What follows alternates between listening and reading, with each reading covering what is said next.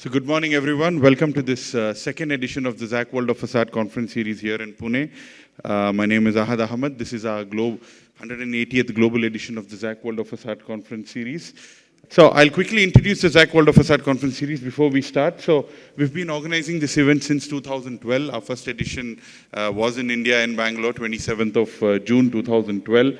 And of course, we've grown with this event globally. We're doing events from Canada until New Zealand. All across the globe, the way facades are designed, engineered, installed in different regions are completely different. We have different topics in different regions. The Western world is more about carbon reduction, sustainability. The Middle East is more about giga projects. Asia Pacific has a different outlook towards facades, still very nascent stages, high performance and engineered facades. So the way we curate every event is different. Today's program is also a reflection of that. You've got projects which are specific for the Pune market. Pune is also relatively a newer market when it comes to engineered facade products and complex facades, but it's fast growing. There's a lot happening over here. So I think our speakers today are going to be talking about a wide range of products, solutions, projects which are relevant to this market. Of course, our biggest strength has been our ability to experiment in newer locations. We're going to very exotic locations which people generally go for vacation. We're going to Uzbekistan, we're going to Georgia. I mean, these kind of places. There's a lot of construction happening out over there. They've never had a facade conference. We're going over there with topics, with partners, with materials, with ideas which are relevant for those regions. And our program, our event schedule is a reflection of that globally. There's a lot of focus on the building envelope, the facade, because sustainability is taking an important role in construction, and I think the facade is the biggest contributor towards that. There are a lot of new solutions out in the market. There's always evolution which is happening on the facade. I would like to give a small example. In Europe, they don't do a lot of new builds. It's all about renovating the existing building, which means you need to remove your windows, you need to reclad your building with newer cladding materials. So that itself is a completely different set of topics. Luckily in India, we are not yet into the adaptive reuse or the renovation market yet, but that's going to be another topic of discussion in facades once we have our existing building stocks being looked at being renovated. So this is why I say all the events are unique. The topics are completely different. We had an event in Dubai two days ago, and there was completely different. You're talking of giga projects. You're talking of projects which are more AI generated, but actually being built. So which has advanced complex facade engineering. So different regions, different topics, and I think today's event will also be a reflection. It's completely different from the program we curated last year. So I hope you'll enjoy the storytelling of our speakers. Okay, these events are courtesy our event partners. I'd like to start by thanking all of them and also introducing them. All of them have a tabletop display outside. You can definitely meet them, network with them throughout the day. So we start with our presenting partner, Shooco. So Shooco is a global leader in aluminum door, window, curtain wall systems. I think the system facade market is picking up in Pune as we progress. Factory control products, modular products are going to be the way forward for a more high-performing facade, and I think Shooco are leading the way in India with their engineered solutions for doors, windows, and curtain walls. We'll start with our other partners. Of course, when you have a system, you need a fabricator. So we've got companies like Aluplex, who are a leader in facade engineering, who install these kind of products. So Aluplex are our powered by partner. And of course, our material manufacturers, Cotswold. Cotswold have hardware solutions for doors, windows, and curtain wall. Dow are into sealing and bonding solutions, earlier known as Dow Corning here in India. Now they are part of their mother group, Dow. FG Glass, so FG Glass is a value-added glass processor. They specialize in jumbo complex glass and fire-rated glass solutions. Fundamax is high-pressure laminates. Of course, the day of just a conventional glass and ACP is moving. You've got a lot of alternate cladding materials here in the market. Fundamax came in very early to this market with their high-pressure laminate solutions. Of course, you need to seal the facade. Like Dow, we've got GE, which is also another leading sealant supplier. Momentive is their brand, which they sell in India. Of course, another contractor, fast-growing, Pune-based, Glazium Facades. They are also our lanyard partners. And as I said, you need good facade contractors. I think from day one of our events, when we started, we've always been talking about the importance of facade contracting, how without contractors it's going to be difficult. Several countries are struggling with good quality facade contractors. A lot of them in matured markets are going bust. So I think it's very important that facade contracting as a profession has to be looked at more seriously. I think they need to be given a little bit more respect because if you don't have good contractors, then there's no point of going for good products. Kinlong, again, a Chinese company with a wide load of range of products. They've got glass hardware, fittings, tools, LED, railings, you name it. They've literally adding a product to their portfolio every year. Mascara is again a Pune-based company, so they've got rear ventilated cladding solutions. So again, ACP is yes, it's the most popular material, but you've got a lot of other fixing systems and other materials which you can use. And I think Mascara here, being a Pune-based company and with national ambitions, are doing a great job. Q-Tone ceramic cladding, again, another alternate material. We use ceramic more on the interiors, on the kitchenware, on the sanitary ware, but it can be beautifully used on a facade and with good engineering and performance. It's also sustainable and non-combustible. Viva, again, started off as an aluminum composite panel company, now evolved into metal composites. So now they have launched their solid aluminum range, which again, I think is a step up to your aluminum composite panel. And of course, our next few events, we would, in India, we would be going back to Bangalore. That's on the 11th of July. Slightly nearby, I think we're going back to Kenya after a few years. East Asia is also a fast-growing region. And of course, our largest event in the Indian series is Mumbai. Of course, it has a different set of topics, completely different from Pune. It's more high-rise specific and more curated to the Mumbai market. So these are our two events for India, and of course Kenya. I wanted to show because we have a lot of synergies between India and Kenya. A lot of people sell products there, also contract there. So that was the reason of showing Kenya. But of course, as I showed earlier, we have events all across the globe, and we curate topics which are completely different to each event. So that's it from me. We've recorded today's event, so you'll be able to get a YouTube link. So all the presentations we have permission to share with you. You can have a look at the recording later. So I'd like to call upon today's event host, Vishesh Khanna. He's the Chief Operating Officer at Aluplex. So he's going to be hosting today's event and taking you through until the end of the day. So thank you all, and I hope you enjoyed today's storytelling. Thank you. Thanks, Ahad. It's always a pleasure listening to your inspiring words.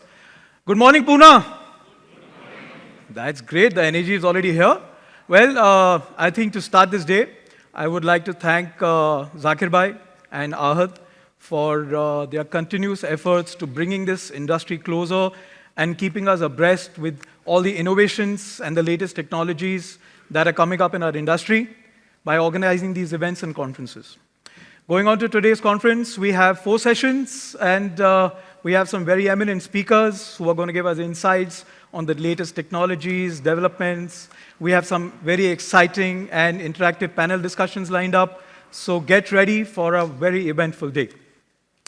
Well, going ahead, a couple of pointers. We understand it's a working day. Everybody's phones will be ringing. You will have to take your calls. So we request you all to keep your phones on silent. And in case you all do need to answer the calls, please move out of the auditorium and take the calls. And Second point, it's a very tight schedule. The speakers have got limited time, so we won't be taking any questions during or after the presentation right now, but y'all are free to speak to our speakers outside during the networking sessions. Well, without much ado, let's move ahead with our first speaker for the day, Mr. Madhav Joshi, who's the principal architect at Madhav Joshi and Associates. He's been in the industry for over 30 years, and his pet project is Pune's Ritz-Carlton and Business Bay, where they've done more than 35 lakh square feet of construction. He's going to speak about the thoughts and the story that goes in an architect's mind at the time they're developing and designing the whole building. Not just the facade, not just the elevators, not just the building, but the complete thought process that brings life to that particular project. Over to you, sir. Good morning. Firstly, I would like to thank Zach for having me here. And it's always a pleasure to share some thoughts and ideas in front of many of my friends and colleagues in the profession. And many of them I have worked with also on the facade domain in particular. Today, I have just brought some stories from our studio. We have selected 3 random projects which will have different stories to tell, not particularly focusing on the facade. Facade you can observe and take note of at the backdrop, but it's very important to sort of share how the process of the thought process goes behind coming up about certain ideas. Wow. So, yeah, as we sort of refer to this quote of Corbusier in our studio, to be modern is not a fashion, it is a state. It is necessary to understand history, and he who understands history knows how to find continuity between that which was, that which is, and that which will be. So there are 3 case studies, so to say. One talks about an urban workplace. Another one is an institutional precinct. And third one is a hospitality product. We have sort of tried to capture these with one-liner or taglines like, urban workplace. Second one is a precinct within the campus and cascading energies. And why so? I mean, we'll just, see and I'll try to unfold that. Now, I'll be talking about the Business Bay and the Ritz-Carlton Hotel, which is a mixed-use development on 12.5 acres site. This entire development was conceived as one project, although it was constructed in phases. They had different timelines and commissioning deadlines. So, but the story was sort of curated and conceived at once. I'm just going back to my past, my native place, Wai. In Wai, I mean, many of you must have seen, there's a beautiful river, Krishna, and traditionally, the human settlements along the river Krishna, one had to take care of the threat of the flood. And therefore, you could see all these heavy built stone retaining walls and all the other buildings which are like residential buildings and other institutional buildings which are built out of much delicate materials like wood or brick are perched up safe from the flooding line. So that was a observation back in my mind. And when it came to sort of deploying certain strategies for delineating all the functional areas of this entire project, I thought, I mean, the podium, this is a stone podium which is here of the Business Bay and Ritz-Carlton, sort of resonates with the high stone walls of the waterfront and all the delicate masses which are like floating above that, which are the office areas and the hotel. So this is just a very abstract analogy which can happen very, it's a very personal take on certain observations and certain environments that you have grown up in, and then how you can sort of take away certain ideas from it and deploy on a completely different possibility. Now, this is I'll be running through quickly about the project. This is the position of the master plan at the crossroads. See, we had a choice. I mean, we were asked to deal with 6 lakh square foot of hotel space and about 17 lakh square feet of business offices or corporate offices. And we were contemplating how do we sort of deploy the entire massing, how they should relate with each other. Should we go with 2 tall buildings or 1 tall building, and a hotel will be not very tall anyways because of its program. And the whole strategy that we wanted to bring about was to make hotel the hero of the entire proposition. And therefore, we wanted to, we did not want that hotel presence of hotel to be intimidated by the bulk of office towers.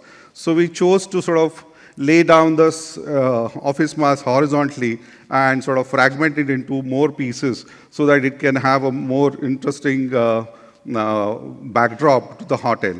And that's why we started exploring various massing possibilities, how to sort of fragment the building bulk and how to sort of bring about sort of a language which can resonate between 2 products.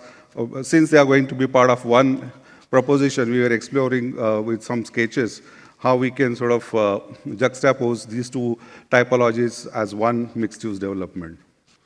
So, and then some ideas, sketchy ideas get more formalized, rationalized with scale drawings and, and obviously facade is integral part of the expression.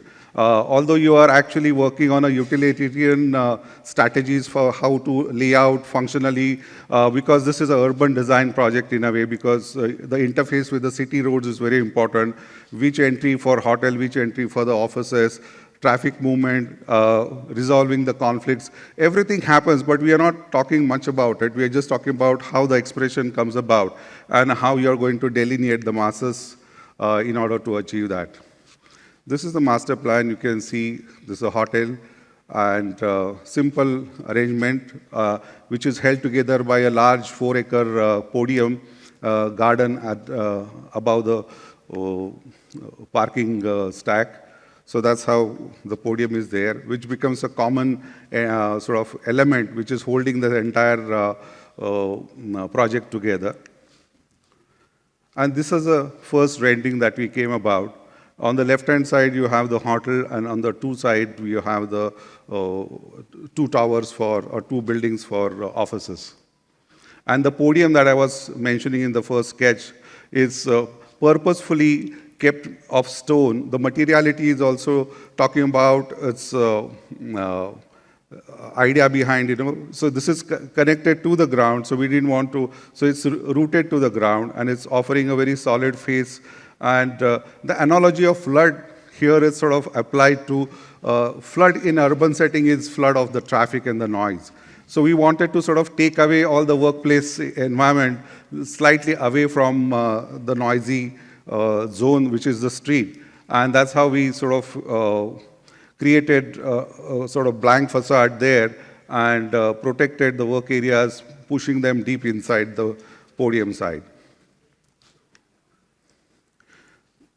Second aspect here was we didn't want to have retail to sort of come at this grade level, because across the street the character of the socio-economic character of the development is completely different. We didn't want to juxtapose those diversities in 2 different economies. So we just wanted to maintain a very silent face so that you have a completely different world at the podium level and a work environment which is sort of assisted by a very tranquil garden up there. And this is how that solid juxtaposed with light and floating masses came about. This was the first time we tried to use ceramic fretted facade in order to sort of achieve the collective thermal performance for this entire box. Our first preference was to have a second skin for shading, but normally most situations it is sort of ruled out because of it's only looked at as an aesthetic element which architects wants to have. But in our opinion, every glass facade here, we should try to bring in some second skin for shading. But there are budget issues, there are maintenance issues, and we have to sort of give in for that pressure. But after that, we came up with this idea of having a mosaic of glasses in order to create a very interesting character. Probably this was the first time in India someone had tried this. And so that even became very difficult to convince clients. Pehle kahan hua hai? So I said, like, sir, we'll be doing it for the first time, but it's going to be interesting. The modules were also very unique. The aluminum consumption here was quite optimized because of we used spacing, which was about 2600 or something. And then there are other.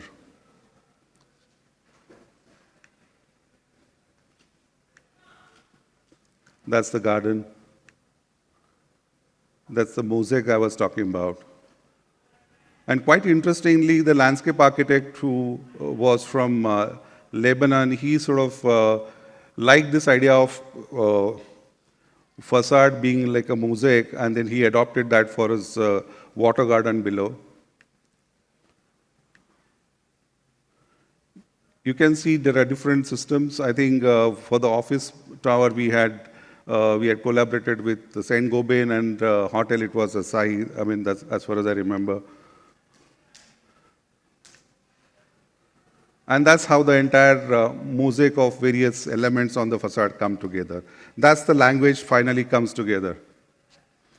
Moving on to the other component, which is Ritz-Carlton. Let's see how. Now, from the street, you will see Ritz-Carlton is a very big and prominent building, and the entire mass of offices is sort of tucked behind.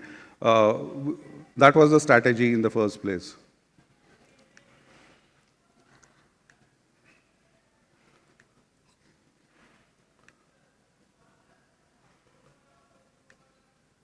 You can understand the complexity of detailing. We did not have any facade consultants per se, in terms of its design intent.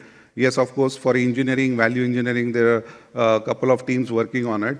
But in entirety, and for the first time, our office dealt with all the detailing, all the evolution of modules, all the system integration, everything was done at our office in order to bring about this character. So there is an element of dry stone cladding, and of course there are a variety of facade systems which are deployed here.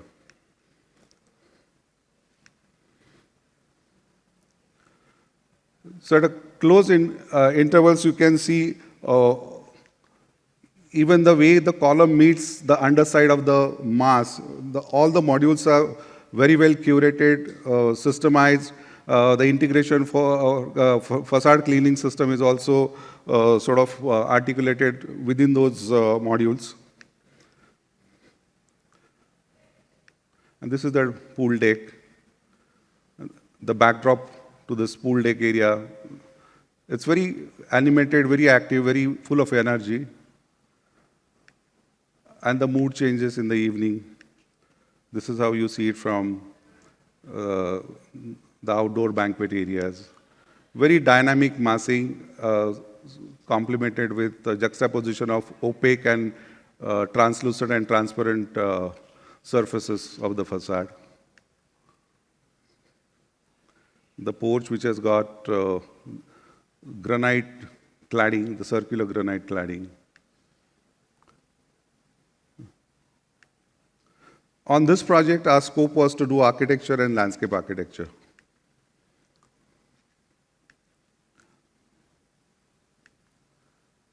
And that's how the Ritz-Carlton palette comes together.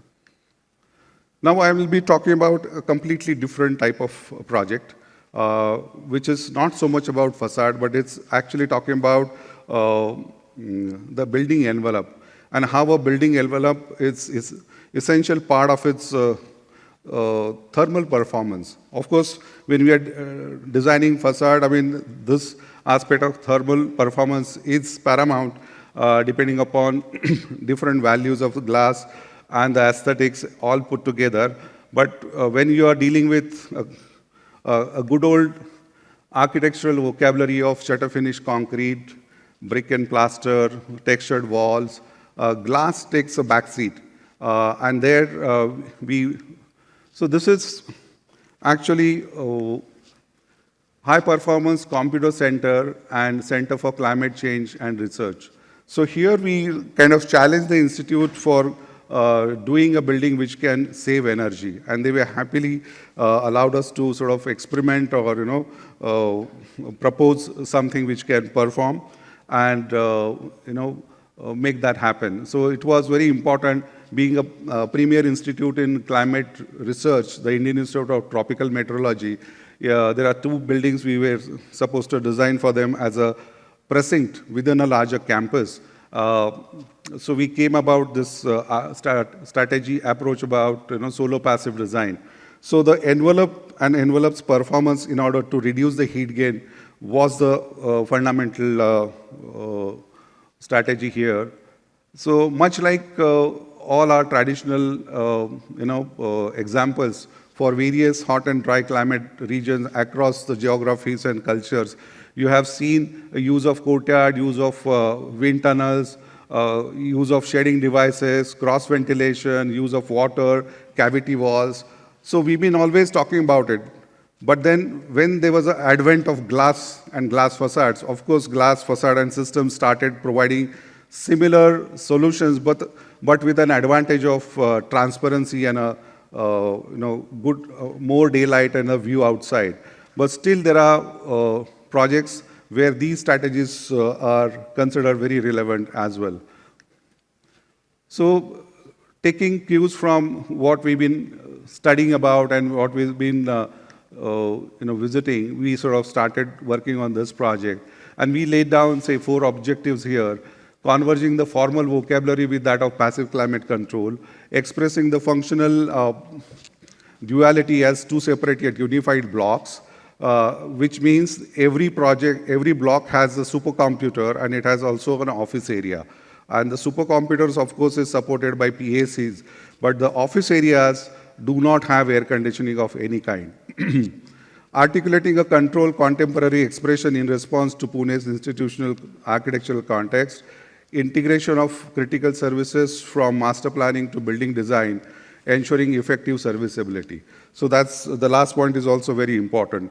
Whatever innovations, whatever integration of technology you do, ultimately it has to have opportunity for rehauling, servicing, and replacing in order to sort of refurbish the fit-outs. So it's a set of precinct of 2 blocks with a large green sort of holding them together. A lot of green cover in order to avoid heat island effects, maximizing ground covers, and water body to have a very comfortable ambient temperature. The plans are very simple. The orientation is something that is very critical. East and west sides are kept shorter so that you receive least radiation, because those are the sides where you receive maximum radiation, and those walls are cavity walls. And most of the buffer areas like toilet, stores, everything is kept on those sides. And then you have deep canopies at the top level for the shading also. This is how you arrive. There's a courtyard where you arrive and go on either sides. This is the atrium, which is again part of a ventilation strategy for both the buildings and bringing in some daylight in the core of the building. And now here we sort of parted away from the very conventional notion about front elevation, back elevation, and side elevation. I mean, actually that idea doesn't exist, at least in this case where the buildings are situated in a campus. On a campus, institutional campus, you can come in from any direction. If you're coming in from residential quarters, if you're coming from the main entry or the other office areas, you can approach the building from any side. So you don't want to sort of prioritize any side as a main facade or secondary facade. It is completely, the facade is in response to the climatical requirement or having parameters which are required for that side of looking at the sun path diagram. So you can see we have deployed some vertical fins in order to cast shadows. All the windows are SGUs and 2-track sliding because most of them are shaded with the facade. And there is another system which is integrated into one of the buildings. One building is purely based on cross ventilation and shading, and the other building is similar in terms of envelope and development, but we integrated another component of natural cooling, which is a combination of underground earth tunnels as well as radiant cooling. So the role of facade becomes very little when you, very important when you are actually taking that as an integral part of the design strategy for creating protection for your glazing areas. Which areas you don't require glazing, you create buffers, thermal buffers, either by way of using the materials or the cavities. So here what we have done, I'll just quickly explain this strategy. There's a tower from which the fresh air is drawn in. It is sort of made to pass under the ground 4 meters down where the temperature is stable. And with the help of AHU, it is pushed onto various office areas. In addition to that, all the levels, all the slabs are sort of infused with radiant cooling pipes, which are called PEX pipe, the same system which is used in Europe for heating the buildings. And this strategy actually is nothing else but using the entire building as a thermal mass to store the energy. A concrete building gets heated up because concrete has a property to store energy. Mostly it stores heat from the ambient temperature, and it keeps on radiating inside, and that's why we will feel hot. Putting on air conditioning will provide you comfort, but if you are successful in cooling the thermal mass itself, the entire building itself, it will start radiating the coolness within the building. And you need to facilitate that by way of allowing some ventilation of fresh air. And that fresh air, which is brought in by the tunnel, is supplied to all the office areas and allowed to escape. So there's 100% fresh air exchange, which is so wonderful to sort of be in that environment. The coolness of this is very pleasant. And all the fins on the either sides protect or the shade the not the DGUs, the SGUs, and you don't have to be a captive user of air-conditioned boxes throughout the year. In come monsoon, you can shut down this entire system, open the windows, and allow the cross ventilation to bring the comfort, or at the most put on the fan. So these are the possibilities which we have executed. But in the marketplace, it's very difficult because offices work 24/7. There is a notion about international image about, particularly when you use a glass building. But we are also dealing with that dilemma, but we are also trying and doing some experiments like these. So this is a completely different facade, if you want to say, but this envelope is in response to the climate. And these fins can be moved, rotated as a choice of occupant inside the cabin, and they are kind of attached to a very personalized BMS. Personalized BMS is something like you stick out your hand and just move. It's very easy. I'm just joking about it. It's a personalized because you can either harness the wind or get the shade depending upon, and you can get variety of expression on that facade. And you can color these fins and you'll have another dynamics going on. Yeah. So this is all about that project. More images. Some parasol to get shading from the top. These are the cavity walls on the west, similarly on the east. Very less windows. You can see all the glazing deep in pockets. So the fenestration of the mass is very important in order to protect the glass from the direct incidence of sun on them. This is a quality of daylight you can enjoy. That's a skylight plus ventilator. Acts as a solar chimney. This is the quality of daylight you get inside the atrium. And you can notice the louvers on the side to facilitate the cross ventilation and some of the close-ups. And with this, this is the kind of a palette of elements on the facade. I mean, that's the language, that's the vocabulary comes together. I'm moving on to a very fun project, a last project to show. This is the backpackers hotel in Pachgani called Zostel, very popular among youngsters. So we have used shipping containers, old shipping containers, and this was the setting. And there's a very interesting story how the design came about. I mean, you understand how human being has been, dealing with the steep terrain like that. Our site was also like something like this. And there is another take from the Sherpa. Sherpa, when it's carrying a huge load, his contact to the ground is just 2 feet. So it's a lot of dynamics involved in this. So we were actually short of space, and we sort of got inspired from this image, and we thought we need to sort of maximize our habitable space by consuming least of the ground space. And that's how we started working on the massing possibilities. So here, if you have to say facade, I mean, we are just dealing with just one window, and that window becomes the language of the entire project. The window which sort of brings out a view of the valley. It's like a big door which is protected by some little projection.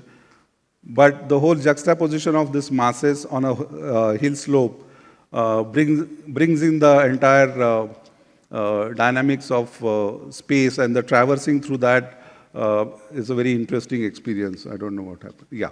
So this is how you can traverse like you would climb down the hill. And all small terraces like farmers would do. So very narrow footprint, so the containers would fit in properly there. And the choice of container was because of this context. Yeah.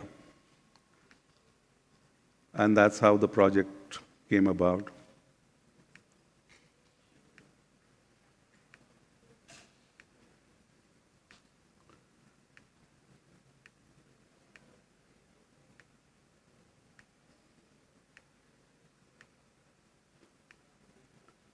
So it is all part of different sides of an envelope.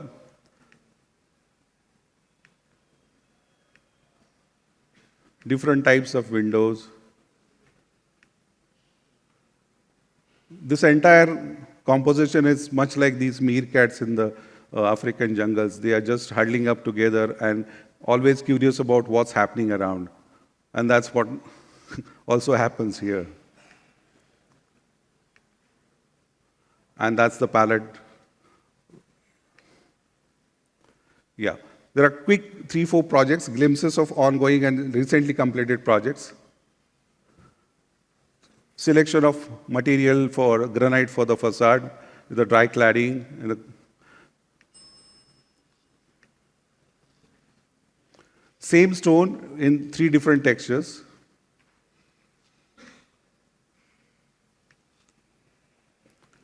Here also, the main glazing is completely shaded by providing balconies. So what you see is the glazing is inside, which are like you can step out into the balcony, and there are shading elements on the facade, these being east and west sides. It's another project in Kothurud area where they were doing the office building for the first time.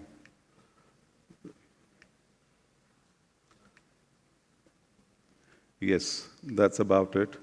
And there's a very interesting thing coming up, but just a teaser of that. Thank you so much. Thank you, sir. Sorry, we are a little pressed on time, but we now do understand the ideas, the thought processes that go in an architect's mind while he's designing the complete project, not just the facade. Well, moving on. So our industry started with concrete walls, small windows, And they became sliding windows, and it became semi-unitized systems, and then we went into unitized systems.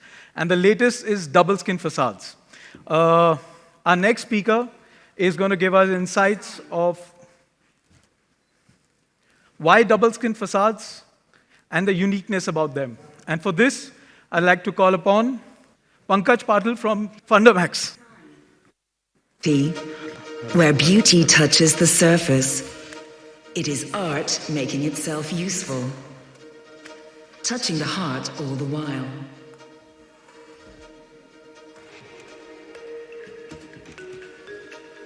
Individuality is what we want to offer.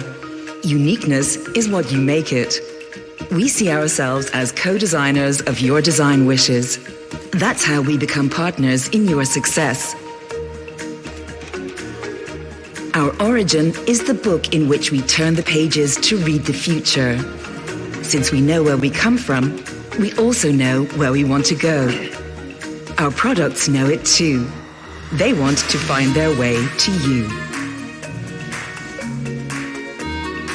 Perfection is more than a claim to our skills. It is our way of showing respect for natural raw materials. Our way of bringing production and processing to perfection. Change has been our constant for 130 years, and we're doing it again. We change. We think ahead. We are open for new things, for inspiration, for innovation, and collaboration. Open for you, and open for you to create. Okay, good morning, Pune.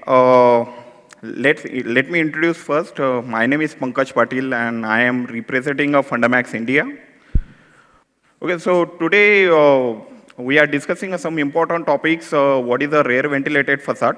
Double skin facade will explain what are the case studies are there. And again, we'll discuss some unique application what the Fundamax India has executed. Okay, so starting with the what is a rear ventilated facade, I just give a glimpse about the most of the audience is aware about what is a rear ventilated facade and how it works. But just a glimpse about the rear ventilated facade. It's a facade kind where the air cavity has created between your insulated wall and the cladding. It is functionally based on air duct are there, which is act as a design element. At the same time, it is help you to move the warm and hot air above the vent. It is due to the stack effect and allow the fresh and ambient air from the below duct.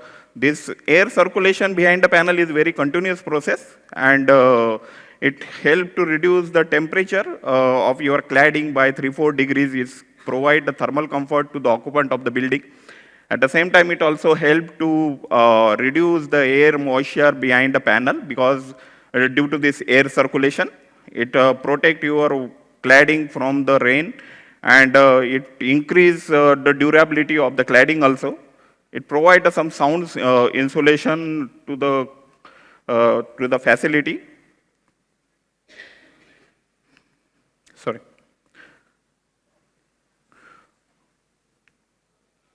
Okay, so let's understand what is a double skin facade. So facade which is installed right in front of your glass partition or the masonry wall, and it protect to increase the energy efficiency, also the thermal and visual comfort to the occupant, and provide the cross ventilation. Okay, so let's understand these points with some case studies of the Fundamax. So this is a marketing office of the builders in Lucknow. The project is we have executed where we have given the perforated panels and installed right in front of the glass partitions.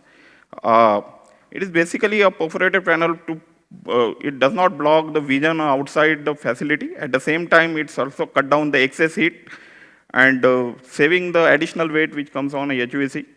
It provides the visual and thermal comfort and cut down the excess glares which is directly come to the facility inside. So again, it's also improved for the shading ability of the building This is one of the projects we have executed in Raichur. It is a Navodaya Vidyalaya, where the architect is looking for the horizontal fins as a secondary skin of facade. And the skins are, these horizontal fins are running on the periphery of the building. So they have choiced this material, and this is a 2800 of the 300 in the length, and installed at certain angles of the 54 degree. So cut down the heat, which directly comes inside the building. And the beauty of this project is, again, it's a detail working and working on a technical drawings, because see, the center to center distance between the two horizontal fences is 250 mm, and that is we have maintained throughout the project.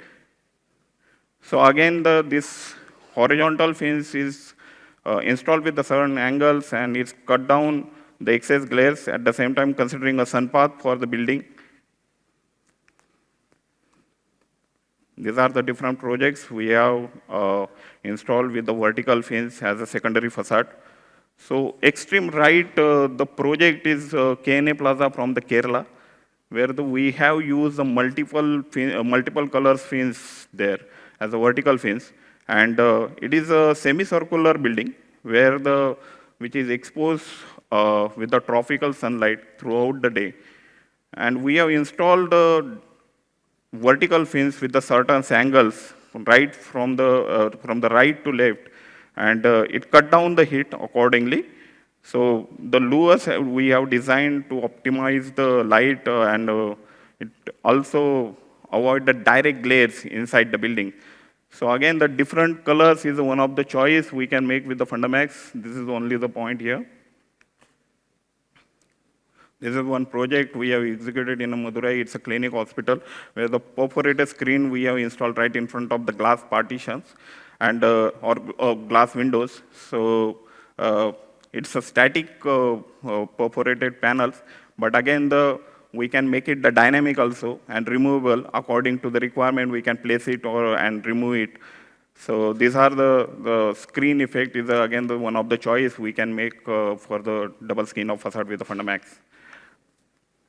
Okay, so some of the application, this is one project we have executed in Kerala, where the Jali application is there, and we have executed. So the beauty of this project, again, the complete more than 80% of the Jali application with the small size of the center to center distance of the panels are there.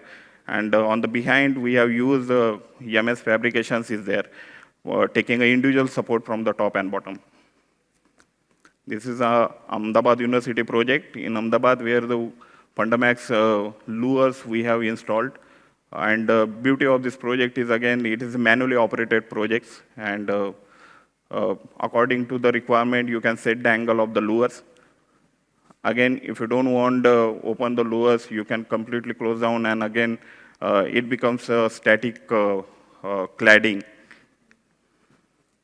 This is one project we have executed where the different screen we have installed right in front of the glass partitions. Multiple colors you can make a choice with the Fundamax. So perforated panels, again, if the designer is looking for the aesthetics, and with the multiple solid colors, we can make it possible. So the perforated panels are installed with the help of the EMS framing on a backside. Yeah, that's it. That's it from mine. Thank you. Ladies and gentlemen, that was Pankaj Patil from Fundamax. Thank you, Pankaj. Moving on to the next topic. When you stand in front of a facade and you stand in front of a building, apart from the facade, what we see is railings.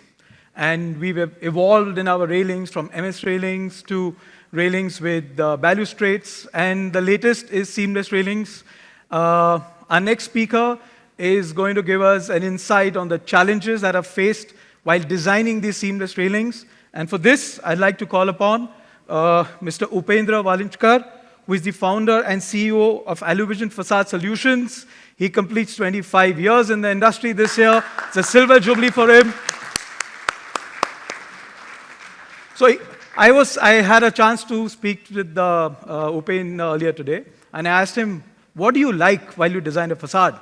He said, challenges. So I said, what was your most recent challenge? He said, while designing a facade in Hyderabad, I wanted to do something unique. So I created the facade wherein all the structural support was taken from outside of the facade, from the fins.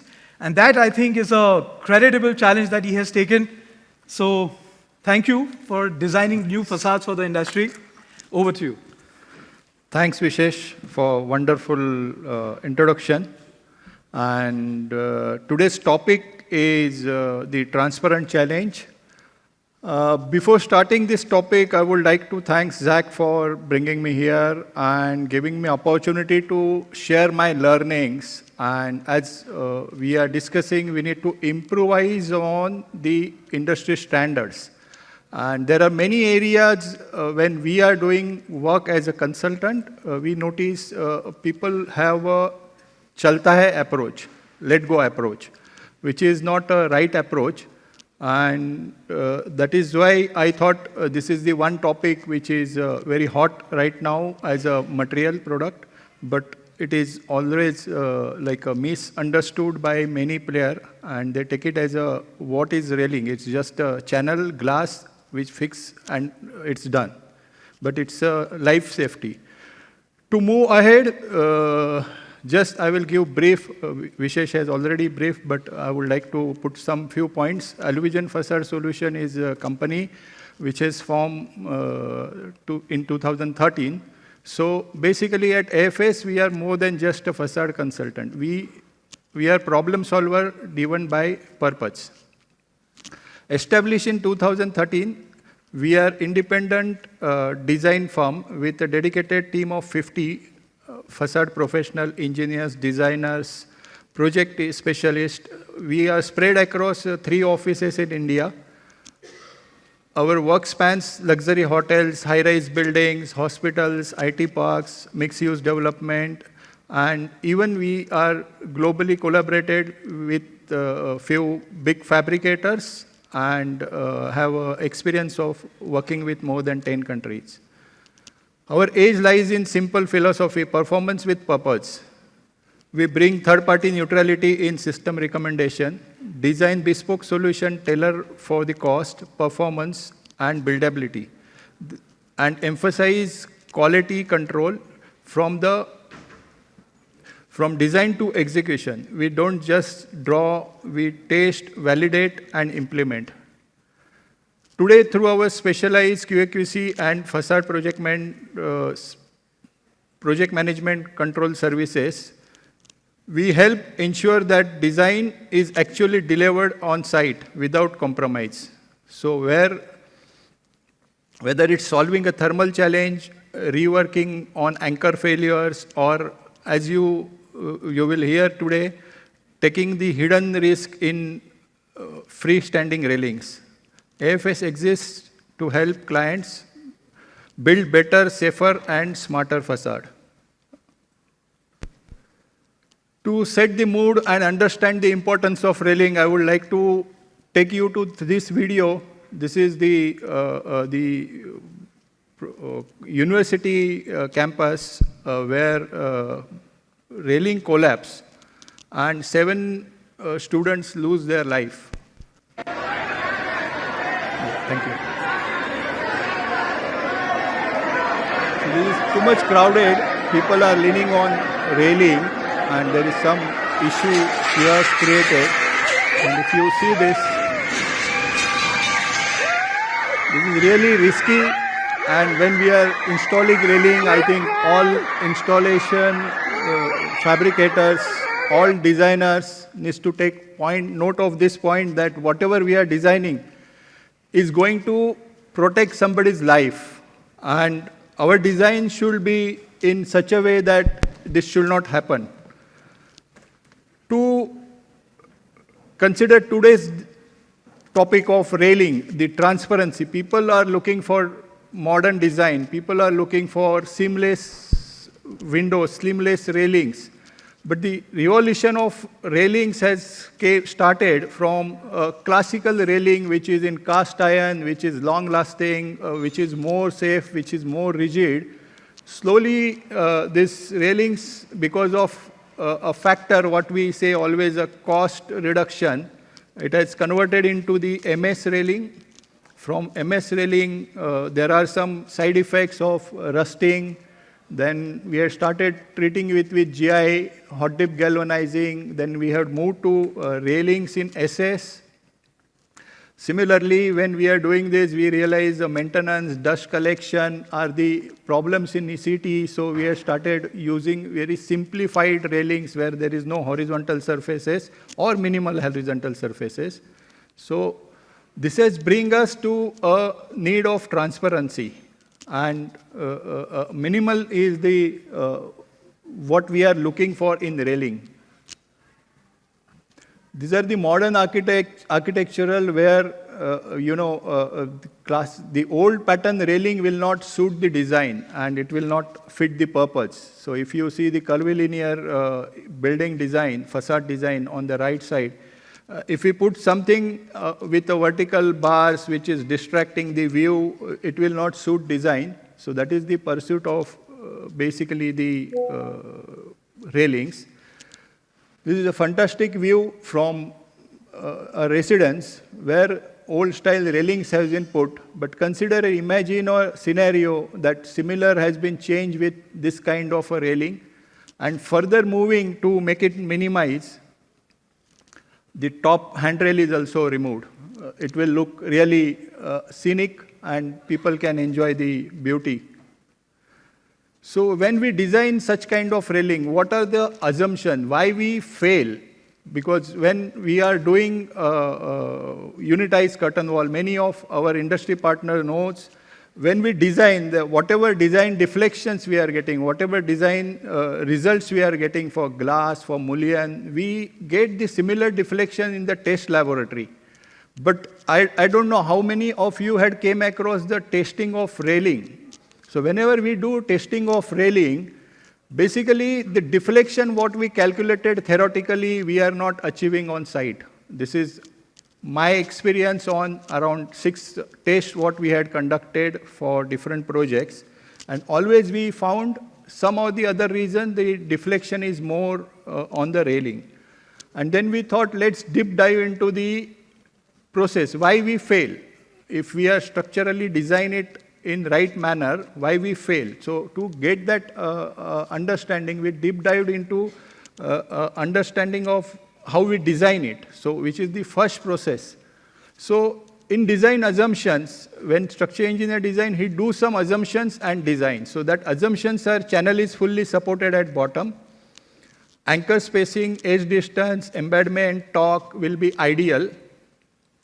Glass is fully engaged into channel height, whatever. Generally, the seamless railing is having a channel height of around 120 to 140 mm, 150 mm.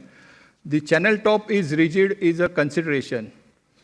Anchor performance is ideal, and concrete is cracked or uncracked depend on situation, and considering it is not honeycomb. Just to get into the facts and how it behaves. So this is basically integration of railing upstand. Either it is on directly on mother slab or sometimes we take it on the upstand. So that red arrows, what we are having over here, are basically showing the support. And this support in design consider as a rigid support while designing any railing channels. And reality is different. Reality, you will not get always a site which is exact, align, level. You will get undulation in site. If there are loading coming on, if it is not properly treated site, then certainly it will tilt the channel and it will add the deflection. Similarly, the last image is showing how that upstand has been maintained, which is showing the tolerance is around 50 mm odd in this. And the design assumption is plus minus 25. The edge distance, whenever we design, anchor design when we do, because anchor is the thing which is holding this railing for life. So basically, edge distance, what we consider is, upstand size is generally has been considered as 100 to 150. I had came across few projects which is 75 as well, but 75 we cannot fix a railing on top of it. It will fail while during the making the anchor holes. So 100 mm is also critical because minimum edge distance on anchors design, whatever we had done the analysis and research, 50 is minimum. If I consider 100 as a width of my edge and put an anchor, if it is exactly in the center, it will perform like a assumption. But when it is not exactly in the center, because railing will go in center, upstand will go left and right, plus and minus. So that plus minus is not considered in design because 25 edge distance while we are drilling hole, it will chip off or it will fail in cone failures. So we generally prefer the mother slab fixing of railing, which is more secure in terms of one side you are getting a better results, and this has been proved with analysis. The another way to get a flat surface, many sites I had seen people are using a stone top. So when we are putting a stone top, certainly I am getting the rigidity for the channel at the left and right side of the channel, but at the similar time, what happened, the building is having that upstand is having a plus minus tolerance. When the mason is putting that stone on top, he will put a perfect stone. He will adjust it and put. But when you are anchoring, we never know our edge distance is maintained or not because that is the blind application what we are doing. Similarly, if for leveling purpose, we are putting, say, a cement mortar of 25 or 30 mm, it will not really help anchor in performing the similar manner what we consider. So this is also one more important aspect. We generally recommend minimum 150 as an upstand on our project. But I request all architectural friends, when they are also designing, they should consider, because we came across few projects where it is always a carpet area versus the life safety.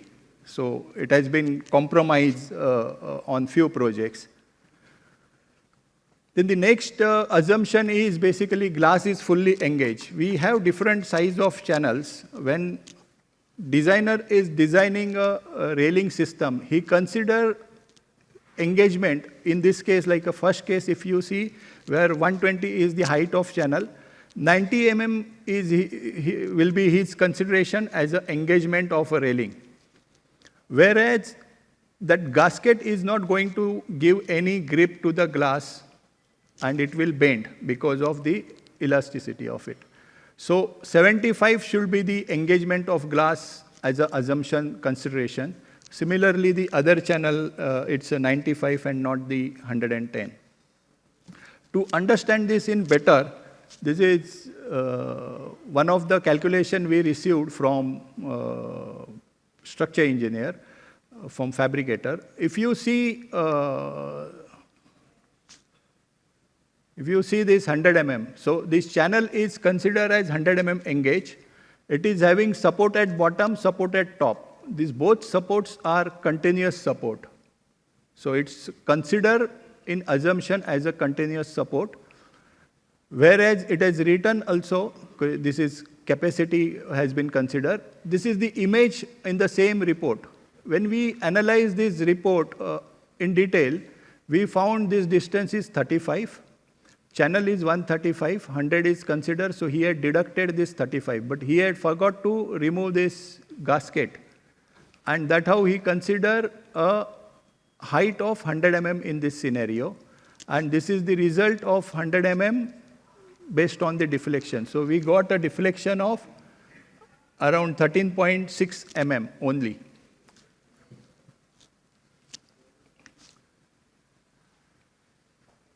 This is reality.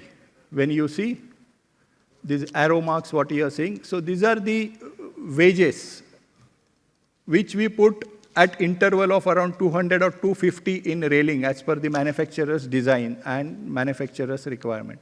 So these intervals are not considered in the relation of their assumption, and which is also one part which is affecting the deflection of glass railing at top. If you see the below image,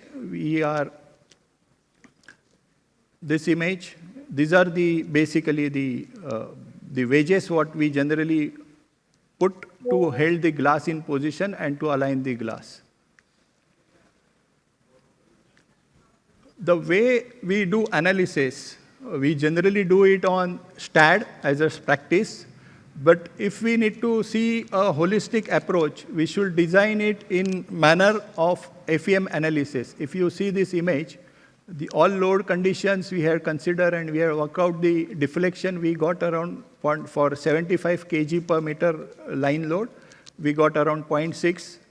This 0.6 mm, it's a very small when we talk, but when it goes to height of 1200, it amplifies and it becomes 8.5, 8.9 mm odd in this scenario. If we consider it's a commercial building, the line load will be 300 kg per meter. The tip deflection for same channel is reaching to 1.45 mm, and that 1.45 becomes a 21. So this is the one of the another reason for getting a additional deflection on railings. So this has been explained here in better way.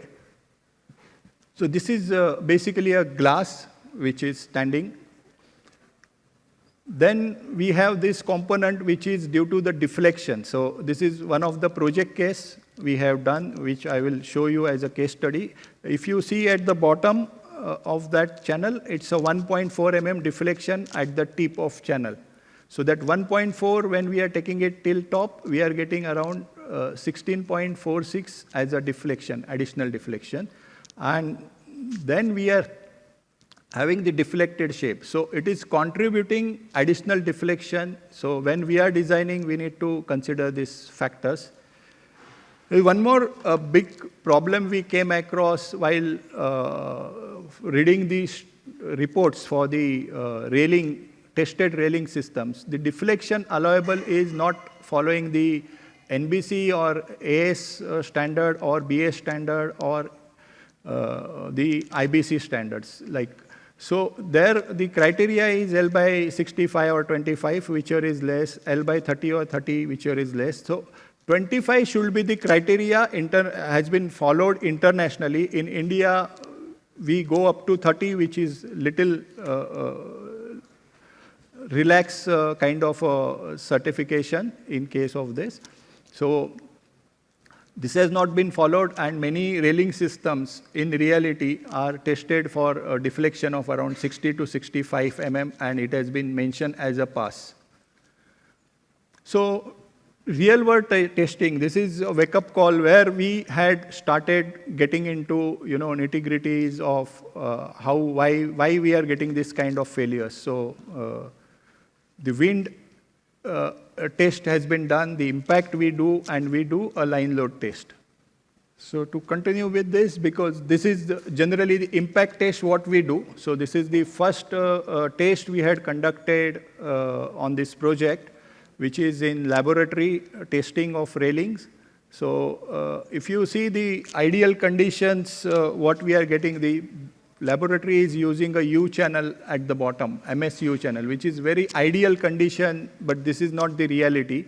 So in subsequent test, we had asked first to them to replace that channel with the RCC with the similar grade of concrete. Generally, we do impact test, which we feel and everybody put proudly. I had also done same thing, that it has passed because it is something nice to share with people.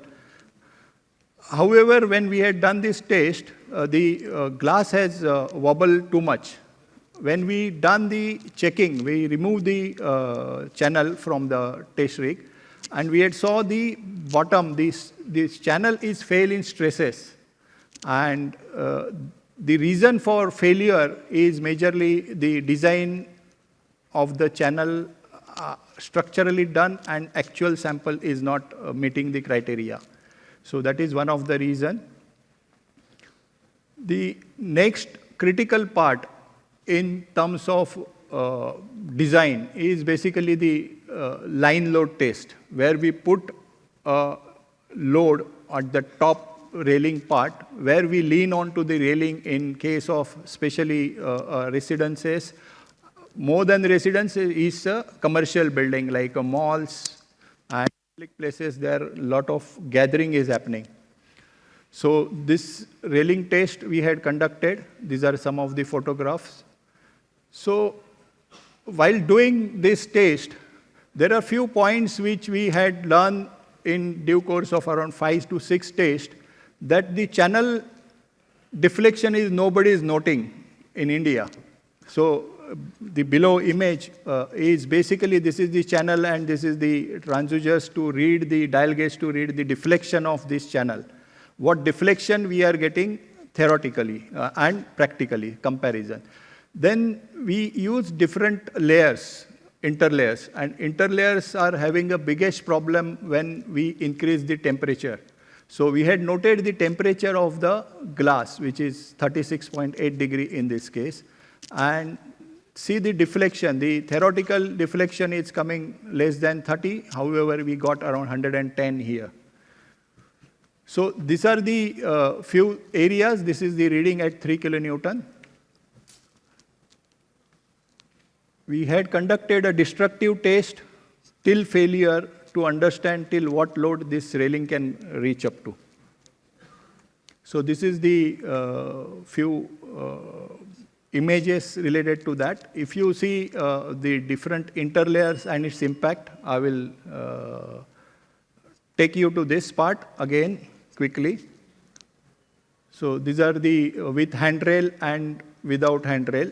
So with handrail, we found better results, to be very frank, and it is helping to certain extent to reduce the load. This is the post-analysis. We had done the analysis, and we found that shear modulus is reducing. If you see this number at 25 degree, 46 MPa, whereas this is at 36 degrees, it has reduced to 1.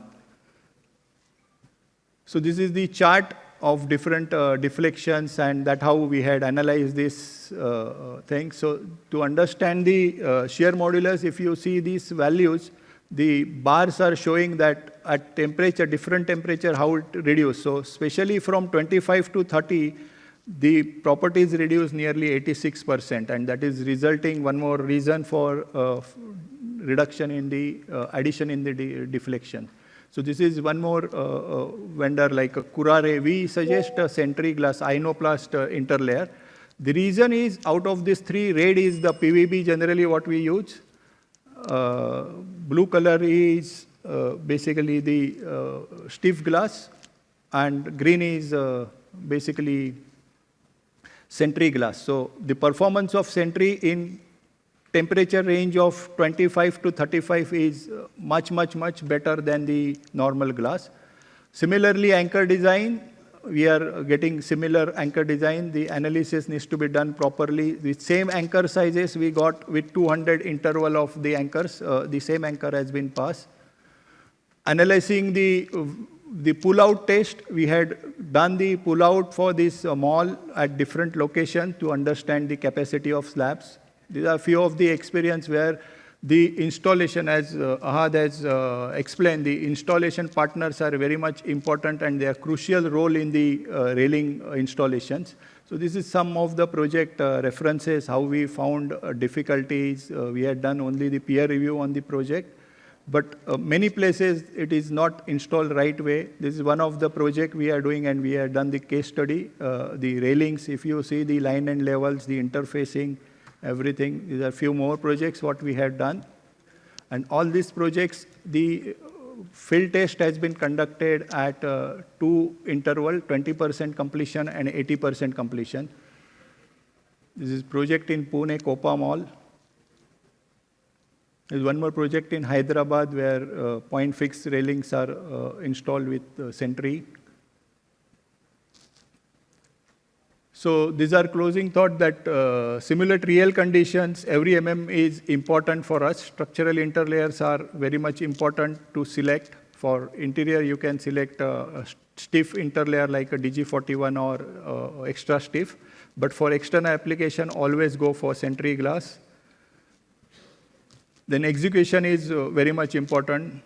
Don't design for pass, design for confidence. We build transparency, but not blindly. Every detail matters. Let's continue the conversation and have a question answer. We can catch up in coffee break. Thank you. Thank you. Thank you very much, Upen. It really brings to knowledge the importance of following the specifications that have been thought and designed by the consultants while designing the seamless railings. Moving ahead, I would like Ahad. It's difficult for me to introduce the next speaker, so I'll just request Ahad to do so, please. So I think the next topic is something which we've curated just to give you an overview of how the markets evolve globally. So in India, I think spider facade, pond fixed facade glazing were a big fashion, but it's evolving. You had point fixed facades, then you had cable net facades, and now you've got structural glass. So I think the person speaking next has 40 years of experience. I won't introduce him much because his bio is anyways on the screen. But what idea he would give you is how the markets evolved from when he started back in the late 70s, early 80s, how we started with point fixed glazing, with spider glazing, then to cable net, and now what currently we are doing with structural glass. Structural glass is the next big thing. We've got a couple of projects which are coming up, which structural glass is the way forward. So he's probably going to be sharing how the markets evolved and now how structural glass is being implemented. One of the very few companies to have executed a structural glass project in India. So Mr. Naveen Keswani, Chairman and Managing Director of Aluplex, would be speaking about his experience. And this is a topic which I really like because it's talking about evolution. And I think how fast we embrace the change is what is going to matter. And someone who's seen how India has evolved in the last 40 years, the glazing industry, I think would be a rich source of knowledge for all of us. So Mr. Naveen Keswani, Chairman and Managing Director of Aluplex India. Thank you. Thank you, Ahad. The point is, where do we start? I have 15 minutes to tell you a story of how structural glazing got into this country and how we are going to end up with structural glass. And this is where we begin. We have very little time, but we'll move ahead. We don't want to discuss structural glazing, we don't want to discuss grid unitized, we're not going to discuss tempering, we're not going to discuss anchoring, we're not going to discuss installation contractors. We're going to discuss how this story evolved in this undeveloped country, or rather third world, which is now going to be in the top 3 and soon to be top 2.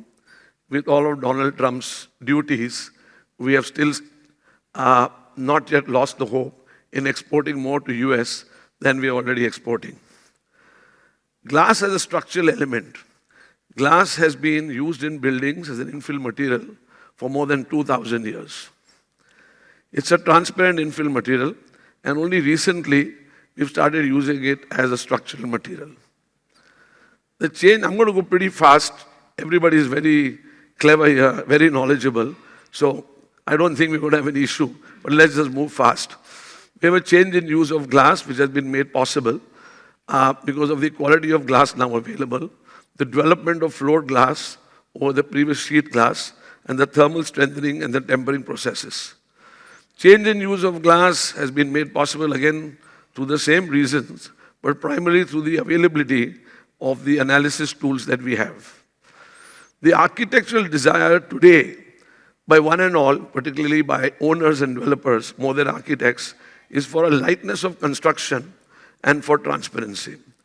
The design of the glass structure has always been the domain of the structural engineer. Glass as a structural material has to go through various international codes for the design of the glass, limited to edge-supported glass, comprising of no more than 2 layers of glass. They do not cover the point-supported glass and the details of glass connections that I'm going into now.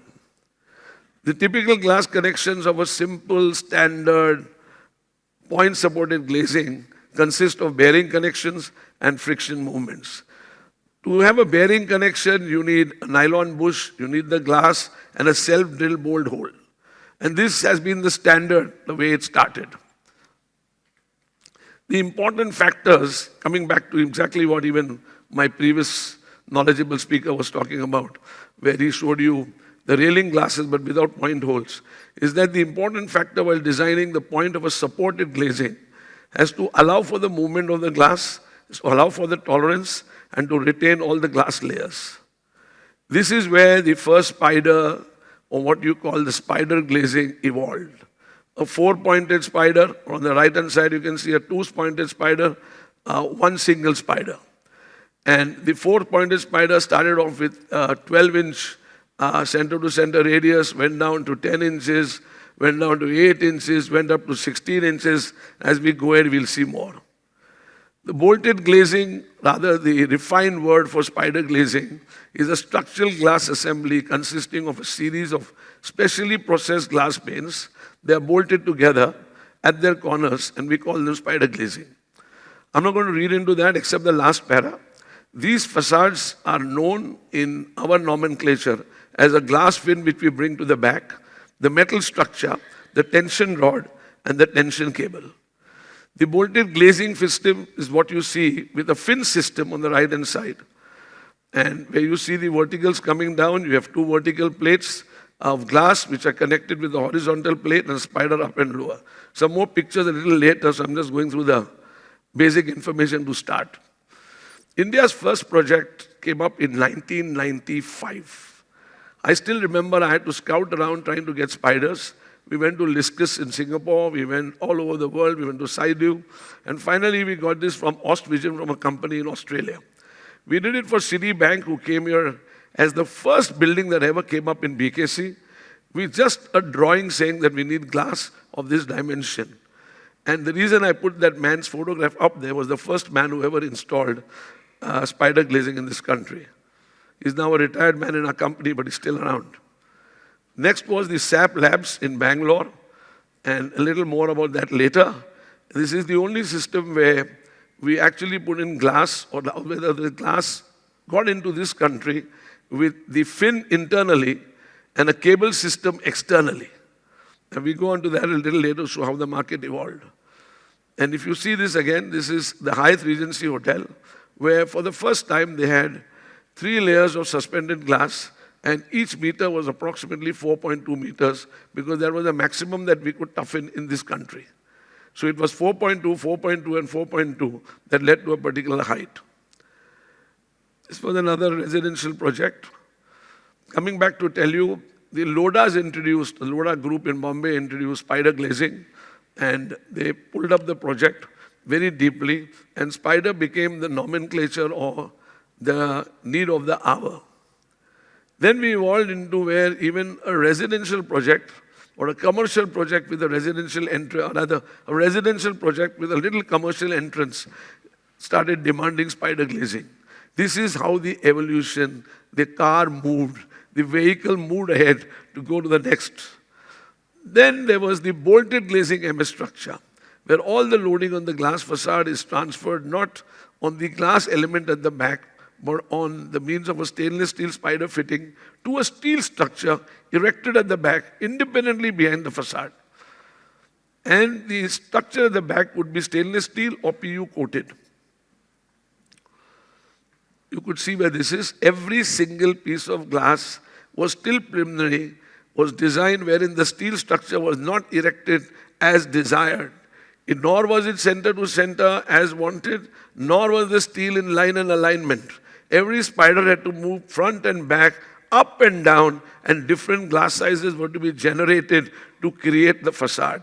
That's how deep down the knowledge was with the fabricator, the installer, and with the fabricator of the steel structure. The market moved. Intelligence came in. Rather, practicality came in. Then there was a particular owner who said that he wants it on his rooftop. Before I continue further, let me tell you, all these pictures, what you see, are not AI generated. They're actual jobs generated by Aluplex, duly delivered, still standing strong. Touch wood. This is on the rooftop. There was a sloping structure opposite the sea. We had to create a slope so that water would get down that roof. The roof of a mall started bringing in bolted glazing, structural glazing, and we moved on with steel structures. The National Stock Exchange of India wanted to create a lot of money and wealth impression, so they created a horizontal band in terms of Vastu and in terms of also creating it with stainless steel. Another roof structure for the Taj Hotel Group in Chennai. And so on and so forth. The market moved from bolted glazing to plate glass verticals to plate glass horizontals to steel structures. This is how it evolved. The simple tension rod. Finally, we come into structural tensegrity facades. A new word.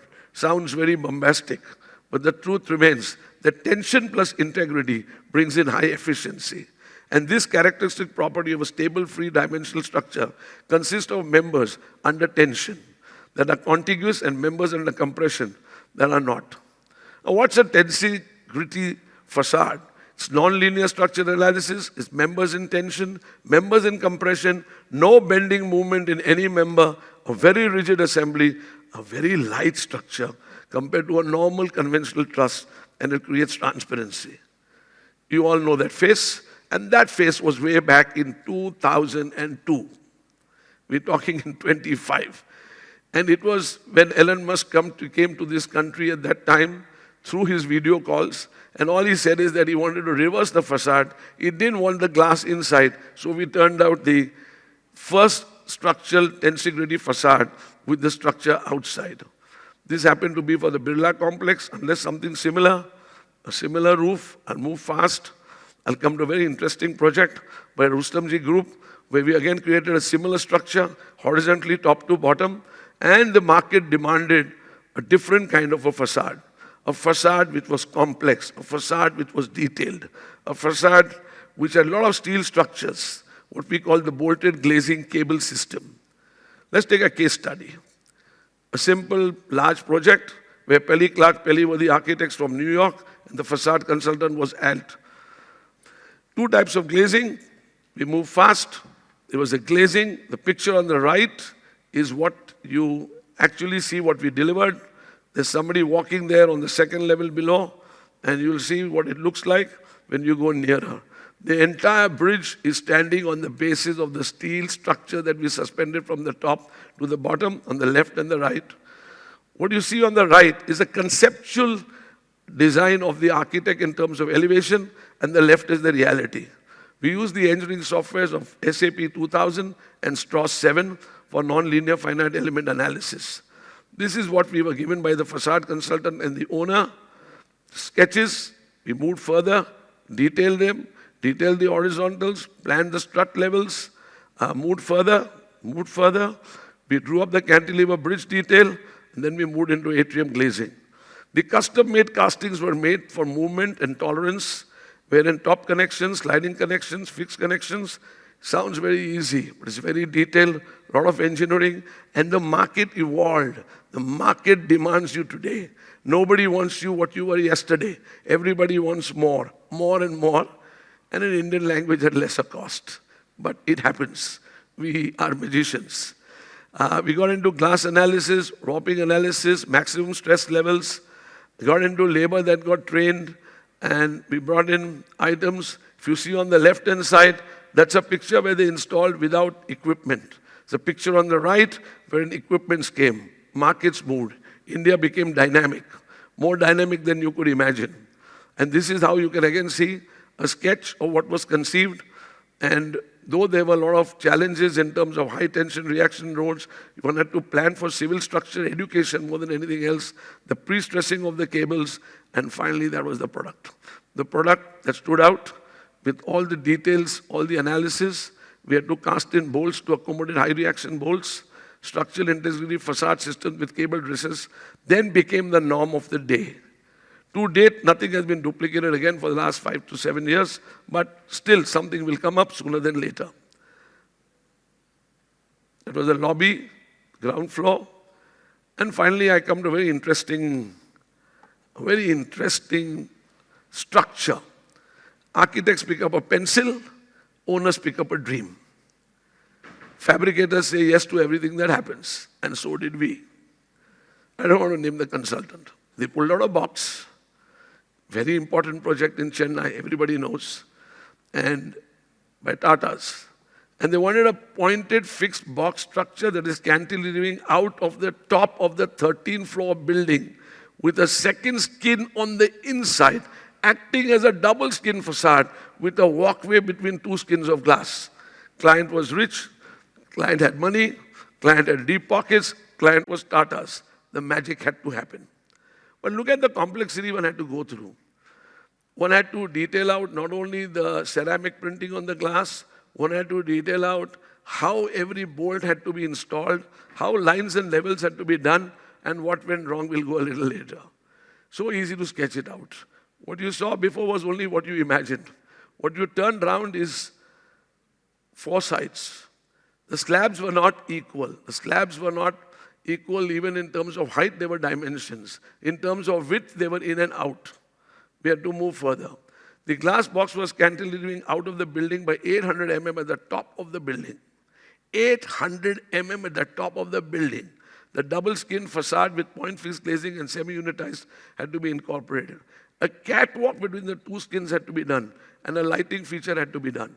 The major challenge was with reference to execution of the project, where the design was working out where various bracketing elements had to be done due to the variance of 100 mm in the concrete structure. The execution was on top of a building of 13 stories, and the glass dimensions were weighing 250 kilos. And finally, that was the box which pulled in and pulled out. The Apple Store case study is where we end.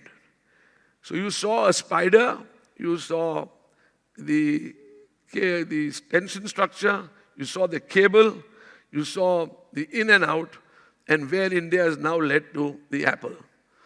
Now the Apple Store sketch was as simply drawn and detailed, turned to the front, did go into details, lots of details, sat with them, not one round, couple of them, lots of details were detailed, and after detailing everything, then we had to bring in the real equipment, the equipment to carry that size of glass, which you'll see, and how it moved. Indian labor, Indian management, Indian contracting, Indian understanding of the subject, a foreign dream. A foreign supplier to supply glass. And sooner than later, we will soon get this size of glass in the country. That was what the store finally got erected. That's what the store finally looks like. Just like any other international store. And structural glass assemblies finally arrived in the country. With that, I can only show you one little video, and we come to the end of my presentation.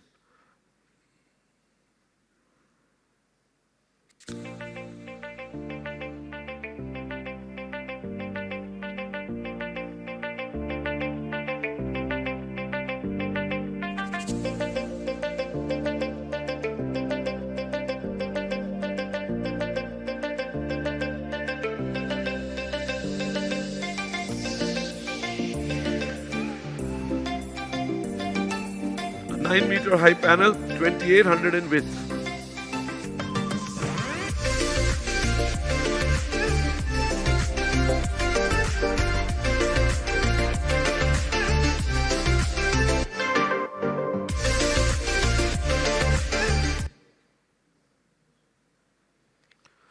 This is just to give you an idea of the last 4 slides or 5 slides. What you see on your left was built by Indian engineers in 276 AD. On the right is the same structural member which gives you a similar dimensional look from the beginning to the end. It's all possible. Dream big, but see that the owners have deep pockets, and facade consultants give you all the details. Something else where there was no pointed glazing. It happened in Bangalore. They started with it. The owner was Prestige.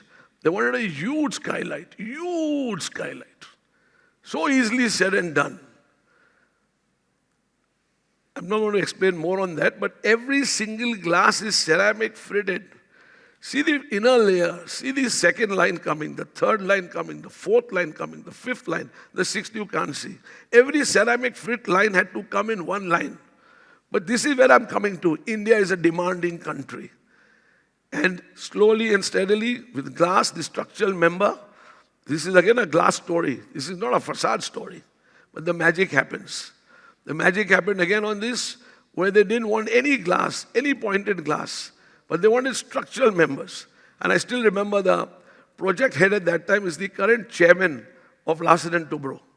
And everyone knows who he is, a very demanding man, but he made the magic happen for National Stock of Exchange. This is the railing, where the railing stood out. It's a 7-kilometer railing job. 7-kilometer railing job running intermittently for the ICICI Bank in Hyderabad. Again, only on bolted glazing with ceramic frits. I'm not going to go into this because this is how the spiders were made, but we're going to go further. Spiders are made, how cables are made.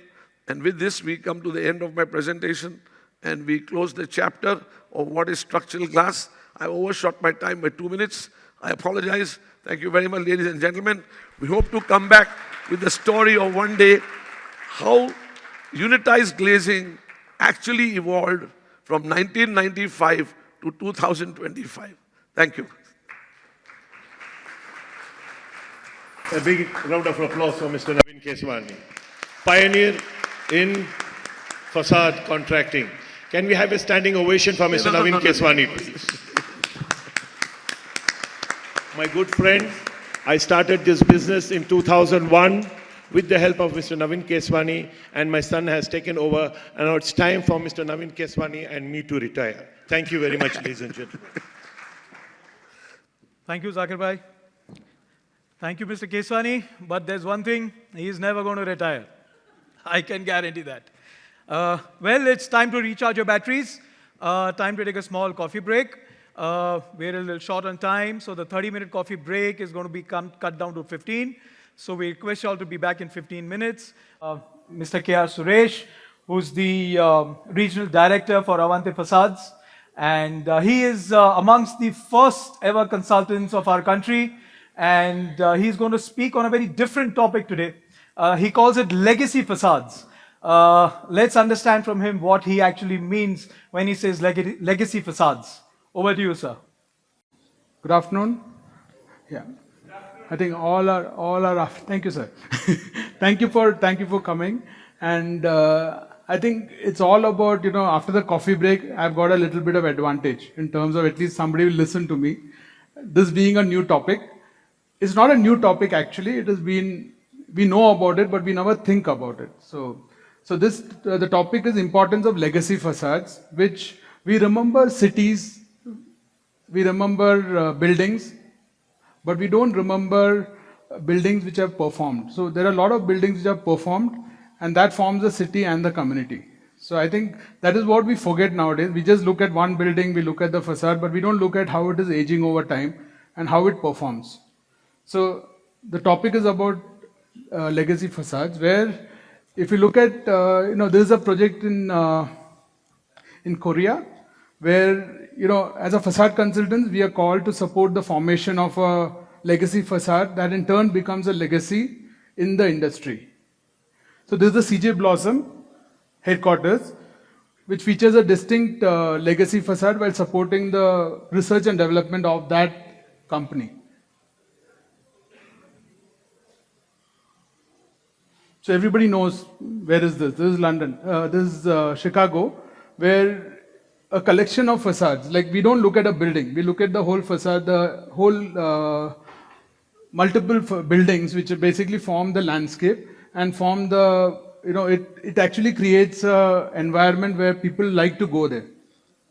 So Chicago, USA has become a legacy city featuring great works that distinguish the city from others. So we'll remember these places, Now all remember Singapore. What do we remember about Singapore? There's a lot of tall buildings, a lot of high-rise buildings, a lot of, glass buildings and everything. But what do we remember? As legacy facades is melded with a natural beauty, with the notion of a legacy city. So that forms a city actually, in short. And Singapore has become recognized as a legacy cityscape by creating high standards for architects and especially legacy facades.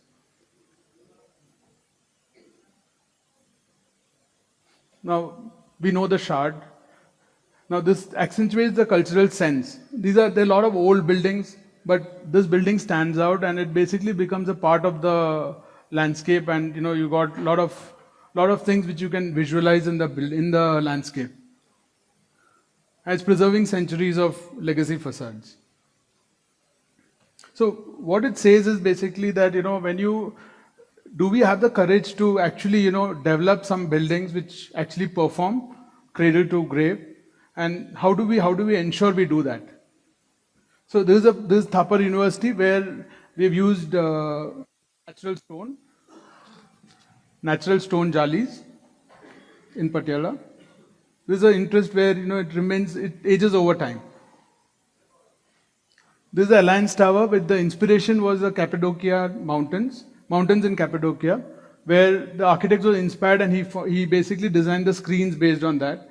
And now there are a lot of people who go to Istanbul and they talk about this building rather than talk about other buildings. They say, what is that golden shimmer in the building? What is it? So it actually attracts people to remember the city and the buildings. This is a Kiran Nadar Museum where Ajay architects from London, David Ajay, and if you look at the screens, it's like basically the Indian screens. It's a Mughal screens. It's a modern screens basically. This is Godrej GCR, where if you look at the refuge areas, they've actually they've made sure that the refuge areas are not very prominent. So you basically have pipes, but it actually accentuates that. Otherwise, it becomes a big challenge to take care of the refuge areas in terms of how to make it architecturally appealing.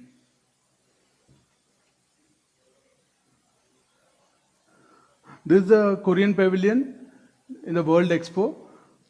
The inspiration was Hangul characters, the South Korean characters. Now again the point is that people remember this building. It's already it's I think more than 10 years back. But still people remember this building, and still it's an iconic structure. So what I would like to ask the facade community is, do we as professionals have the courage to push the idea of material, systems, and architectural ideas? So there are a lot of architects here. So I would like to ask them whether they want to get into, they want to do projects which basically are a legacy facades in future. Like after 50 years, you'll still remember the building, and the building will stay there. So that is one of the challenges we have in our industry. Like a lot of projects coming up everywhere. Like we do maybe 400, 500 projects going on, but who remembers all the buildings? How do we define the place? The other thing is the design team are they coordinated to defend the concept of legacy facades as a design team? Do we have the push to do that? And as a facade professional, are we exhausted with all the knowledge and ideas before we even design and before we even come up with a concept, so that we understand that it's going to last for a long time? And are we proud? Are we proud to, look at a facade like this and say, we've done our best to ensure that it stays for long, it ages over time? So I would leave it to the audience to ask questions, or, maybe an interactive session where we could talk about. How many architects in this audience? Yeah. So are we ready to do legacy facade? I'm not talking about new concept. I'm just saying this is old. This is there from day one. But I'm just asking whether it is a point where we design the buildings based on this. But the challenge is, does it last? We basically as modernization has actually evolved, but a lot of issues in terms of workmanship, in terms of quality control. So that is what is the challenge. Right. No, but the point is, what I'm trying to make here is that when you design buildings, it's not about just designing the building. It's about ensuring that you have a whole team which basically thinks in that way. So that it ages over time, and after 25, 30 years, you don't have issues with the building. Right now, we face problems. In next 5 years, it starts leaking. You have issues, and the materials are deteriorated over time. So that is what is the point, here. So maybe we look at material systems, concepts which basically are foolproof. That's what. So how many contractors here? So how do you deal with this? I'm not talking about legacy facade as such. I'm just talking of how do we ensure that we, develop some systems where we, improve the quality of the facades. Anybody? Naveen? Improve the quality of the facades. What do you think? Primarily, I think the quality of the facade is today in India as good as any international facade. Much better in terms of design, engineering. I can't say much better because one can't compare them across the board. But Right. I think the design engineering now carried out in India is as good as anywhere in the world. And execution-wise, I think we are also very strong in terms of having the right subcontractors who have over the years been trained, what I call in my language, and it's difficult to say, but in inverted commas, because I'm not facing the audience, I call it the RSU. And the RSU stands for the Roadside University. Roadside Yeah, university. the Okay. Roadside University of Indian facade installers is far better than the ESU, the Educated Studied University Professionals, where we call ourselves. Because the installer is the key to the good design engineering and the good fabrication that lands up as a manufactured product on the site. How many consultants? Facade consultants? Nobody? Greg, would you like to say something on this? Okay. Yeah. Yeah. Why do we have to do value engineering after the engineering is done? Is it why it is always to cut down the cost? Right. So, we have to just put value engineering in a correct perspective. So your take on it? I think that is always the challenge. I think in terms of a client's perspective, they need to understand what do they want to do with the building after 50 years, whether it's leased, whether it's sold. But the building has to perform over time. So it's all the stakeholders are involved in that. Everybody needs to be involved. Everybody needs to put their thought into it before we even design and conceptualize a building. And what is the location? I think that is more important. You make a complex building in a city where you don't have that resources. I think that is more challenging. But the building never performs over time. I think I'm the shortest speaker. I'm done with it. This is just a concept I wanted to put in this presentation, just to have a feeling, have an understanding from everybody. Thank you. Thank you, sir. Legacy facades, something I guess we all will dwell over in the coming times. Moving on, we move, as the whole industry is developing, we are moving towards sustainability, and words like decarbonize is coming up. And to give us an insight on this, I would like to call Mr. Harshraj Shetty, who's the Deputy Head Engineering for Shuko India. He's responsible for new product development for India and the international market. Thank you. Good afternoon, everyone. So, we had a very good short presentation from Suresh on the legacy facades that we want to create. So, we even had a discussion of how we want the buildings to be more, work for more years, so be more usable for more years. Along with that also comes a very important factor in our market as well. How are we going to make it more sustainable? How are we going to contribute to the environment and keep the future green so that the facades can be a legacy for quite a while? So,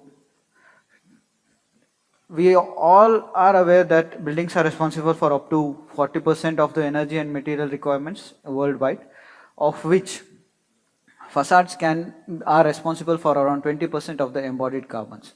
So, we all are aware that embodied carbons is what is getting into the facade or to the materials that is part of the facade during its production. It is already there within them. So how do we understand what is the effect of a facade? So this is a case study from Arup on how the different materials in a facade contribute to the embodied carbon, of which aluminium, only the profiles that form the facade contribute up to 37 to 50%. This is a 37% for a particular case study, but it can go up to 50% as well. So this is the influence of aluminium that goes into the overall carbon emission through the facade construction. So to understand what Shuko is doing to avoid this or to mitigate the effects of this embodied carbon, first I'd like to say how we see cradle to cradle as a sustainable design philosophy. So we see it as a philosophy to create building facade systems that are not less harmful but are also beneficial to the environment. This is not just cradle to grave, where it is designed just for the demolishing part, but it's also to understand what we can do after it has been demolished as well. So instead of the traditional cradle to grave model, we are using a continuous material cycle where pretty much it's like how nature, where waste becomes food and then it is controlled.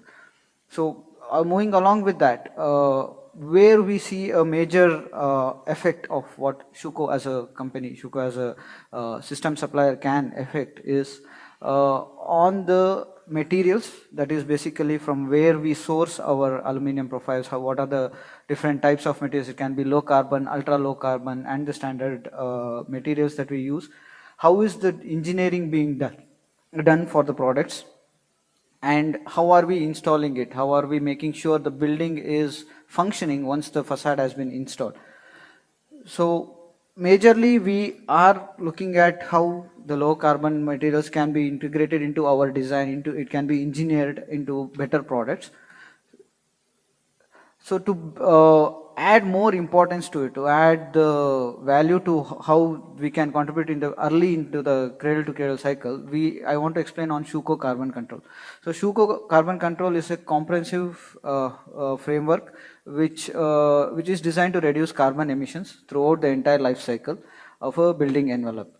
So it also aligns with global sustainability goals such as the European Green Deal and anticipates forthcoming regulations also. So this is like a continuous process that Shuko is involved. So year on year we are trying to make it better, trying to make it more suitable to the changing environmental concerns, environmental regulations throughout the world. So what comprises carbon control? What are the main parts of carbon control? So basically there are three parts. There is design to decarb, build to decarb, recycle to decarb, and operate to decarb.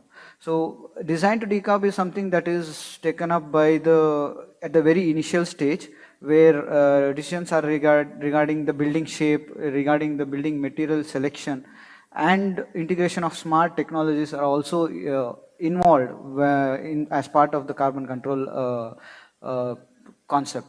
So then there is build to decarb, which is usually the use of low carbon materials and efficient building practices to reduce the overall embodied carbons that go into the design of a facade.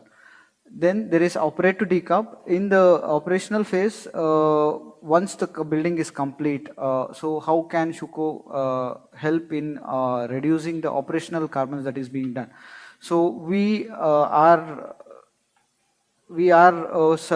proposing efficient systems like insulated systems, better ventilation, which can help in reducing the overall heat exchange or overall thermal load requirement that a building needs during its operation. And coming to the operate to decarb, so there is a recycle to decarb. At the end of the building materials, materials are supposed to be recycled, repurposed. So how do we know what is a facade constituent of, what are the materials that Shuko has put into a facade? So using IOF, IOF is a method of creating a bank, material bank, which helps Shuko to identify what are the materials which can easily be recycled, how the process has to be conducted further. So that is pretty much on the four aspects, of which today I would like to emphasize more on the first part, that is design to decarb. So there are three main parameters which play an effective role in this in our market as well. So our market is also moving towards a very sustainable approach and most of our requests are also looking at this. So we have requests where customers want low carbon, they want to be more energy efficient buildings. So how do we address this? So with this we are addressing with three parameters. One is the U value, then there is air tightness, and then there is the material consumption. U value, it's, as we all know, it decides the thermal performance of a facade. Air tightness is a very important parameter that reduces heating and cooling loads on the building. I'll be explaining further on once I move into the next slides. And it also improves energy efficiency of the overall building. And then there is material consumption. I think we had a small discussion of how we can, value engineering can help. So value engineering is not always reducing material and reducing cost. It is also to reduce the overall embodied carbon that goes into a facade. So starting off, like just to take an example of one of the projects that we have done. So in this, the main requirement of the project was to have a very efficient thermally efficient building where the desired U value was around 1.9, which is best in class when compared to what usually the market is looking at. So what was the intent? It was to have reduced operational carbon, reduced space cooling demand, and a balanced daylight and overheating. So less heat loss in winter, that is something that can be achieved through low U values. Less heat loss means the building doesn't need a lot of heating system if it is in a very cold region. And in the same way, the other side, the less heat gain in also summer can also be avoided, because that helps you in keeping your HVAC requirements to a minimal requirement, and it is naturally cooler when compared to artificial cooling. So improved energy efficiency, it reduces the lower U values, reduces the need for energy hungry HVAC. So that is the main agenda here.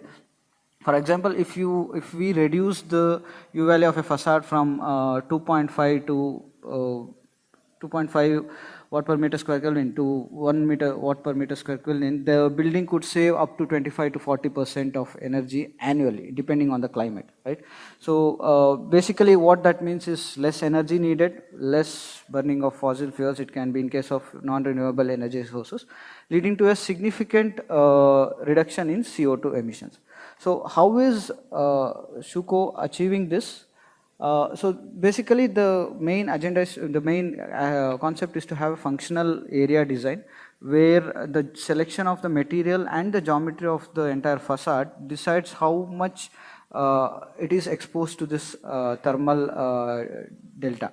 So by using readily available options of highly insulated, super insulated systems that Schuko is already offering in both stick and unitized, and having multiple options in design where we can reduce the overall surface that is being exposed to the thermal performance, we are able to get a very best in the class U value, where it is around 1.87 if you consider for this project.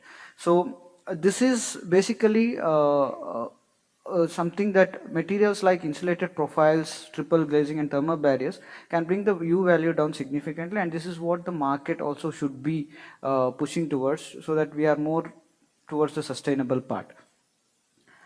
And yeah, so coming to the how the lowering U values are also achieved. So it's not only one simple designs, even if it is a complicated design, even if it is a complex requirement, there are tools in Schuko which will help us to do the right U value calculations, provide the U value values to the customer, so they are also clear on what they are getting at the end of the day. So through our Schucal, through our U value thermal analysis softwares, we are able to provide this information in a clear manner. So moving on to the second point, that was air tightness. So this is again a project which was done in Noida. So here the air tightness requirement was less than 3 meter cube per hour per meter square. So what exactly does air tightness help in? So a more airtight facade means less conditioned air lost and less energy used. So that is indirectly helping you in lowering your carbon emissions. Airtight buildings can achieve higher energy performance ratings also. This gives you an edge over getting your LEED and other certifications. Basically, they consume less energy over their lifetime and significantly cutting on operational carbon. So better airtightness gives you a better control on the ventilation also. Airtight systems can rely on controlled and mechanical ventilations also. So a typical office building with poor airtightness can have 20 to 30% of higher heating energy demand compared to one with a good airtightness of around say 3 meter cube per meter square per hour per meter square. So what is Schuko being able to do in this case? So we know that there are 3 classes, there are 4 classes for air tightness, of which class 4 is of the highest performance at 3 meter cube. So this is basically how you can, as I just explained, how you can save on your energy. So with improving our interface area design, improving the materials, the gaskets that we use for making it airtight, the options with multi-barrier system. So the interface from outside to inside is through multiple barriers of seals, EPDMs, which can help you to make your system more airtight. And we have been doing this, and we have been achieving class 4s for many of our facade and also for our fenestration systems as well. So better airtightness, less heat loss, less HVAC use. So this is what in the journey to net zero buildings is one of the highest impact strategies that can be followed by any of us when you are doing a building. So this is what we need to explicitly say, that we need to push for class 4 in the building so that we are more efficient towards in airtightness. So this is just an example of how even in complex designs also, through our multiple gaskets and barriers, we are able to achieve this required airtightness values. So moving on to the third point, which is material consumption. Material consumption is, again, as it's not just value engineering, it's not just reducing aluminum to meet the target cost or anything. The more material we use, the more carbon emissions are embedded in the facade before the building is even also used. So leave out the operational carbon, we are already putting the embodied carbon into the building. So less material is equal to less carbon upfront, which is not a common practice in our market. Reasons can be the topic of discussion for another day, but optimizing facade systems can achieve by achieving the same thermal, same performance, same airtightness values with fewer materials is going to be a prime requirement going further in towards sustainability. So for this example, we have taken Ion Navami from Hyderabad, where the wind load requirement is around 1.8 kPa. It is a standard requirement, but we were able to achieve this with a very good reduction in the overall aluminum kg also. This is majorly because we are using the help of a lot of softwares which help us in optimizing our overall profile design. Yes, there is an initial design, and then we go through this entire process of optimizing it further so that we are reducing the overall aluminum and still achieving the required performance parameters that has been put in the intent. So this is basically how to explain how each kind of profiles is like. We have iterative process to define how it is going to help us with the overall aluminum requirement and based on stack height and the floor to floor requirement. So this will give us a range of modular systems which allows us to easily customize to any sort of requirement that a customer brings in. I also want to share a small video of how the material is. I just need to move to, yes. Yeah. So basically this is an analysis software which we use to understand how the material can be optimized. So going further, this gives us a better idea of how the overall profile can be given based on the parameters that has been already fed into the software. So at the end of the analysis, it gives us 94% of the original weight. So there is a 6% reduction, but still we are able to get 114% of what the original strength was. So this is one of the ways of how we manage to be more optimized, more value engineered towards our solutions. So along with this, I just want to introduce this one more topic of towards material consumption, which is quite new. So this is something called Schuko Minimal Wall, which was recently been introduced by Schuko from our headquarters. So this concept is a very innovative, tested concept of combining the profile with the glass and taking the strength of both them as a single entity. So what this helps us is to reduce the aluminum consumption by around 36%, and overall facade. Actually, can I go to the notes?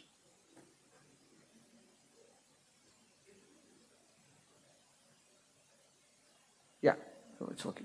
So it gives a reduction of aluminum content up to 36% and a reduction of facade zone up to 40%. So how are we achieving this?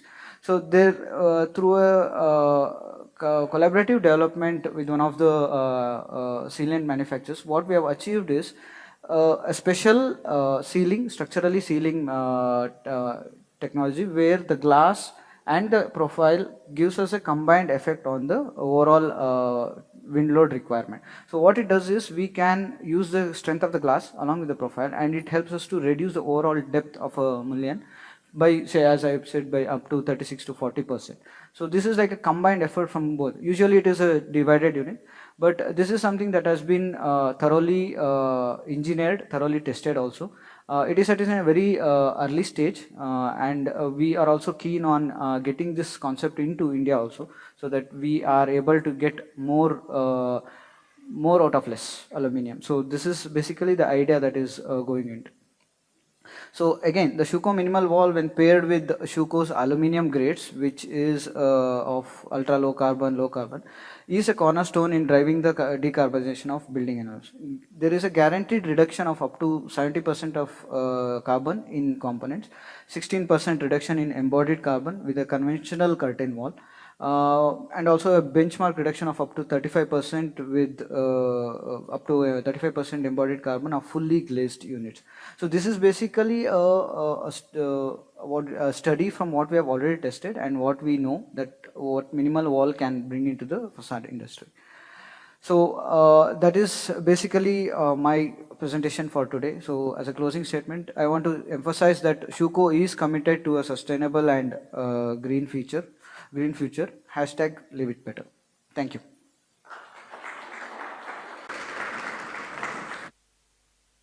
Thank you, Harsh. That was very informative. It's good to know that as an industry, we need to put little effort to give back to the society, right?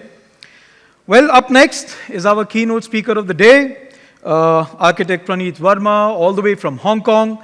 He's the founder, partner, and director for Pool Limited. They have a presence in 3 continents, and they are actively working in India as well. One of their ongoing projects is 5 Aguada in Bandra, Bombay.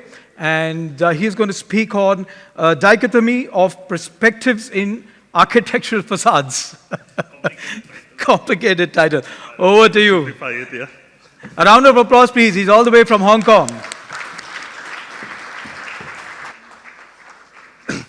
Hello, everyone. This is exciting. I think there were some really great presentations before me. It's always nice to come to conferences like these. It really helps us learn and broaden our horizon in what's happening in the world of architecture today.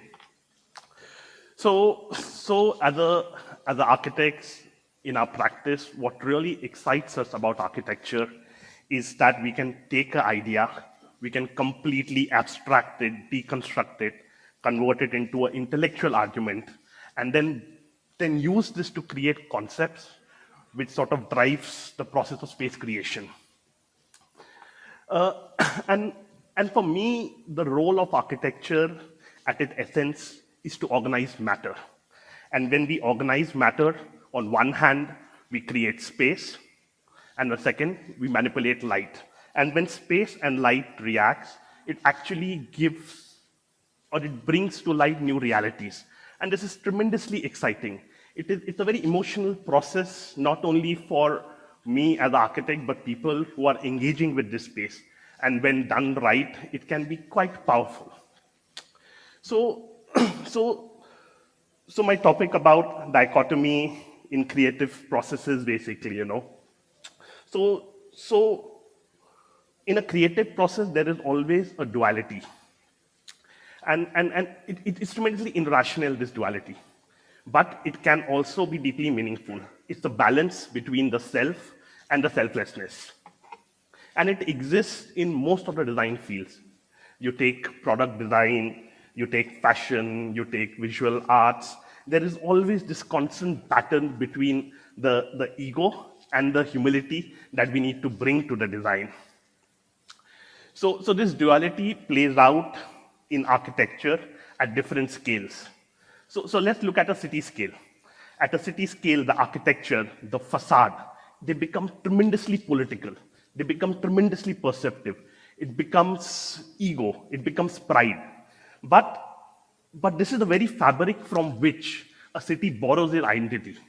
And it has to be done, And it's a very important process. It's a big responsibility on us to create and to shape these cities.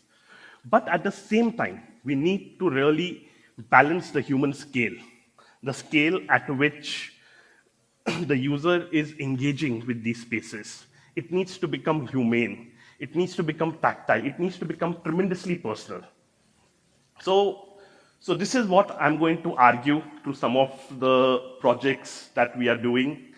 I've kept this presentation quite India-focused, primarily because my founding years as architects was spent here. And also, India, the pace at which it's changing, it's really exciting, It's a place where I think collectively we can really bring value and we can really make a difference.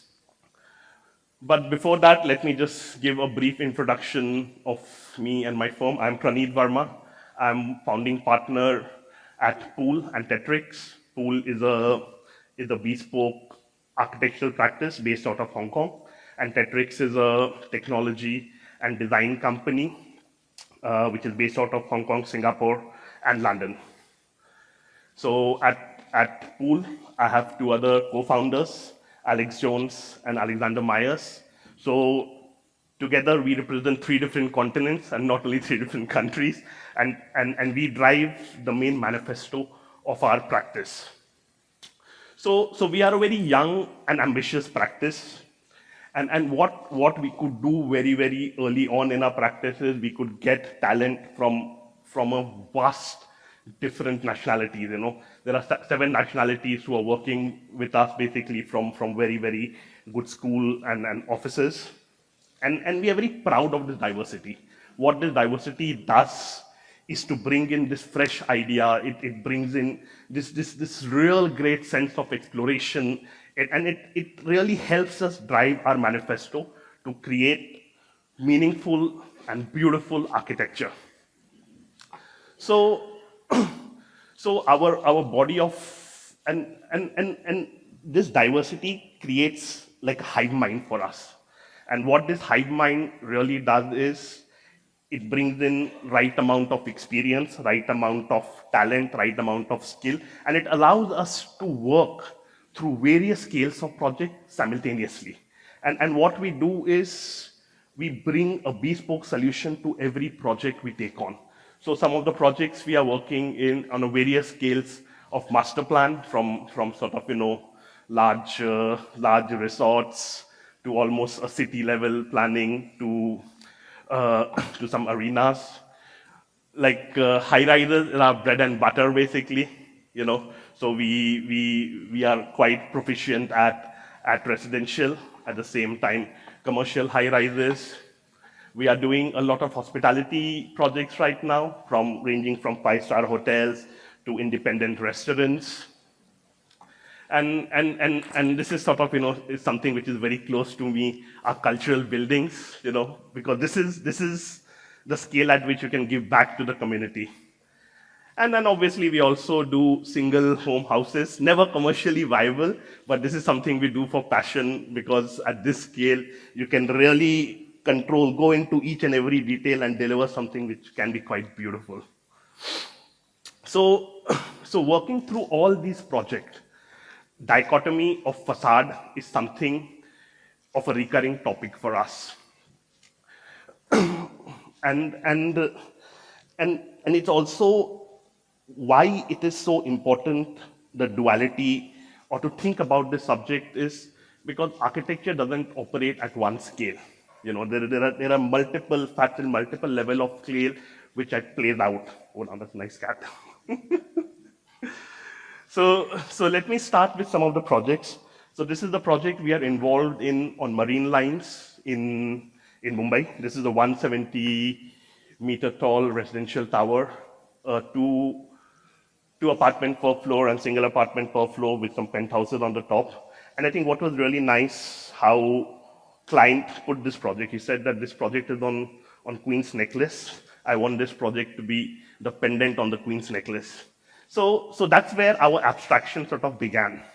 So what we said was, we sort of took abstraction from diamond, and diamond have these facets, the way they catch light, the way they reflect light. And what we did was, we designed a window module basically, which are slightly sort of pixelated and facets in different direction. And what it does is, what you see is, it starts to catch light in a very different way. And as you start to change the perspective, you know, the building, the light starts to behave very, very differently. So it starts to almost behave like the whole building is like a jewel, is like a diamond. And you see, we did a tectonic plays out at multiple levels basically, at multiple scales. So what we did was, we took all the structural element on the outside, and it kind of became the encasing to hold the jewel in, okay? And then once you start to look at this tectonic, it starts to reveal yourself at a different levels, basically. So at the first level, is what you see is the verticality and the shimmer coming out. And then once you start to sort of move in, you start to see this juxtaposition of these soft and these shiny materials. What we are trying to use here is, I would love to use brass, but this is aluminum cladding here. But that whole conception of that jewel is taken through the project. But now this is where it starts, when you start to zoom into the level, this is where we start to sort of, you know, take this dichotomy and play it out. So you see how the external facades is purely GRC, what we are saying, but then how we have detailed the inset of the inside is where we start to introduce the old wool material. So we are testing with re-engineered wood or terracotta. And this is how it plays out basically. So the perception on the inside is very different from what is perception on the outside basically. And this is what it culminates to. You know, this is where we give back. This is where the ego should be shattered. This is the space when somebody who's living, who's using, it needs to be warm, it needs to be humane, it needs to feel like home. And what it does is basically these different scales create different emotions. And that's where it is so important to understand this duality, this dichotomy of the pride which you're living in versus the space you're using. What we also did is basically we started to create these, so the way we have detailed the facade, on the living spaces, you see it gives this panoramic view out into the Arabian Sea. And at the same time, the balcony space, you know, I know Mumbai is very harsh weather, so what we are trying to do is make it slightly performative so that we start to perform at the indoor-outdoor space. You know, it is usable, it's an all-weather space. So this is for the project on Queen's Road. Again, this is the project which is very, very close to the previous site. This is a 200-meter tall residential tower. The program is very different here compared to previous 2 bedrooms and a single bedroom apartment. There are 6 units per floor. And one of the really nice emphasis of the client was to create a community. So what we did was, we kind of envisioned the whole facade, the whole architecture as a monolith, as a carve, you know, and we applied this grid. And what that grid does is it gives the abstraction of unity, you know, it brings that community, it unites everything. There is no pride here, you know, we are all one. which is very, very nice. And then in that carving thing, what we did was we slightly chiseled the facade out. And this is done purely, again, to bring in that play of light. You know, that scallops, it catches the light in a way that the building, every time you look at the building, you will see, you will discover something intuitively, something new. And what we did was we go through a rigorous process of really understanding what those facade modules are. We don't only look at it in plan, though we can understand it very well in plan. Sometimes people don't understand what those proportion aspect ratios are. So when we were planning this whole thing, we were sort of, the information was flowing both ways. It was flowing from the inside to the outside, outside to the inside. So we did various layouts for the apartments, The top is kind of very standard product for Mumbai for a 2-bedroom, But we again say if we can sort of increase that aspect ratio and how it plays out onto the facade. And then when you see basically with 4.9 and 4.3, what it does is it gives a complete different perspective of the space. The 2-bedroom is an 800 square feet apartment, but with the size of the living room, you actually feel you're living in a much bigger space. And similarly with the 3-bedroom one with a 6.3 meter wide room, the perception of the space is very different, the space you engage in. And this directly goes and informs basically how the facade sort of starts to behave. So this is what I'm talking. So in this perspective, the facade completely changes, And again, there is a layering which we always try to bring in. Basically, we love the old world materials. So again, as you start to come up close to the building, in the balconies, we have introduced that inlay of brick cladding. And what it does is, again, it starts to bring in certain amount of warmth to the space. It starts to become a bit personal. It starts to really give you the sense of home. So the next project is very, very dear to me. This is a project which brought us to the Mumbai market. So this is a completely different animal. So each apartment here is a single floor per apartment. And I think we had a very nice synergy with the client while designing this building. One of the things which they were very, very sure about was they wanted to emphasize this whole idea of you should read that this is one apartment per floor, And there are only so much regulatory thing you can do in Mumbai to create a facade. So what we took the abstraction from these waves of stop ripple. And what we did was we designed these horizontals, which folds very sensually and wraps around the building. And the only vertical element that we emphasize was that spine on the corner, but that helps to anchor the building. And what it does is basically it really gives that sense of luxury. Somebody standing on a road can actually point and say, hey, I live there in a way, that opulence comes through. But again, what you do is, what in general we do is we try to balance this shimmer, this exterior, versus how you are interacting with the interior. So you see that band basically really is one full apartment. But as you start to come up close, we have started to introduce terracotta in terms of the balcony. And that is the place where it becomes very tactile. You can touch the material, it can be very, very warm in its respects. And what is really, really nice with this one also is the views were just breathtaking, spectacular.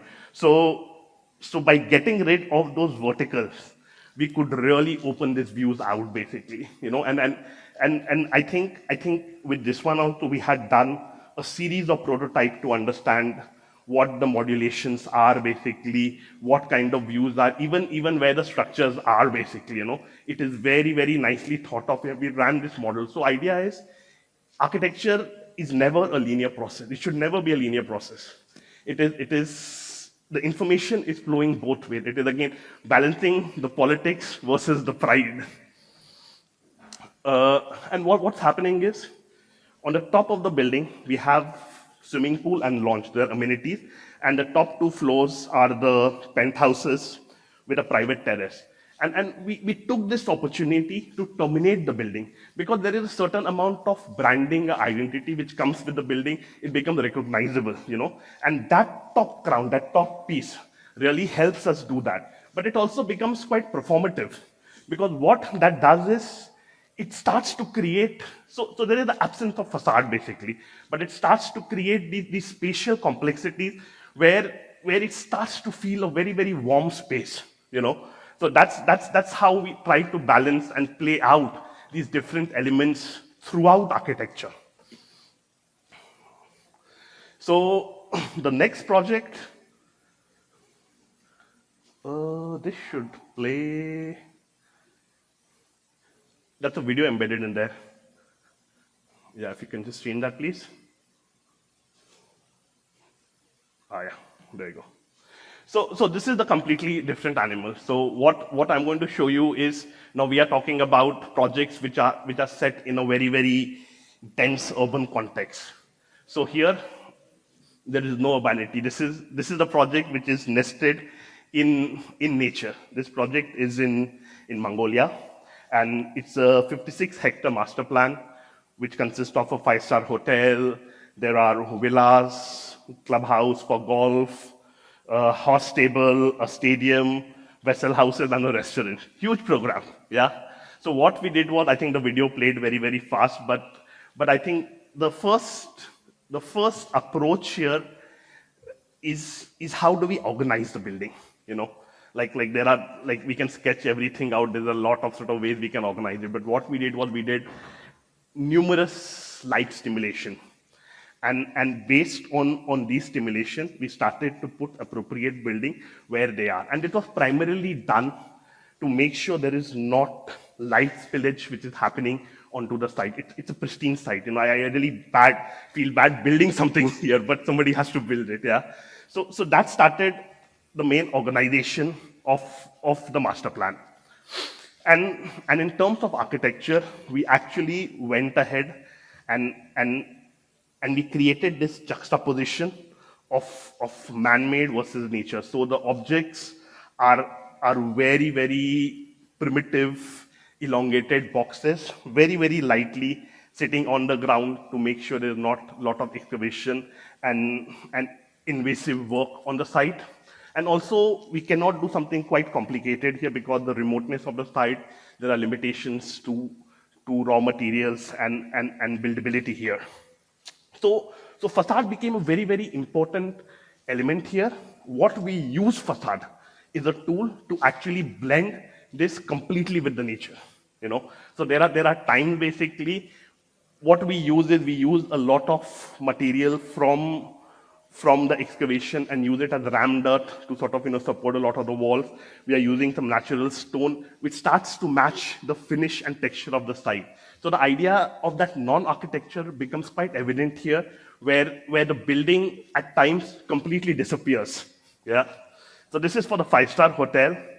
And what we did for the buildings which were away from the site, away from this living spaces like this table is we always opened it away from any of the habitable space, and we brought this roof down so that it starts to blend into the landscape. So when you're looking at these architecture from a hotel room, from the villa, it kind of starts to disappear and blend into the earth. So again, this was so this is getting built now. So this is the first project which is getting executed on the master plan, and this is the restaurant. So what we did was here, we slightly changed the material palette because the valley is always in shadow.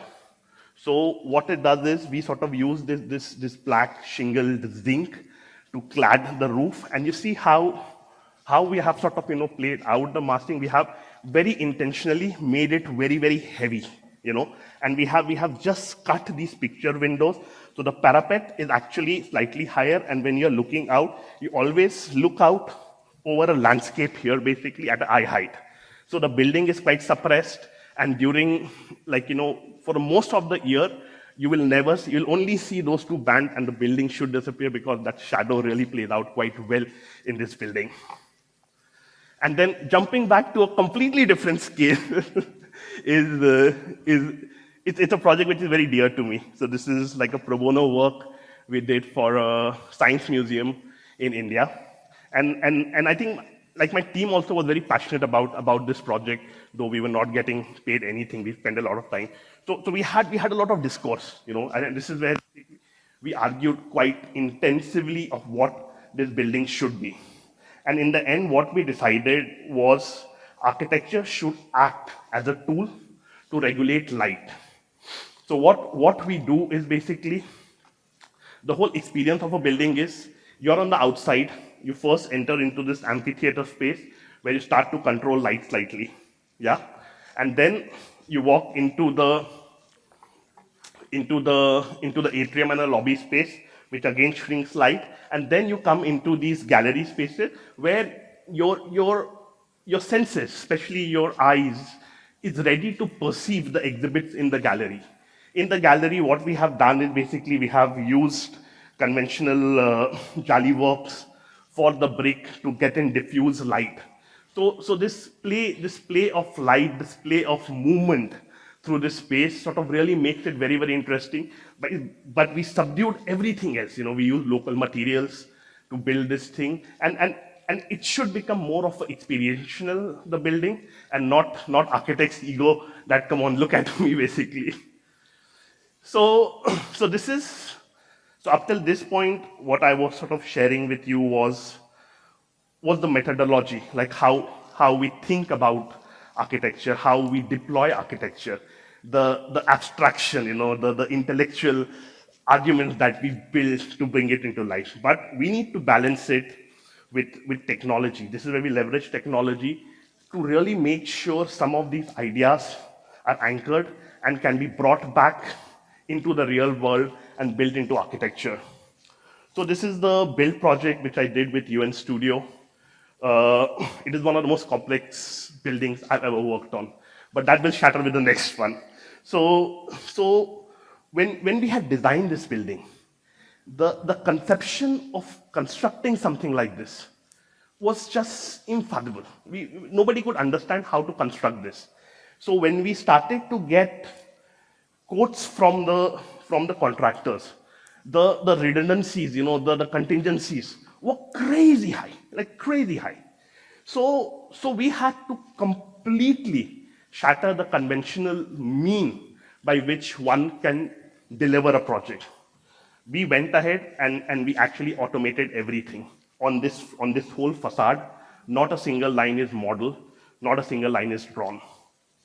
What we did was we took the project into digital project, which is offshoot of CATIA, and we built all of these real world modules with real world parameters. And we fed in information.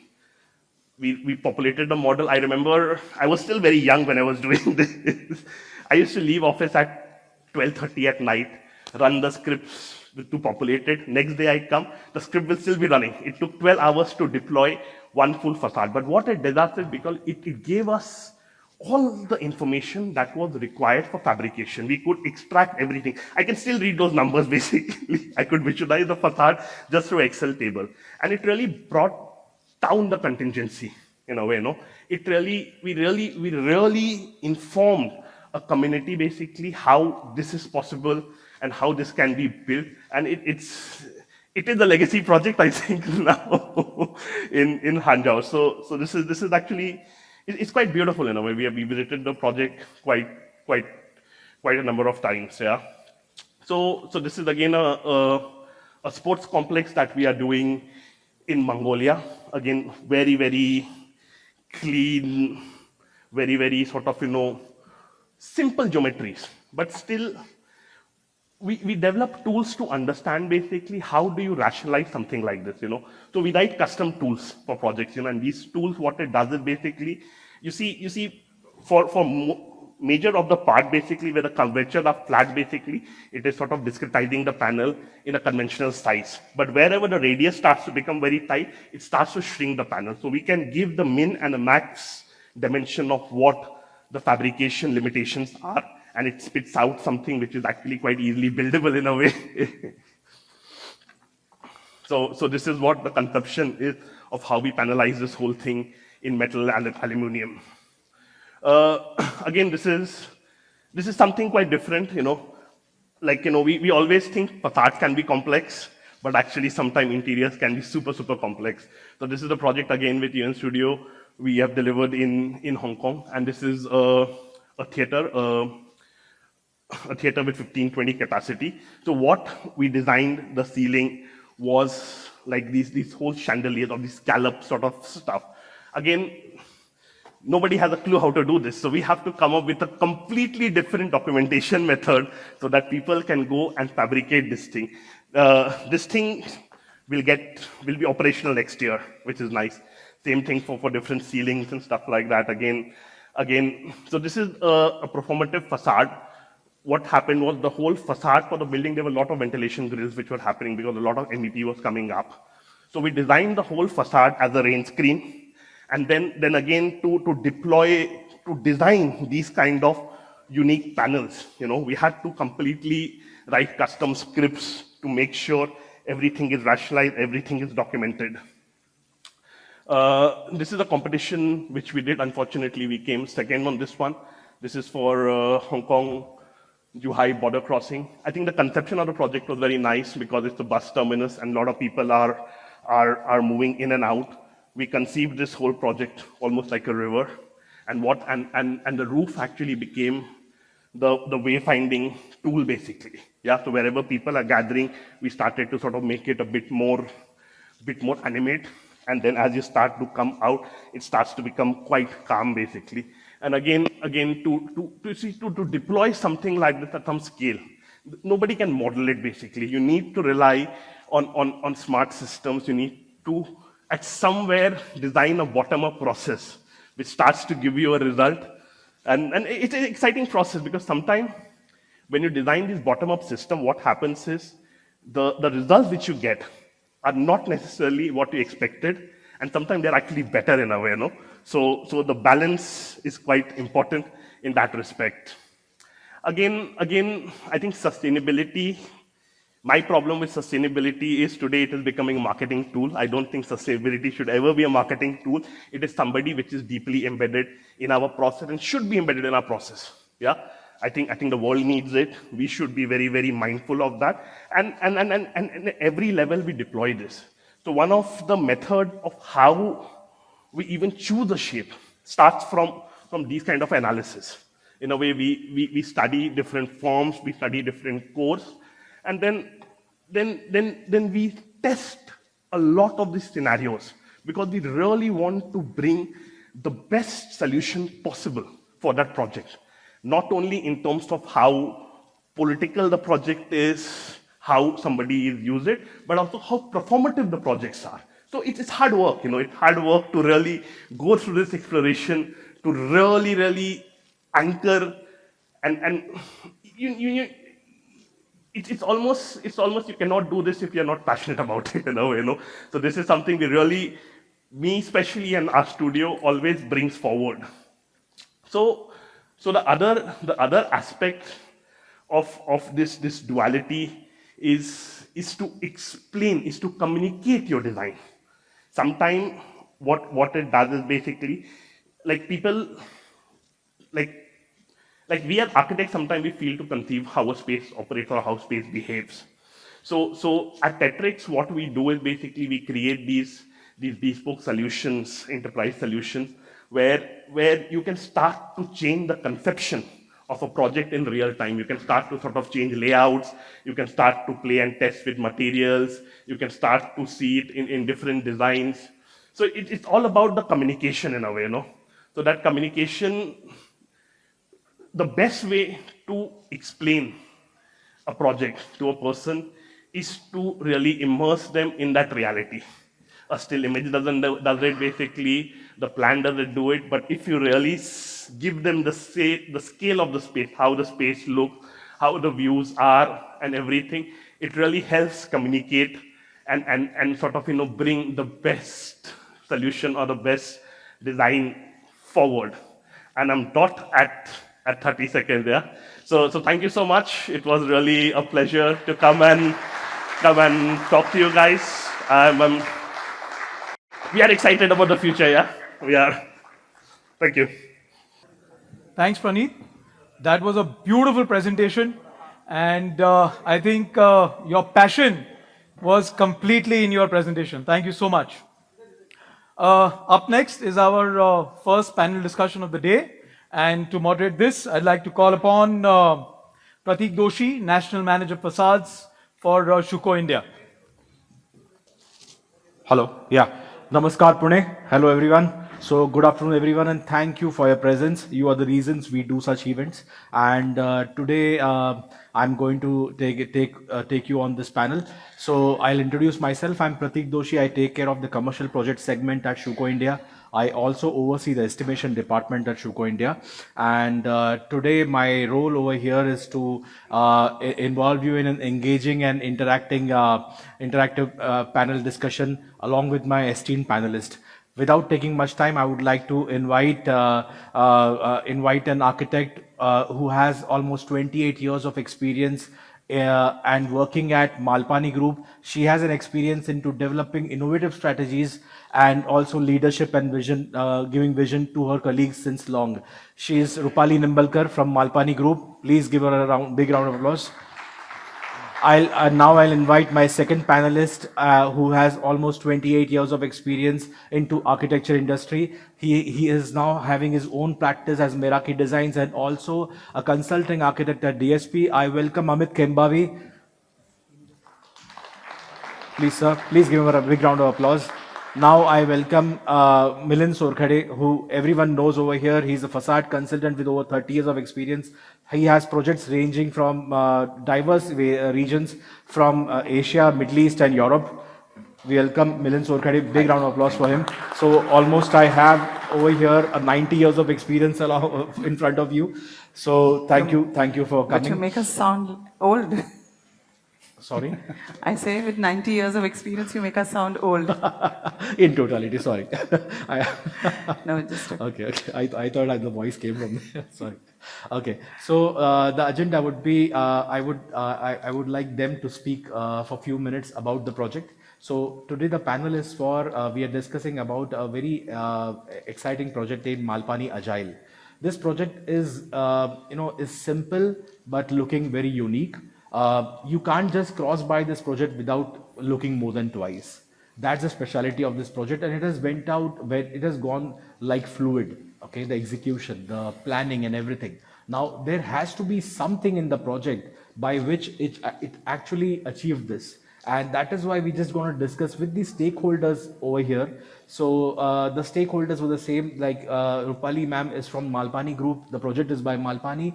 Amit Kembavi sir is the architect, and Milind Sorkhade sir was the facade consultant for the project, and this project is being executed using Shuko systems.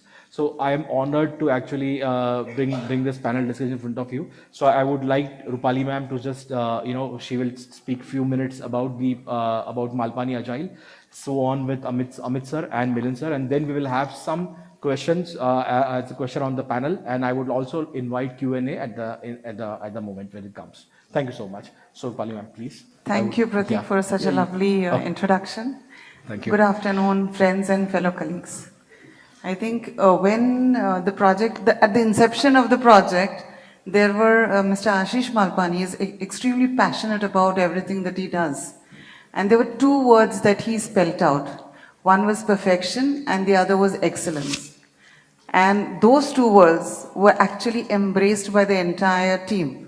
So, right from all our consultants, so Amit designed it, Milind, the Shuko team that we partnered with, all the contractors, the Malpani team, all of us embraced those two words, and in every design and detail, when you walk through the project, I invite all of you to visit that project, you will feel the building breathes these two words. So, actually, it was a very simple program. It was just retail and office floors. But then once the parking numbers were plugged in, it became 7 floors of parking and 14 floors of office, which was a huge challenge. Because the task that I think Amit was, I think it became challenging that it should not look disproportionate. The building should not look disproportionate. And that's how the elements started coming into the project. So the biophilic walls, the vertical walls that we see, the green walls, the way the facade has been implemented, it actually adds a lot of aesthetic appeal as you pass by that. I mean, it's a building nobody can miss. Also, it actually defined that entire locale. Today, I think we're proud to say the building defines the locality. It speaks about a huge experience. So whenever you visit a project, it's about this right from start to end, that experience. And that's what Agile gives. True. Yeah. So taking on, it was very insightful how Malpani perceived this project. And I would then ask, I would invite Amit sir to speak something about it. So Amit sir has a different deck of slides to show. I would put on that deck, and he would like, as he has already spoken much about Agile, there are something new technologies which Amit sir has used, a new way of perceiving facade, which was for a second project of Malpani with the same stakeholders, Malpani Ramanujan. So Shraddha? Yeah. Yes, so we kept the passion going. 1 second. And the same team has delivered M. Ramanujan, Yeah. which is a fabulous project again. Just Yeah. come over there. Okay. So, Sir, you can take this. yeah, hi everyone, and thank you, Zach, for providing this opportunity. So just before we go on to the actual project, that what we wanted to show, which is actually the extension of the thoughts and the passion and the vision that what as the Malpani group has, which clearly stated by Rupali now. So with this project also, if you can just go back to the Agile. Yeah.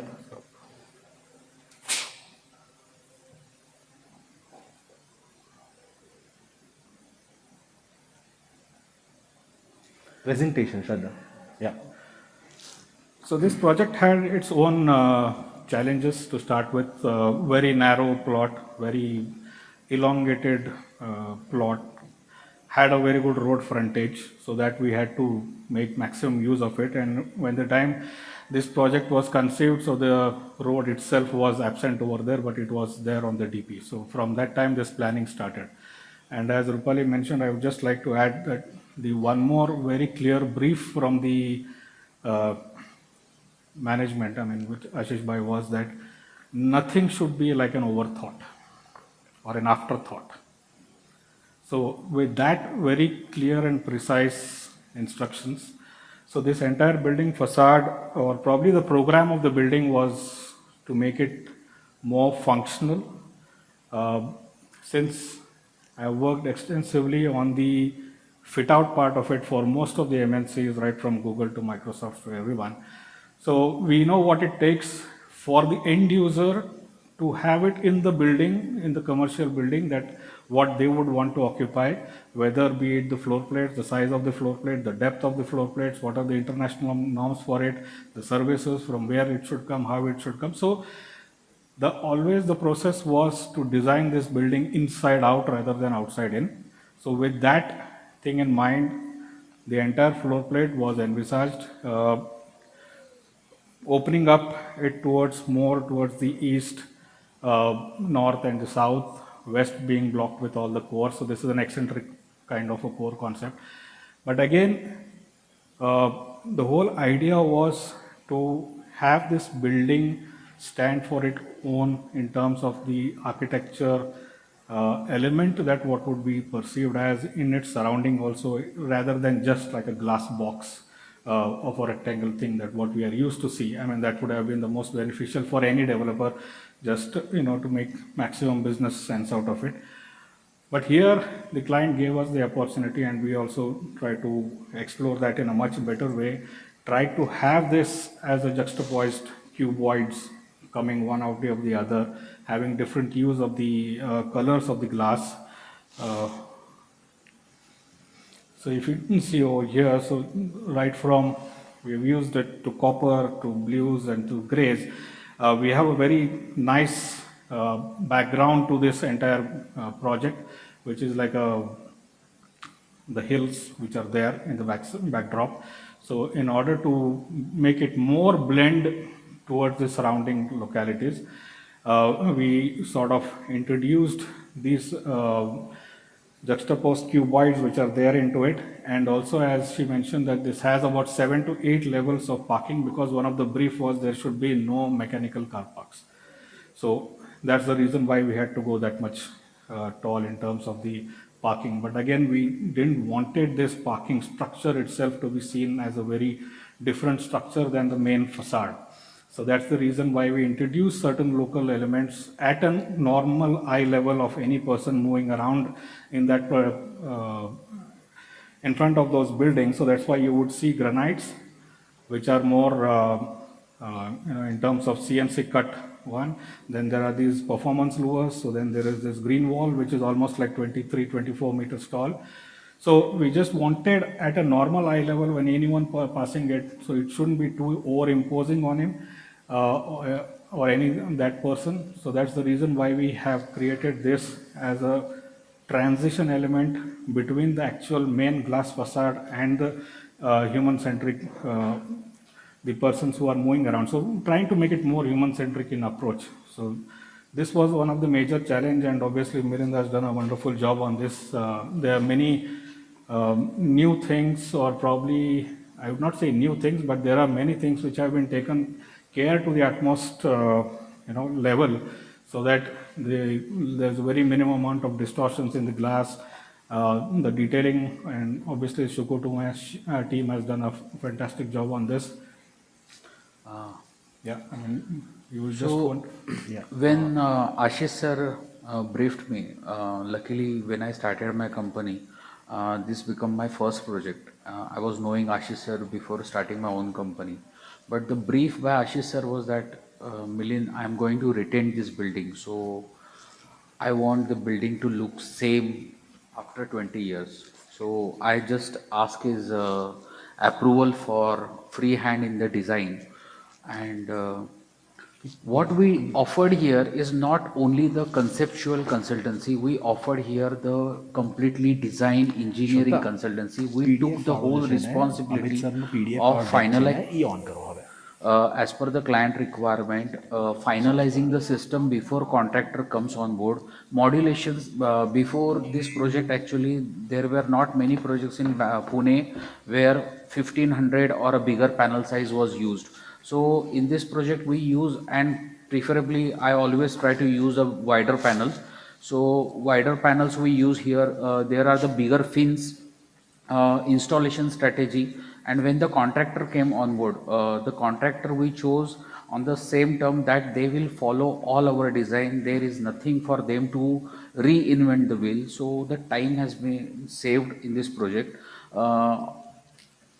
There was one period of the COVID time. Otherwise, this project was supposed to be the fastest project in India in terms of the execution. Alufit followed all our design, and we always try to extend our expertise whenever there are any issues. Means we didn't hold contractor responsible or on for a ransom that no, we are reviewing, rejecting, and then you resubmit it. No.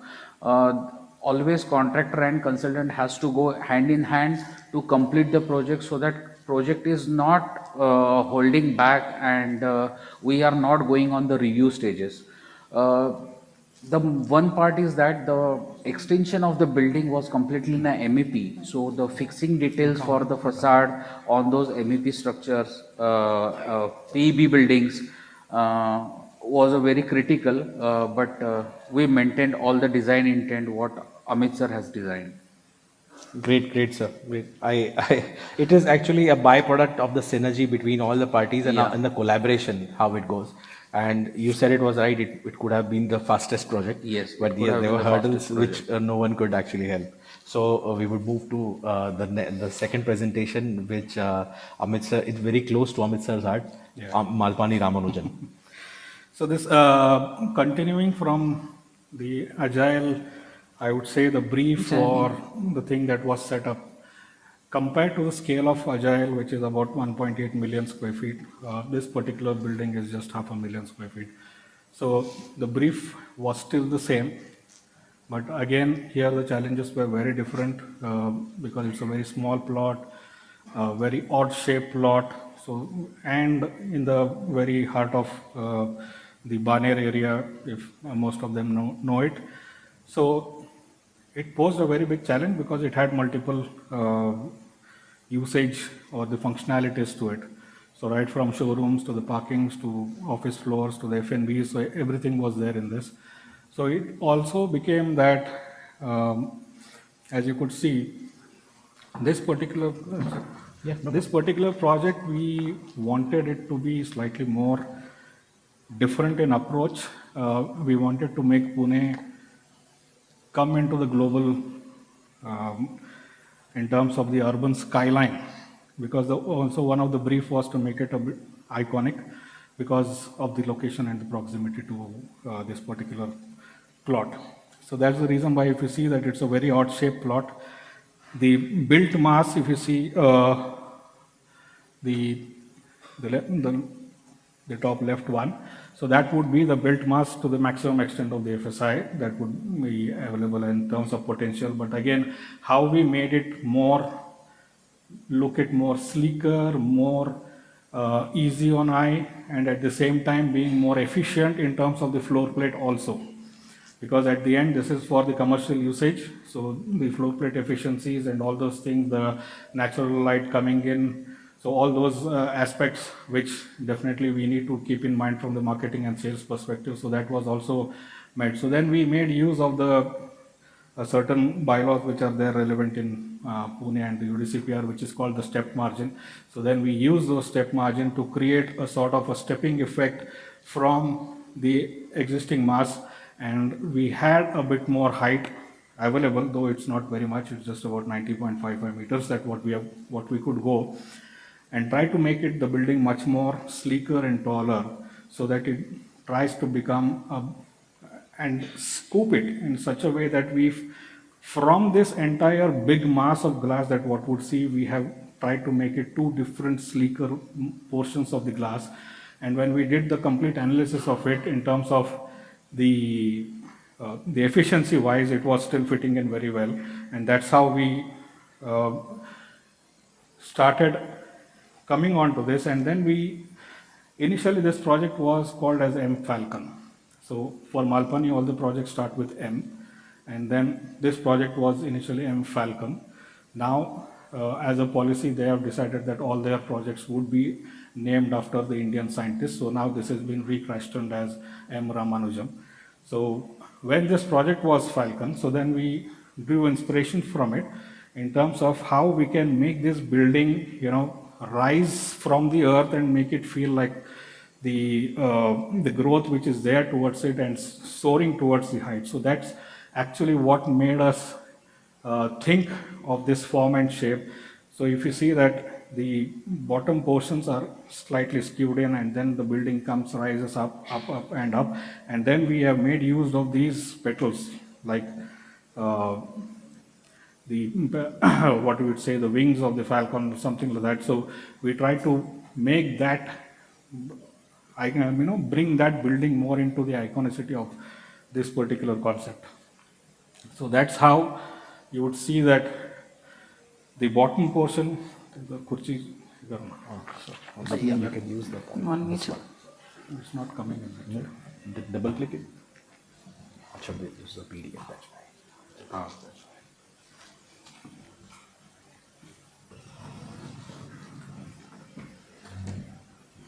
So if you see that we have created these sort of 4 petals which actually form this particular shape, making it look much more taller, rising out of the ground.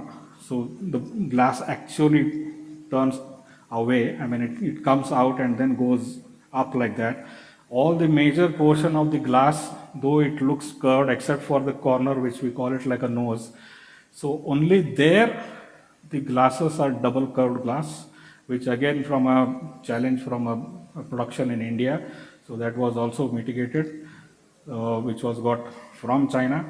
And then all the major other panels, which are this completely modeled, like how Pranit was saying, that make use of technology, but not to the coding level, but at least from the Revit and the BIM. So my team over here, sitting over here, so they have made all these points, codes and everything, make it fit so that when we had shown this as a concept rendering to the client, the only question everything was, yeah, aisa hoga kya?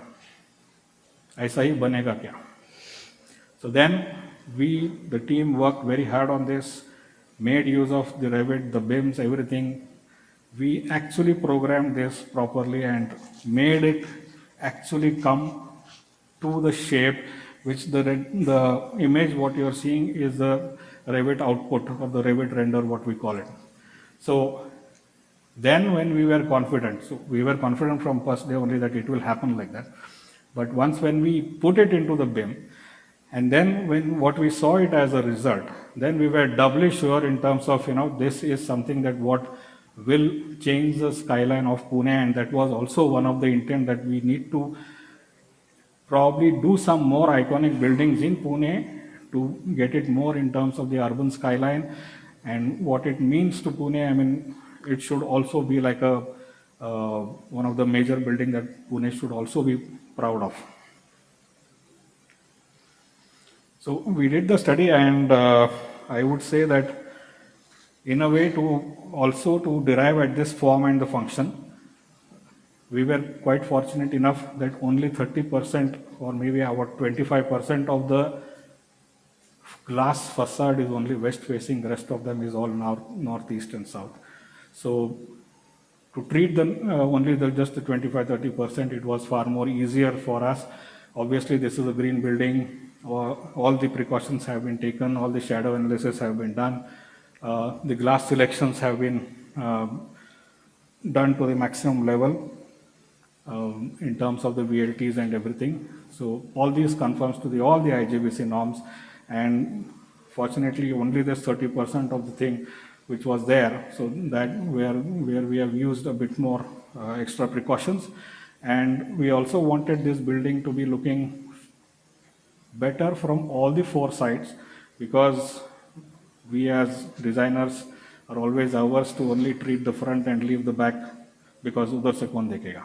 But this building has the view from all the four sides, and definitely that was one of the reasons that what we wanted to make was all the sides also look equally composed, whether it is glass or non-glass, but at least try to make it much more interesting in terms of the feature. And then how we actually use the petals, those blue lines what you see. So these are something that what we have designed it to be used for the lightings in the evening, so that the facade lighting itself becomes sort of an iconic thing in the evenings.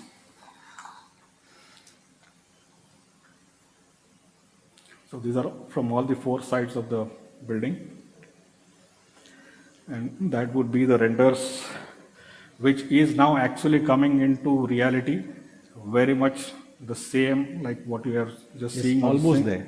It's almost there. You can see the shape now, and it's come out well. It's actually looking just like the renders. Ma'am, anything you would like to say about the project? I know you were there. It was the whole journey a of the very project. challenging building. This is the interplay of volumes and the glass, the curved glass. I think all credit goes, a huge credit goes to not just Amit, but Milind. Yeah. Milind and the contractor. He's also here, Mr. Yes, Danpal. yes. Danpal. Yeah, this Shuko. was done by Shuko, Alu Facades. because I remember the Shuko the- system. This was done by Alu Facades, and Yeah. yes, the number of steps also increases complexity Yes. and more work, because you have to close the facade, then again start, and so on. So that was for us, but yes, the building came out well. No, the complexity was the fear of getting rain. You know, the way the junctions were, there's so many junctions that were so Yes. critical in designing, and Milind has achieved. Great. He has been That on is the job. Inspiring. Isn't very, it? very Very inspiring. inspiring, very good work. All these petals, if I can just explain it, from here onwards they look pretty much straight, but it's actually curved like this. Yes. This is curved like this and curved And like now this curved like this. as well. So it's a lot of engineering that has gone into it, which Milind and team and the contractor team has done it really very well. So that once when you now be at the site and look at this, you can sense the scale and the proportion from a passerby also. So the kind of the effects that what it is trying to give, and also this entire particular nose that what we call has all very fine ceramic fittings on it as a part of the design element to hide certain structural elements behind it. This project has given a lot of sleepless nights to me. Almost 1 year when Amit sir has designed the model. So almost, I won't lie here, but it took me close to a year to finalize the complete modulation and to fit that whole shape in your glass panels. What Amit sir said that this is all curvature. So this is completely segmented, but then when you look from a distance, you see it's a big radius. So the segments are very fine. And this specifically the lower part of the petal, which is a disc which is flowing over the parking floor. This was a completely disc. So we have the segments on horizontally as well as vertically. So the principle for the facade here was completely different. So I chose a completely steel structure and an add-on system from a Schuko which can be mounted. So it creates a completely disc effect. Whereas on the typical floor we have the segmented facade, but again a male-female system from Schuko.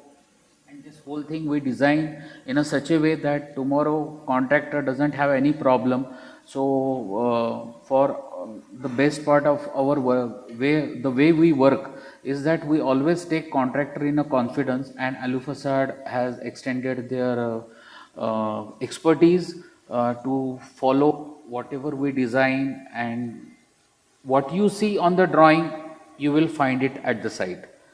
The precision from the drawing to the site is unmatched in this project. Same it was in Agile also in this project also. I would suggest everyone go and have a look at both the buildings. You will see there are buildings which you see from outside and you see that the quality is compromised, but all these projects you can stand outside and you can experience the quality and the design of the project. Yeah, these are one of the projects where you feel like that there is uniqueness. These are architecture and engineering masterpieces. Yeah. Throughout my career, I've worked with a lot of developers, but I think the way Ashish sir writes the projects, the vision is unmatched. Yes. Yeah, it's inspiring. That's why. Thanks for this presentation. Thank you. Thank you. Now I would like Milind sir to just take us on the facade design of Agile a bit, and then we go on to the question and answer. Or should I? Yeah, you can start. Okay, fine. That's great. So we'll directly get on to the panel questions. Thank you very much for the engaging discussion on both the projects, and I'm honored that both the projects were Schuko. Okay. So start with my first question is to Rupali ma'am. Okay, my question is, what innovations in Malpani Agile are setting new benchmarks in the industry? Innovations, I think the podium was a big innovation, the way the podium was treated. The CNC cut granite, the lures, the performance lures that were used, and the green walls. So as to see to understand the volume and the proportion. This was very important. One of the key thing is that since now the parkings have been a challenge to address, especially whether it is a large project or a recently considerably small project. One of the key issues is to always address the parking. So most of the times what it happens is that because of the budget or the paucity of the funds or anything, or the vision or the speed at which they need to deliver it to the customer, the parkings are always neglected as a facade. Okay. So that's the reason what I would say is that at Malpani, so they always give equal importance to the parking facades, because those are the main entry eye level visuals that what anybody would see while entering into the project, because nobody would be seeing the building like that. So that is one of the things that what they have definitely given it a lot of thought in certain of their other projects where they have made the podiums more greener. So, it's like less of solids and more of green. So it's more of breathable space that what would give at an eye level for anyone to look at it. And I think the other thing that as an innovation or probably as by a, I would say an unwritten instruction is that they give a lot of importance to the detailing. Detailing. Okay. So which says it all that innovation comes from it. They are absolutely open to newer ideas, newer technologies. What is the latest in the market? Yeah, probably what is latest in the world, that they would want to have it on their project. I think that is their biggest strength, to provide.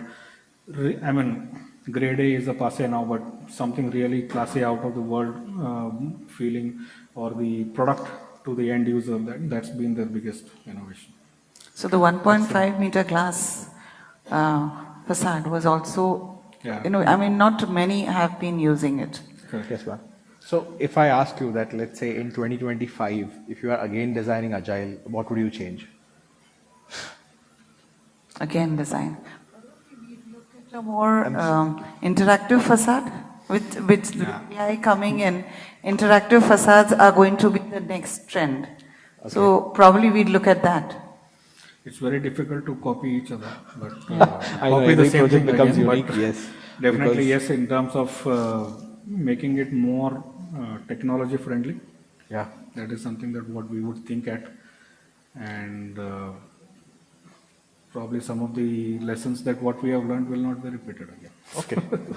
Okay. So while we discussed about that, I would like to shift the focus more towards the facade consultancy. And my next question would be to Milind sir. What were the most complex facade challenges on this project? How did you balance performance, aesthetics, and feasibility? For Agile, the challenges were the fins. So my idea of fin is that all the fins will be completely attached to the panel during the production stage only, and it is not retrofitted, so that we try to eliminate completely external access for the installation, so installation was faster. Even in fact, there are different wall types: wall type 1 which is without fin, wall type 2 where we have a horizontal fins, wall type 3 where we have a 300 by 300 fins. So that 300 by 300 fin was a challenge. Because from the aesthetic point of view, outside it looks fantastic, but from inside your mullion is a 65 mm. It looks quite bigger. But then that external fin, how you are matching from the inside. So we added additional covers into it. Yes. And at the same time, we try to see that it is not shooting up the budget also. Plus, because of the wider panel, and I try to convince Ashish sir, and he is a client actually who always think how the end customer wants his space. So he encouraged and he approved to use a thicker glasses. Normally in most of the projects people go with the 612 6 glasses and all, but then in my most of the projects I always prefer to use the external thicker glasses. It provides a better acoustic performance to the office spaces also. You can see this in a Connect despite on the busy highway, and even in Falcon also you will experience this. After this project in another 1 month it will get completed. So you get a better acoustic performance, you get a wider views, and the panels are very sleek. I personally don't believe, because Pune gives us a freedom. There is a less wind speed here, so you don't have a higher wind loads, and that gives you a completely freedom to design the sleeker mullions, not the heavy aluminum sections, wider panels, bigger openable panels. And this is something, the challenges in terms of that, it is a completely engineered facade. So I always think from the end installation point of view that how the installation can be done easily, so that nobody is cutting the corners and quality getting compromised. I can proudly say that Agile is a project where my company is not new, but then in Agile is a project where there is not a single drop of water, despite in all the 6 years of rain. That was my first perspective. Actually, there were some images. There are many copings in the Agile.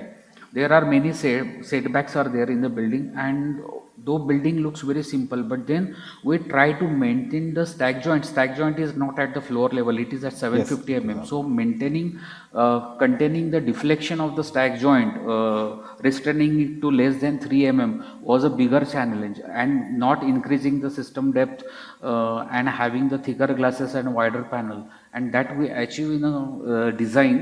And there are many copings are there, but then in a copings, again we didn't cut any corners.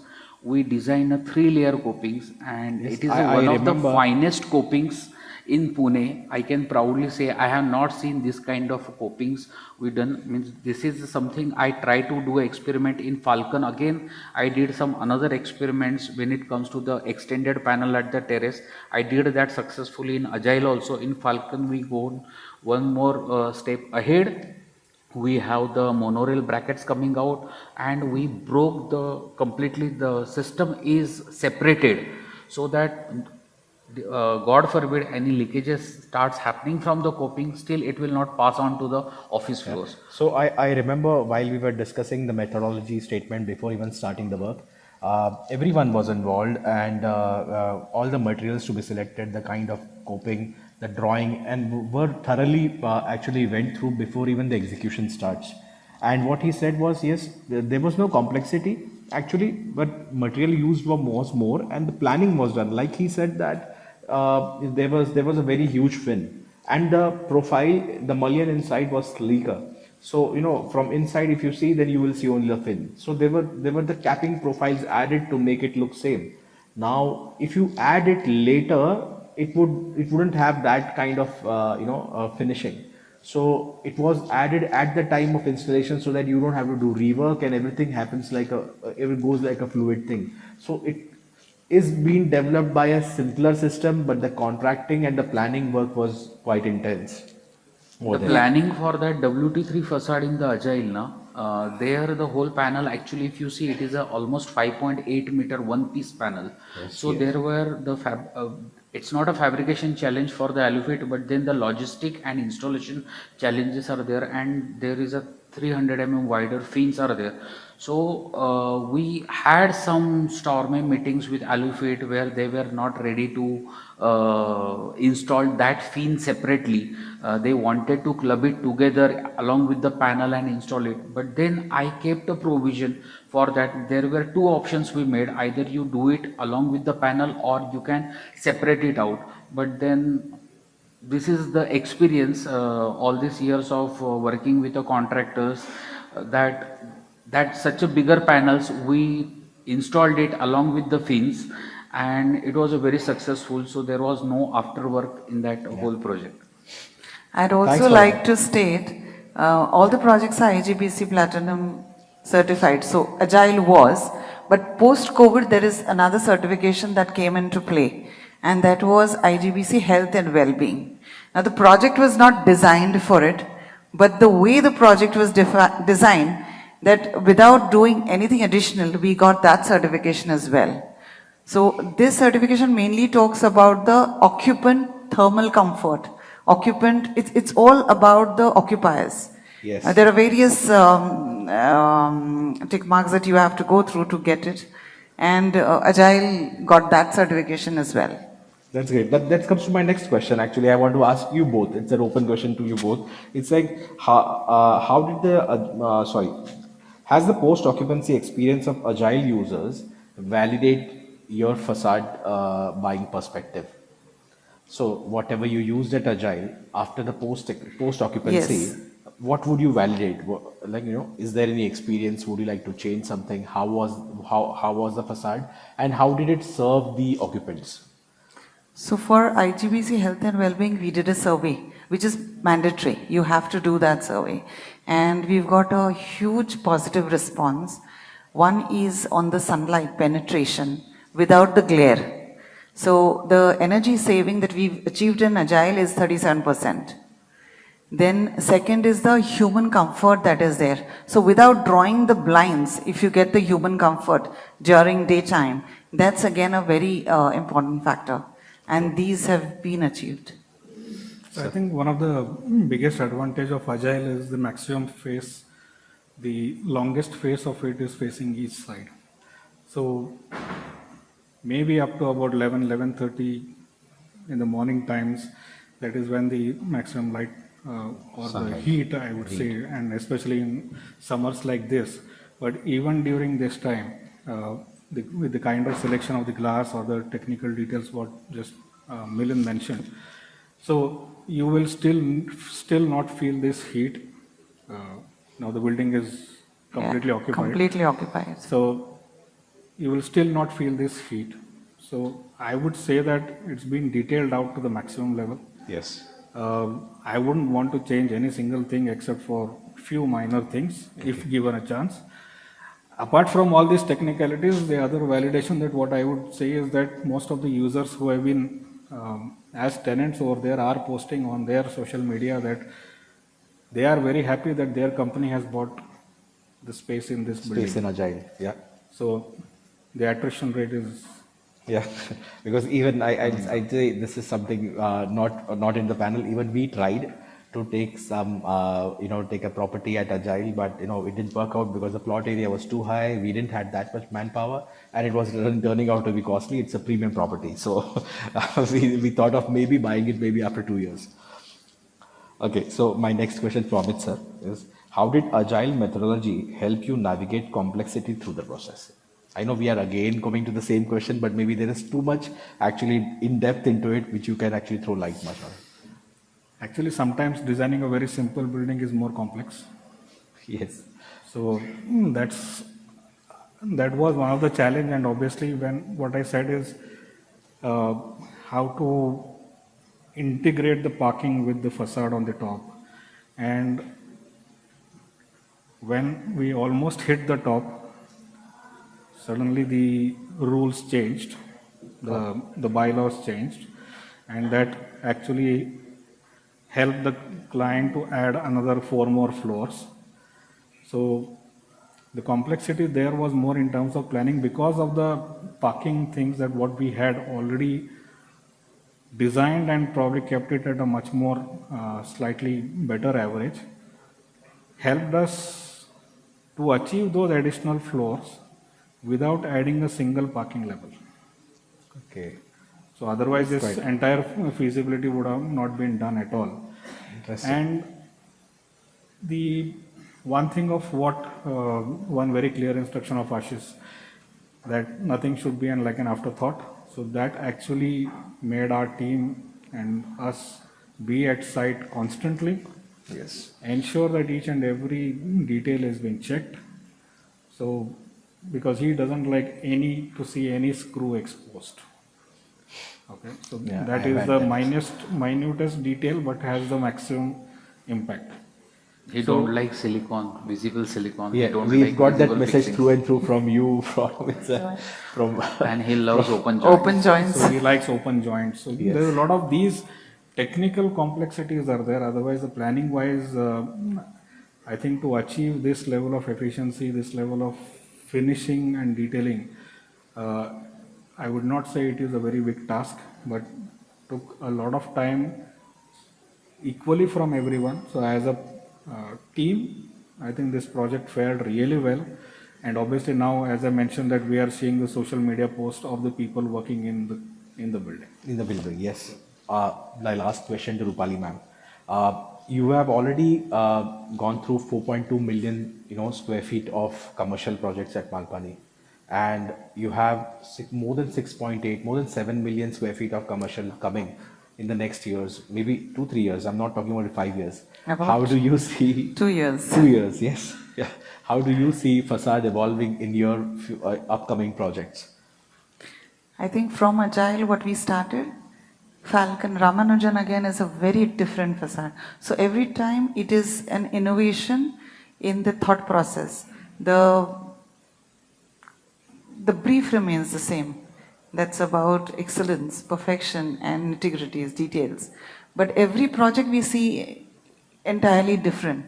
We feel there has to be a big breakthrough just using glass. And if glass is being used, it has to be used very innovatively. The right detail actually attributes to it. Also, biophilia is something which is very close. Environmental consciousness, sustainability is very close to our heart. Yes. And that's something that every project is getting. So the next two projects that we have are actually speaking more on biophilia. Again, we're doing very innovative work there. So even we come across a lot of inquiries where people are looking for sustainability, and yes, sustainability is a very wide concept which my colleague Harsha already explained. And sustainability and being green are two different things. Like you install something which actually just takes more power and gives more heat inside and uses more aluminum, and then by using a recycled aluminum doesn't solve the purpose. So first, any point of designing what Shuko and everyone follows is, I'm sure Milind sir and everyone will agree that Operation Carbon is something which we can do now. Like you reduce the operating carbon by actually designing it right. So you reduce the aluminum upfront there, and to make the air tightness so high, and use the products in such a way that it doesn't leak and you don't have to spend your energy so much. So there you have actually saved half the battle. Okay. And then in one point of time when India has too much of scrap aluminum available by which you can have a better alloys, at that time the scrap aluminum will automatically give a lot of green points to a lot of projects. So just by getting an aluminum from Europe and getting green points in India doesn't solve the purpose actually. So that is what I have discussed a lot of time, sustainability, how it should be. Like whatever is in our hands, let's do it first. We are in fact thinking of going back to the roots. So in our next project, we have concrete exposed facades. Excellent. So that's something that we're integrating with the glass facade. Wow, And that's biophilia. inspiring. Like every project is different, I know, and it's going to be a very great journey. And I would be honored to work more on such projects. So same way, I think I have done with my questions, and we've discussed about Agile and someone. We would take one or two Q&A. I know I'm already more than 4 minutes past the time. If any questions, we would like to take one or two questions, in case if there are. We have the panelists here, and we won't find them together again so soon. So if you have any questions, any important questions for them, and if it has been answered well, we would take a leave. Perfect.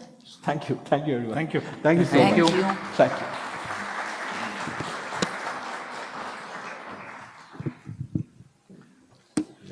That was a very nice session. The success of a project of a facade is when there is synergy between the developer, the architect, and the consultant. And the understanding here is very evident. And I think the projects speak for themselves. With this, we are going to break for lunch. We understand everybody's going to be hungry. Please take a quick lunch, meet our sponsors, visit their stalls, take an understanding of their companies and the products that they offer. Session 3 has kick-started. May I request all of you all to Alright. please be seated. The lunch So, session is over. we Thank kickstart, you. We'll session again 3. meet for networking And for our tea next speaker is around 4:30. architect Thank you. Sachin Patil, who's the architect and director at Beyond Design Architects and Consultants. Although he likes to be known as an architect, a thinker, and a people's watcher. Sachin has a comprehensive understanding of bringing together all aspects while designing a project, keeping in mind the cost and the sustainability. His topic for today is facades and context of a corporate culture project.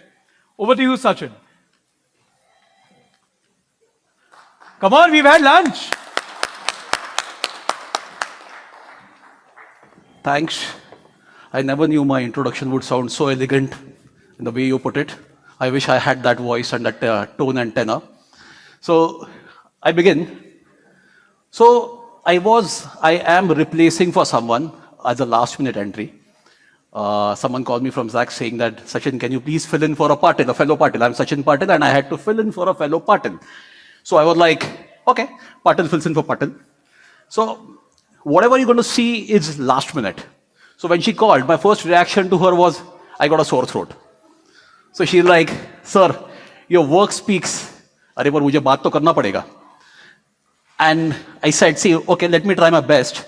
And I know my voice, which normally sounds like Amitabh Bachchan, but with the sore throat, it's sounding like Amrish Puri. Thoda bass ज़्यादा आ गया है. Yeah, but that's fine. I believe you guys will adjust to it. Second, मैंने बोला उसको कि I need time to prep. I can't just walk in and show something where I don't even know what the topic is. And you guys are stalwarts over here. मैं तो कुछ नहीं हूँ. I'm just a normal architect who loves watching people. I love watching people watching buildings, so I know how they feel when they watch the building. That's what I do. But I need time. So she's like, sir, 2 दिन है. So 2 दिन, normally when architects have a presentation, they take 15 days. 15 days में से 14 दिन वो लोग सोचते रहते हैं, 1 दिन में presentation कर लेते हैं. Here I have spent 1 day thinking, 15 minutes working. So please don't check the sanity of this presentation purely because जो मुझे पिछले 6 साल में याद था, जो मेरे एक iPad पे था, मैंने कोलेट किया और इसको ये PPT बना दिया. What you're going to see now, none of the projects are mine. What a way to start this, but okay. I thought everybody would have had a nice lunch. Everybody would be feeling sleepy, so थोड़ा humor add करते हैं और content नहीं है तो humor से ही काम चला लेते हैं. So, however, I was involved in detail in each of these projects, right from taking the client brief, to convincing the client that this is the right design, to value engineering, to facade engineering, and right till almost the execution. What I want to tell you today is how architects come up with designs. Okay, just 3 projects, various contexts. Okay, let's begin. Here? Okay. This one, I call it as a Gandhian tribute. The context is here. This project is, this project is located at Pimpri Chinchwad for a family who is known for their Gandhian values. So when they approached us, and when we made the first pitch, they were more like, we want something which speaks about our culture. So Thermax as a company is known for their values. My father was an engineer and I used to hear stories from him then that Mrs. Anu Aga, Rohinton's wife, now a famous philanthropist, she used to travel from Pune to Mumbai in Deccan Queen in the mornings, and she used to carry a sandwich ka tiffin because a lot of Thermax staff used to take that train from here to there. And she used to distribute that sandwich. So it was known, like legacy of Thermax. They speak about it a lot. They personally are Parsis, philanthropists. They believe in Gandhian values. They are simple people, but not so simple when it comes to choosing the design.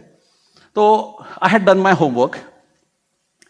And luckily, wahi time pe ek acha serial popular hua tha by the name Succession. I don't know how many of you are Gen Z, must be knowing it. Gen Z hai koi yahan pe? I see one. You are Gen Z? Nahin, na? Theek hai, nahin. So Succession, very beautiful series. It's about succession. So Succession ke time pe a word was made very popular called understated luxury. Luxury clothing without proclaiming the brand. I wish all of us should learn. So I coined this term, understated Indianness. So in being Indian, being simple, हाँ ये गांधी जी के glasses है, वही copy करना पड़ता है यार, इतना भी creative नहीं है हम. So understated Indianness is being Indian without showing that we are Indian. Okay, obviously, see architecture cannot be like Indian architecture hai. Architecture has to be global. So we gave them some examples. This is a part of the presentation. मैंने सिर्फ slides copy paste किए. So we showed them Sabarmati Ashram, जहाँ पे पूरी दुनिया के architecture में जैसे join किया पहले अहमदाबाद जाते हैं. We did show them Chennai का research वाली, चार्ल्स कोरिया के सारे project दिखा दिए. They were happy, lovely. Sachin, we like you. the project is yours. Paila hi char, sorry, I'll stick to English. In the first 4 lines, I could make it, we are getting the project. So we did show them this. And we proposed this. Okay? We proposed this. Simple. While we were on this slide, we were emphasizing, this is the UN mission in New York, the permanent mission. We emphasized the essence of a window and how to frame the view. And we proposed this. We gave them the context. The context is the industrial town, Pimpri-Chinchwad, known across the world for its industrial setup. We have all grown up traveling to Pimpri-Chinchwad for projects, and I see a lot of people of my age here, I'm happy. Few of them are resonating with my thoughts, so I'm more happy. So we said we do not want a building that stands out like a sore thumb. I know, of course, everybody will ask me, what has this got to do with this team over here? We gave them this. Lovely design. Design is not mine. It is done by an assistant of Charles Correa, going by the name Sachin Akshikar. Yeah? So he's a lovely guy, simple guy, small practice in Mahim, Mumbai. But for Beyond Design, he did this concept, and we detailed it out. So we did this. Fair. Simple terraces. Sub north light, sub study kiya tha, west facade mein kaise usko, all the boxes we ticked about climatology. And we gave them this option. Because of course, we can't walk into a presentation with one design, why are we wasting our money, kind of looks aa jate hai. So we gave them this option. This option is nothing but a glass envelope, and on top of it, we have a skin of fins. Very typical standard design which architects do jab unko kuch nahi aata hai. When architects do not have ideas, they do this. In 14 days, of the 15 days of presentation, in 14 days we could come up with this. So I said no, but okay, we needed an option, we presented this. Now at this point, I get a question. Till now, okay, while I was here, the family was so happy, and the family was Firoz Padamji, Meheraga Padamji, their kids, 18-year-old. Wow, I'm a 40, that time I was 48-year-old guy present, convincing my design to a 18-year-old. Sorry if any 18-year-olds are around here, no, nothing against you, but umar ka lihaz karna chahiye aapko kabhi. They liked us so much, and my presentation so much, that they said, Sachin, you are a mentalist. You have our pulse. Everything was fine till I was on this slide. But the moment I came here, silence. Why can't we have a glass box? Standard request from a client. Hum kya kare? Okay. So he said, okay, we can work it out. So we gave them this. So we did this. That's what architects do. That's what happens when corporates sort of convince us to amalgamate two theories which are distinctly away from each other. Ye hai totally simplicity, understated Indianness. Ye hai a glass box. It's still a glass box. I know as an architect, if this would have been built, it would have been a glass box. I'm not against glass box. I am for glass facade. And but we all are here for, otherwise you'll start throwing eggs and stuff at me. But we had to mix and match. So corporate architecture is not about what the architect's vision is. It's about what the client wants. How it is envisaged in the night. This building is coming up exactly the way it is. We are taking pains so that a lot of detailing has gone into the facade aspect. It's not so difficult, not so easy to have this frame. Sorry, I can't use the pointer, but this frame to be seen. So there's a typical detail that we want, so peculiar detail that we want. Kahan pe? Top one? Okay. So yeah, pointer. Yeah, so this detail is very difficult. Yeah, but we are doing it. these were the options which we had worked on. So we started from here, which was really liked by all of us. We went to this and this. Somewhere, if you see, the terraces over here are taken from the, 3-building concept. We tried to do a 3-building concept here, but yeah, at the end of it, this is what prevails. And soon, I think in the month of November, we will see this at RD Aga Chowk, Pimpri Chinchwad. This one, project 2. This is in Ahmedabad. सारे architect बच्चों का मक्का अहमदाबाद है, सब वहां पे पहले भाग जाते हैं जिसको. We started the presentation with architecture is a product of climate, culture, technology of that period time. We went to Ahmedabad, took some references of Millionaires Association, other buildings, again, millionaires. As any architect would have wanted to, we wouldn't have wanted to build a glass building in Ahmedabad. Heat. Obvious reasons were there, but the client here is Amneal Pharmaceuticals. They are a major they are one of those Gujarati family who have some 10 years back had acquired a big company in US, and they had company bhi acquire kiya tha aur accent bhi acquire kiya tha. So they used to speak like, no, Sachin, it has to be like international building. I said, right, theek hai baba. So, theek hai, we are okay. So we went and presented them this. Okay, pardon the rendering. I couldn't find a better rendering. Had Shraddha given me a couple of more days, मैं करवा लेता था, but ठीक है. So we tried to explain them that we are trying to get Ahmedabad and glass and all the international. We made a big presentation showing the international trends, etc., etc. Yeah. So you see, we spoke to them about how the staircases are popping out, how the masses are being framed. I think I have a slide here on that. Yeah, so staircases, which makes a bold statement. Of course, it has an envelope. It fits in every way as a modern building. How the brise soleil or a louvers can be used in a modern context. And this was going back, this was the proposal. Very lovely in proportions. We were very happy as a team. At Beyond Design, we said, ban jayega mast, hum international ho jayenge, we will get awards. Okay. But building nahi bana waise.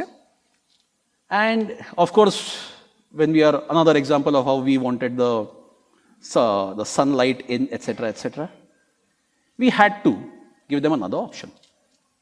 So ये option दिखा था.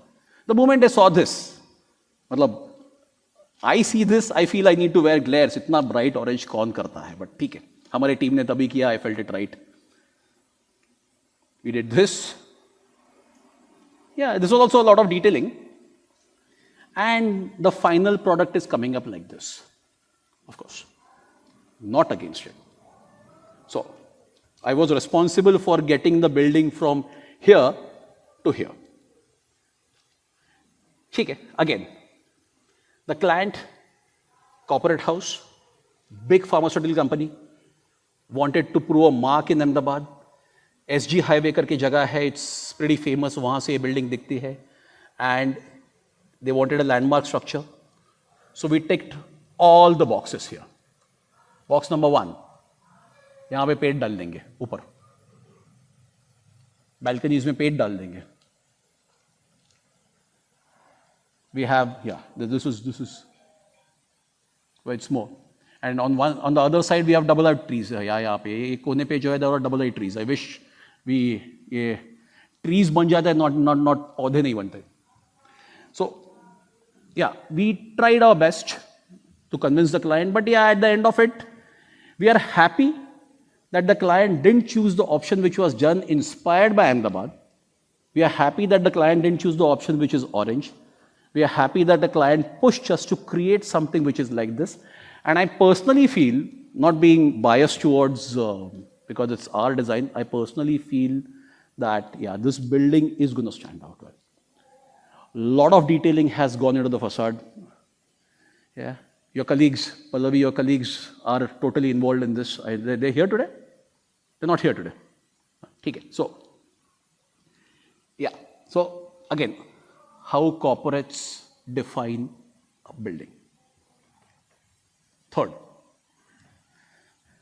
allow me to delayer myself. They say facade is nothing but a layer, but I always believe that it's integral part of the building. Here's a funny project, I would say. Here's much closer to, geographically much closer. This is phase 1 Hinjewadi. This is that road which takes you from that lemon tree. One way, यहाँ पे Wipro है, यहाँ पे Infosys है. This is the one way which goes and then goes to phase 2. This is the plot. It had 4 buildings. 2 buildings, building 1 and building 2 across the road had this outlook. Wire cut bricks cladded. The building is completely, the campus was completely like modern Indian architecture, down to earth, earthy tones everywhere. खाना खाने के बाद लोग जाके मस्त में बैठते थे. The other 2 buildings were these. Panchsheel ने बनाए हुए buildings, typical Panchsheel buildings. It had an elevation like this, completed. Our role as architects was to design this complete campus, have 5 buildings, out of which these 2 existing buildings, we had to rip open the envelope and create a glass block. The client, a European lady, 65 ki hogi, she used to, like a khadus, she used to tell me, Sachin, we do not want to see even an inch of concrete from the outside, not even an inch. And I don't know how many of you work with architects in Hinjewadi area, the CFO out there, Ogale, not so lenient when it comes to glass buildings. The first thing which the CFO says that I want the staircases at 2 corners. And this lady is like, I don't want to see an inch of concrete, Sachin. So we had to remodel. First step was we had to remodel this building. So I'll just, so this was the campus. I mean, oriented like this. So the 2 remodeled buildings, the 2 demolished buildings. Okay. I'll come back to the slide if needed. So what we did was, we broke open this building completely demolished. And this, I think, Viraj, you were involved in this, right? Super, thank you. Acha photo dena agli bar. Yeah? So, we ripped upon this block and we created this. Every inch is detailed out. This was done in COVID times, when prime COVID times, second wave mein ye demolition hua tha. First wave we planned, this demolition photograph is second wave. Viraj and his team erected this. Don't look at the detailing. You're not in the detailing, Pallavi? तूने किया था detailing? बाद में मिलना मेरे को. A couple of things. Content नहीं रहता तो humor चल जाता है. So, yeah. So we really detailed this out. Bending the curve fin was a big challenge. विराज कितने बार फेल हो गया था इस पे, ये कर्व फिन को बेंड करते हुए? हाँ, थैंक यू. मतलब 28 बोल रहा है, मतलब 10 बार तो किया था पक्का. So the corner detailing, bending the glass, big challenge. We just couldn't manage, but ठीक है. Today the building stands. Today the building stands. It looks like this, functions very well. Functions very well. Everybody is happy. The clients are happy for giving a building which does not see an inch of concrete. Luckily, the client has not seen the bottom, but we can't help it. Now, the second challenge. we have this, this was existing here in the center, and this building is also existing. So imagine an octagonal shaped building with multiple terraces. Matlab, you remember the Havelis of Rajasthan out here. Look at the grills. They are made from sandstone, which they say they have imported from Agra. I got to know that when I was doing this building, I got to know that Agra mein bhi sandstone milta hai, but that's okay. What to do as architects when the client says you have to demolish this completely and make a complete glass box. But luckily, the design team could come up with this. Today, this building is standing. As you go down that one way, you will realize that this building is set to be a landmark. Not, again, a very unbiased opinion, not an opinion not because I was a part of the design team, but yeah, this building is very well made. Again, similar detailing. We started here. Using the form without having a replica, yet creating something taller, which can potentially stand as a landmark, we created this. More images. To time extend kiya, it was showing one, acha, I crossed the time. Oh, thank you. So, that's about it, guys. Yeah, this is how it looks in the night. I love the amoeba-shaped lights out here. Sometimes do drive down, they look beautiful. Well, thank you. Thank you.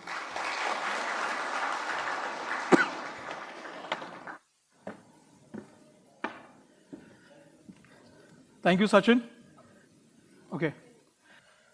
Moving on, our next speaker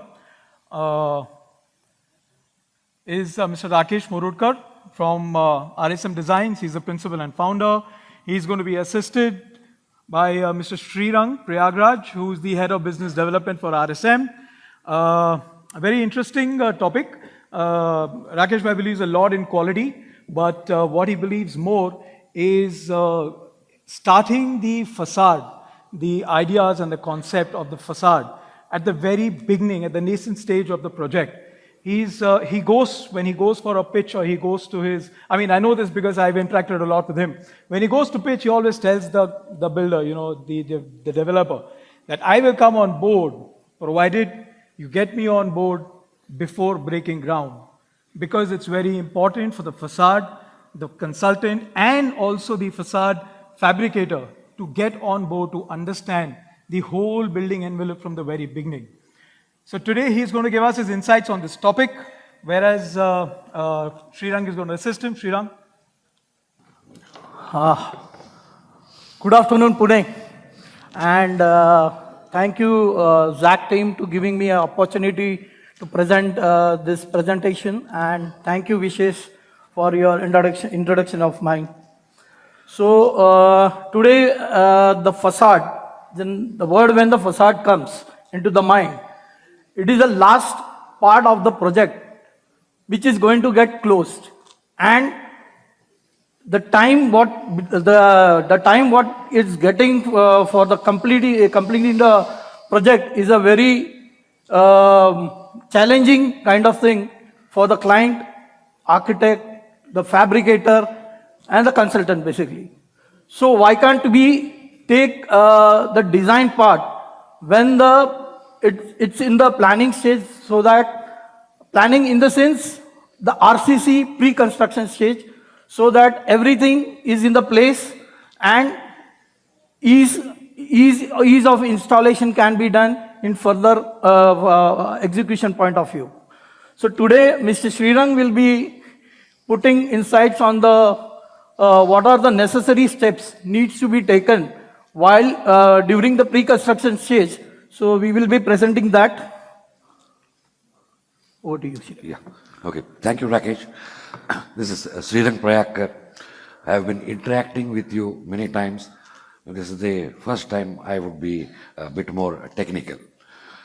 As the topic is, it's a pre-construction stage, facade design, I'd like to talk about more of the practical approach which we feel should be adopted. The first thing is the RCC slab, which normally is not, we feel that given due consideration in terms of loading. As this presentation progresses, I will show you the details, what need to be considered. So RCC slab, that's okay. Then we have columns and beams. That's the strengthening of the RCC according to the facade design loads. This is to be considered mainly for huge atriums, so skylights, canopies, pergolas, etc. Right from the top, then we come to the bottom, which is the RCC upstand. Unfortunately, there is some rule followed as a thumb rule or something that upstand needs to be of some X height, the width should be Y height. Further tell you why the thumb rule should not be adopted and what are the things to be considered, what will be the advantages, etc. Next is the terrace. As we progress, the industry is growing. The facade, in order to look good, needs to be cleaned and also maintained. For that, we should have a proper facade cleaning system or the BMU in place. The things to be considered for that will also be discussed. Next. Now the different design aspects, the points to be considered are the design of the facade should ideally be integrated with the overall architectural and engineering process right from the beginning stage, as he has said. This ensures not only the building aesthetics, but also aligns with the structural and other functional aspects for which the building is intended. Now, by starting the facade at a very earlier stages, we can ensure many things and address mainly the RCC conditions where the loading, etc. can be considered and it can be constructed accordingly rather than breaking it at a later date and incurring the extra cost as well as the time. There are different ways of doing that. One is the use of cast-in channels, use of insert plates for the canopies or for the cleaning system or the BMUs. In case of MS structures, etc., it is advisable to have bolted connections instead of fixed or welded connections. Because in the facade, everyone knows there is bound to be movement. So if it is welded, then there won't be any movement and it becomes more susceptible to an early failure. To conclude, consider the design aspects in the pre-construction stage. The project cost can be controlled. The execution methodology and sequencing, etc., can be freezed to achieve the projected target dates. Next.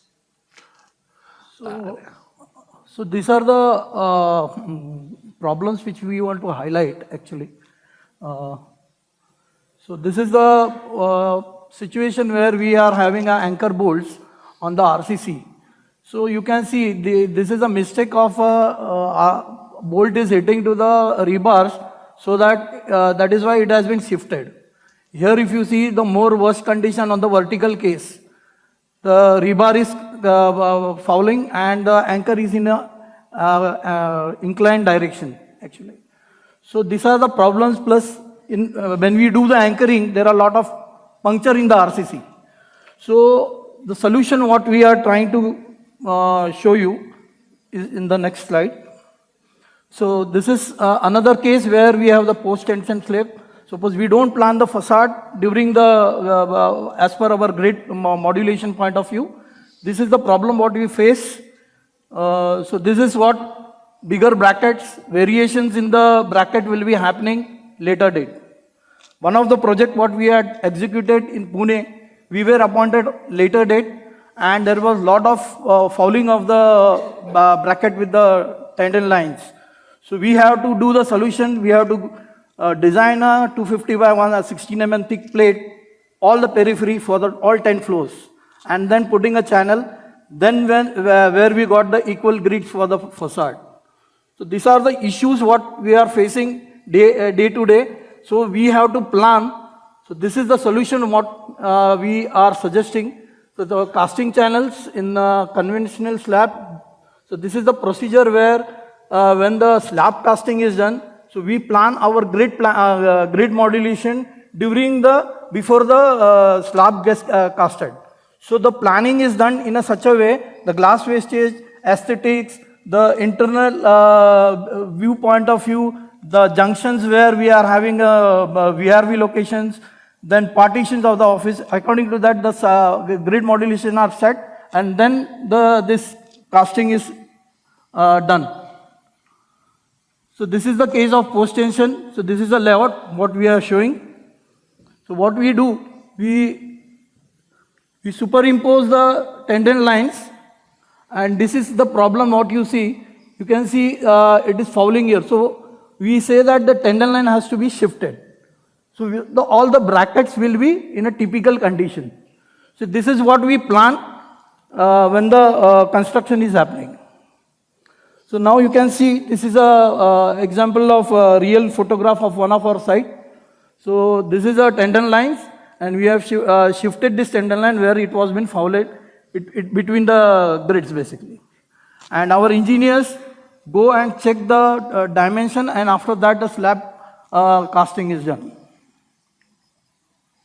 So this is a steel building where the deck slabs also can be, we can use casting channels. This is a typical detail where we can have the movement, all three directional movement of the brackets basically. This is the parameter. We have given a difference between the SS316 anchor and hot rolled channel basically. The important thing I would like to highlight that this is ETA certification of 120 minutes and lead capacity of fire basically, and it is a green building certification. And you can note this difference between the, there are a lot of issues when we do the anchoring point of view. So this is one video we'd like to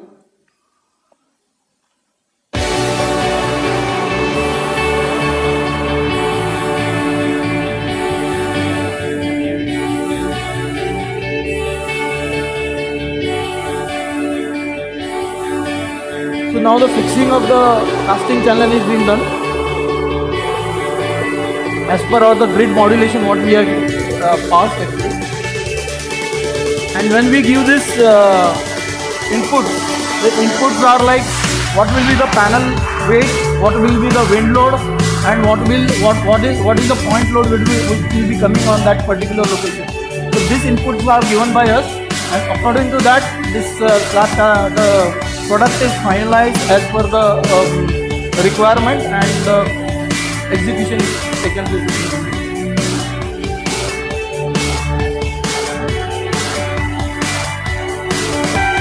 Once everything is placed, then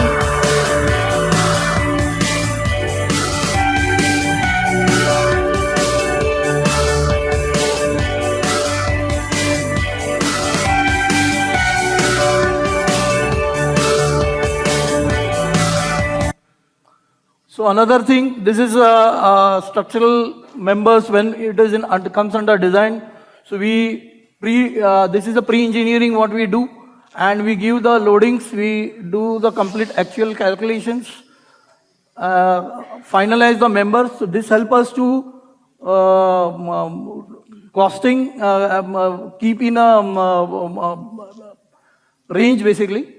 And these are the loads what we give to the RCC consultant, so that according to this, the RCC consultant will take the safety factor and design the beam.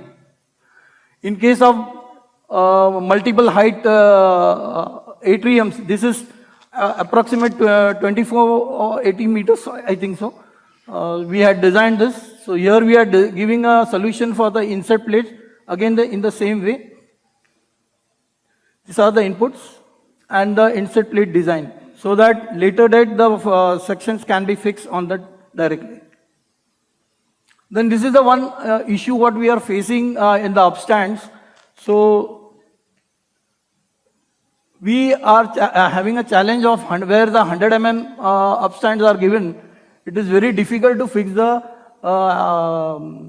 channels basically, because we have very less edge margins from the for the RCC upstands basically. So this may fall because 100 mm, casting a 100 mm, what reinforcement we can get. So we suggest to have a 150, at least 150 mm, so that mechanical anchor can be used in that basically. And here, when the building is already constructed, then we have to go for a chemical anchors, which has to be embedded in the mother slab basically. So this is again costing us in the project. Then the cleaning systems, whatever the cleaning system we are proposing for the project, the RCC, terrace RCCs like slab or a parapet wall has to be strengthened. So that kilonewton per running meter has to be defined by the consultant, so that RCC design can be taken. So the planning of the cleaning system also has to be done during the before the pre-construction stage actually. So that is this is the slab on the slab basically, and both the cases we have we give the margins that for parapet mounted at least 1.5 meters we need a periphery clearance, and in the slab mounted we need at least 3 meters clearance in the inside the terrace land. So we would like to highlight one of the project which we have successfully completed in the process what we have shown. This is Ascendas IT Park in Kharadi. So this was been planned before COVID, and during the planning stage, this was been designed basically from our end with coordination with our client architects and fabricators. So this is the systems what we have used: split unitary system for the office area, aluminum features. This is the main USP of the project. What you see on the screen, in the magenta color, this is the fin element what was being used at the southwest location for the shading element. So this is the USP of the project basically. And then there were the other facade elements like conventional cut-on for the cafeteria, then double height spider facade, frameless glass railing, metal cladding on the soffit, and we had used expanded mesh in the unitized system for the VRV locations basically. So this is the detail. So I would like to share how we had detailed out this fin element for the shading element. The fin size was 500 mm jutting out from the glass face, and the thickness of the fin was 20 mm. So everything was being taken into the consideration. If you see, the fin is coming at this openable location. So keeping in the mind how the openable can be opened, according to that the detail was being done, and according to that the execution was being successfully done. We had also done the testing for this project, facade testing, PMU testing. So these are the typical design. I'll just running it fast. So these are the typical details. This was during the tender stage what we had given. So so this is the openable case. You can see here. So glass is not fouling. We have kept the gap of 26 mm. So all this thought process was given during the planning stage itself. Then in the horizontal condition also this fin is there. Transom location connection. Then these are the odd panels which has to be highlighted during the planning stage itself, so that during the fabrication, it makes easy to fabricate and visualize this panel. So we do all these activities in the tender stage itself. This is the fin element. So earlier thought was to do this fin in a aluminum sheet, which was not possible because the fabrication of fin in an aluminum sheet could not be maintain the same quality. So that is why we thought of to go for a aluminum section, extruded section of 500 mm by 20 mm width with the 3 mm thickness. So idea was behind the extrusion. So this piece and this piece was cut from diagonally cut, and wastage was being considered. Accordingly, this fin was being designed. So there would not be any wastage in the aluminum extrusions basically. So this was the bracket, prefix bracket, which was fixed into the system in a unitized system. Again, this was an aluminum bracket, extruded bracket, and there was a requirement, the aluminum thickness, width what we had designed, the screw should not be jutting out of that fin line. So this was the countersunk screw what was being designed for the project. This is at the horizontal condition. So this is the fin. The fin design actually, it is of one and a half floor actually. So this is fixed in one unitized panel. This is fixed in one unitized panel. And whatever you see, this is the expansion joint what we had created actually. So these were the final details which was done from the, this was the approved final detail which was been done. So this is the fin element which was been fixed inside. So this you can see the 500 mm depth, the bracket which is coming inside the fin element. So there is nothing coming out of the fin line.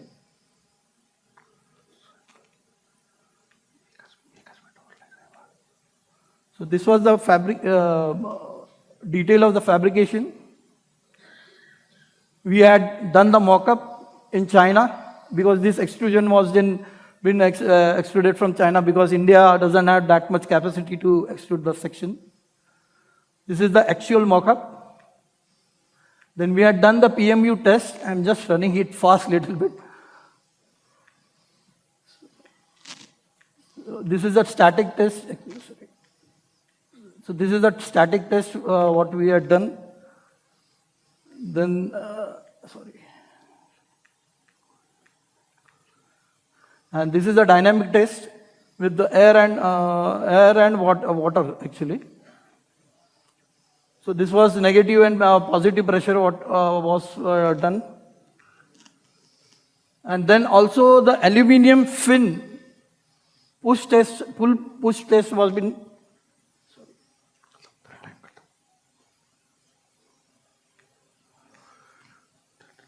So this is the method what it is done actually. This is the right side is a dynamic. This is a static test.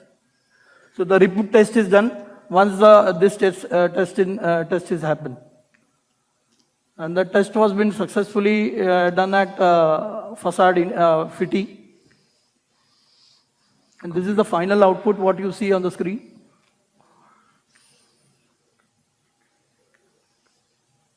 So these are our services what we give generally. So now we have added a new services of facade lighting and facade BMU consultancy also. So this was our first project when I started my company. It was in Australia, Queensland, what we had done. Everything was, and from that time onwards, I was using the casting channel actually, I can say.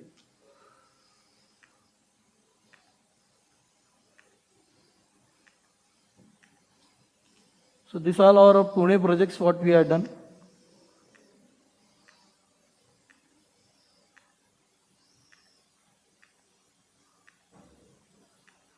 This is in Gift City. Thank you. Thank you. Thank you everyone.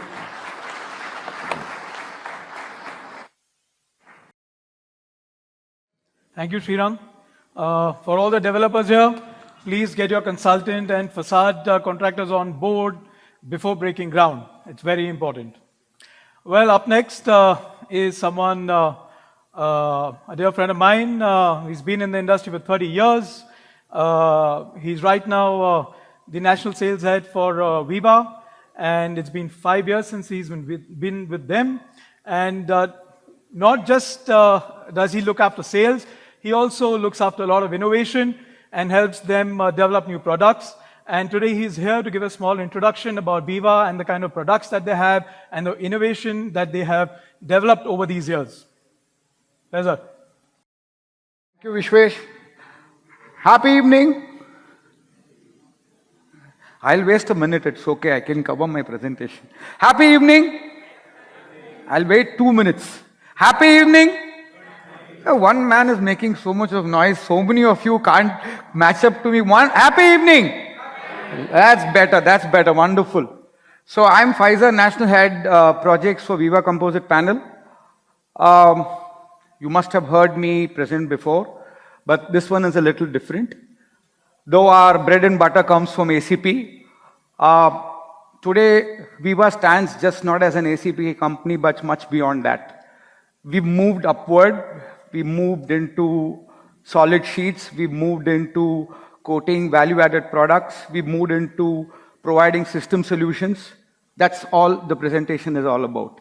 ACP is going to be still a part of the presentation because that's our core product, but we'll see how innovative products, what Viva is offering, can be of help to you in your projects.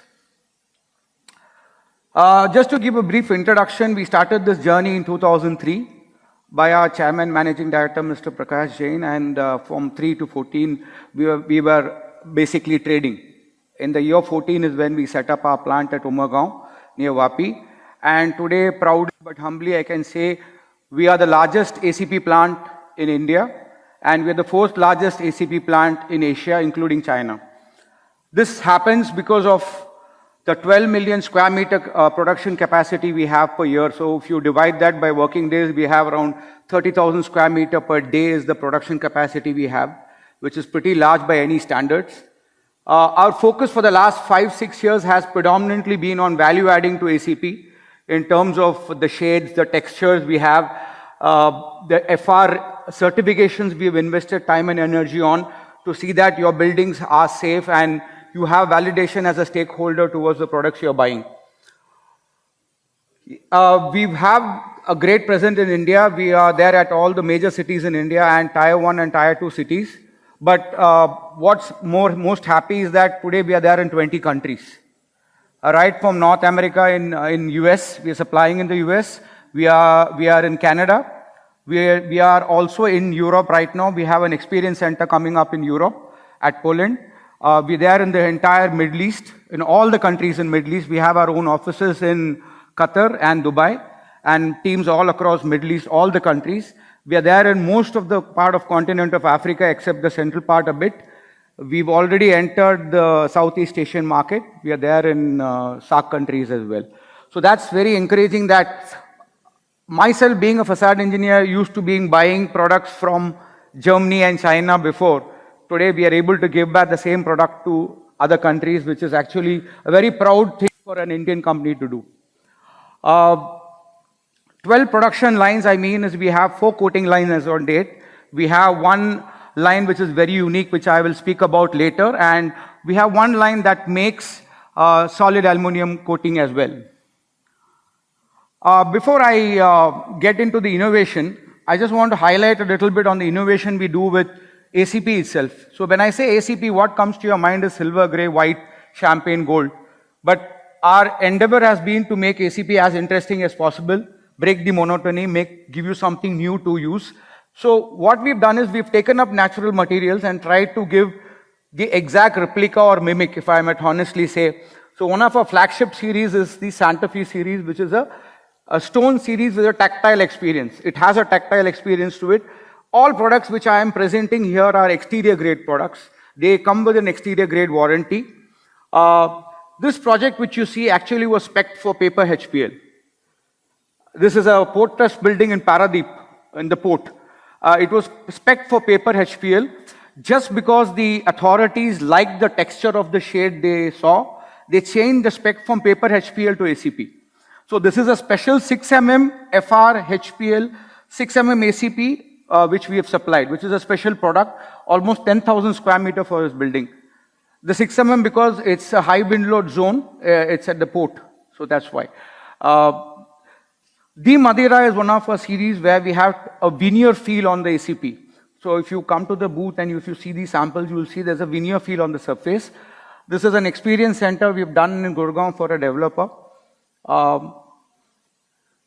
Tarnished Metalum has been one of our flagship series again for the last 4-5 years now. This is a concept where we replicate metal finishes like copper, steel, anodized finishes. This project is in Pune. It's Avante Spaces by Kirloskar. I'll speak about it when I show the projects as well. Natural Stone, again a series which has been with us for the last 8 years now, after which we developed the Santa Fe. The Santa Fe was a higher evolution of it.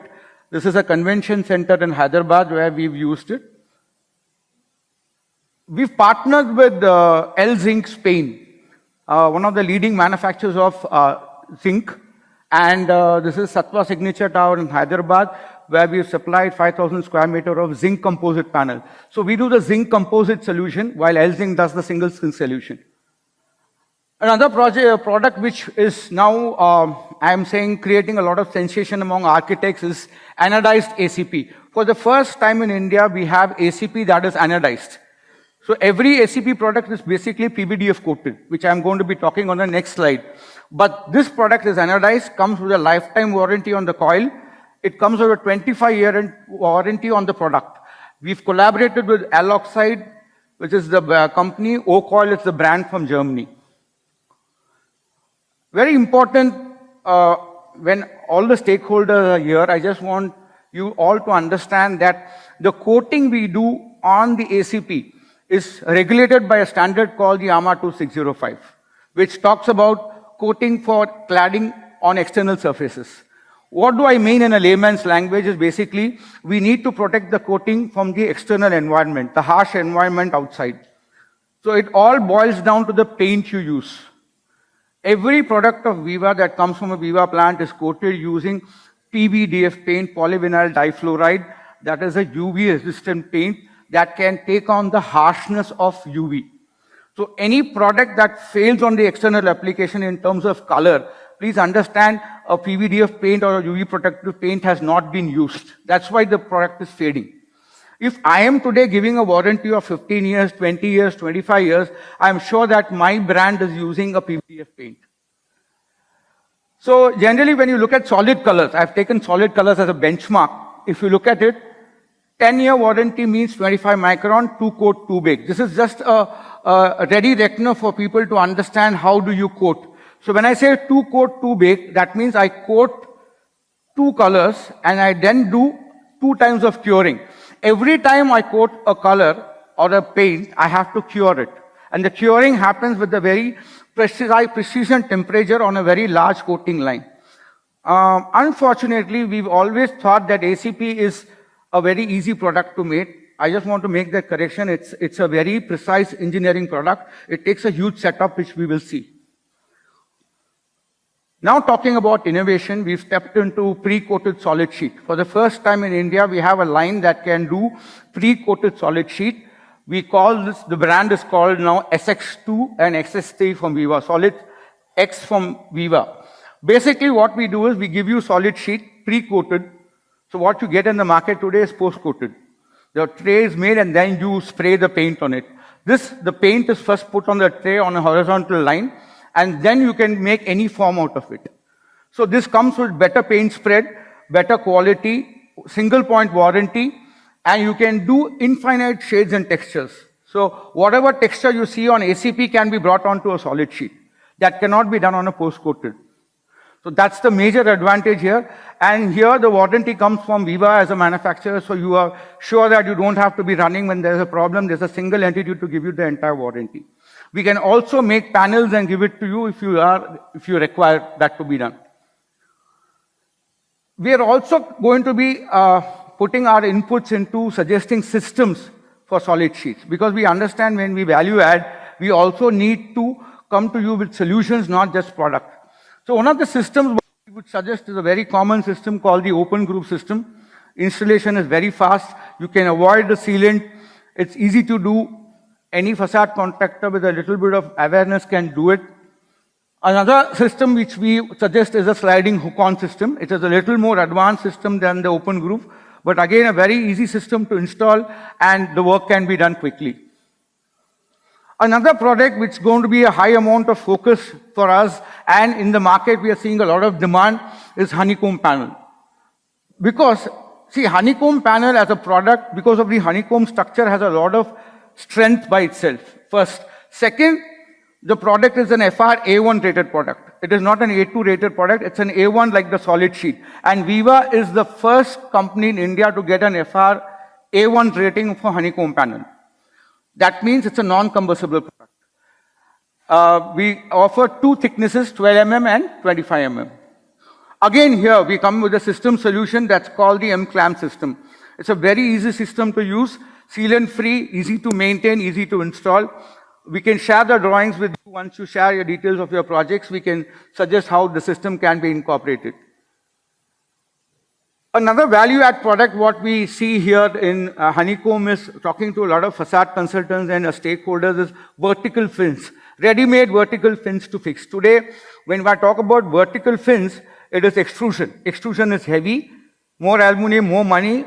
Fixing is also complex. But if I can make it with a honeycomb panel, I give you flatness, I give you shades on both the sides, different textures, different dimensions, and easy to install. So we're going to be making standards of 150 mm, 300, 450, and 600. However, if you have a project where you want us to customize, we can do the customization as well. This is where all the magic happens. This is the Viva 1.0 plant, which is a 13-acre land size, where we have four lamination lines, 3 coating lines, and 1 line that is an advanced line making FR-A2 products and A1 products. That is 2.0, where we have our solid sheet setup and future expansion. So that's a 50-acre land parcel. This is a very important part of the plant as far as architects, developers go, because this is where we do all the customization. We do not buy ready-made paint. We do our own paint mixing.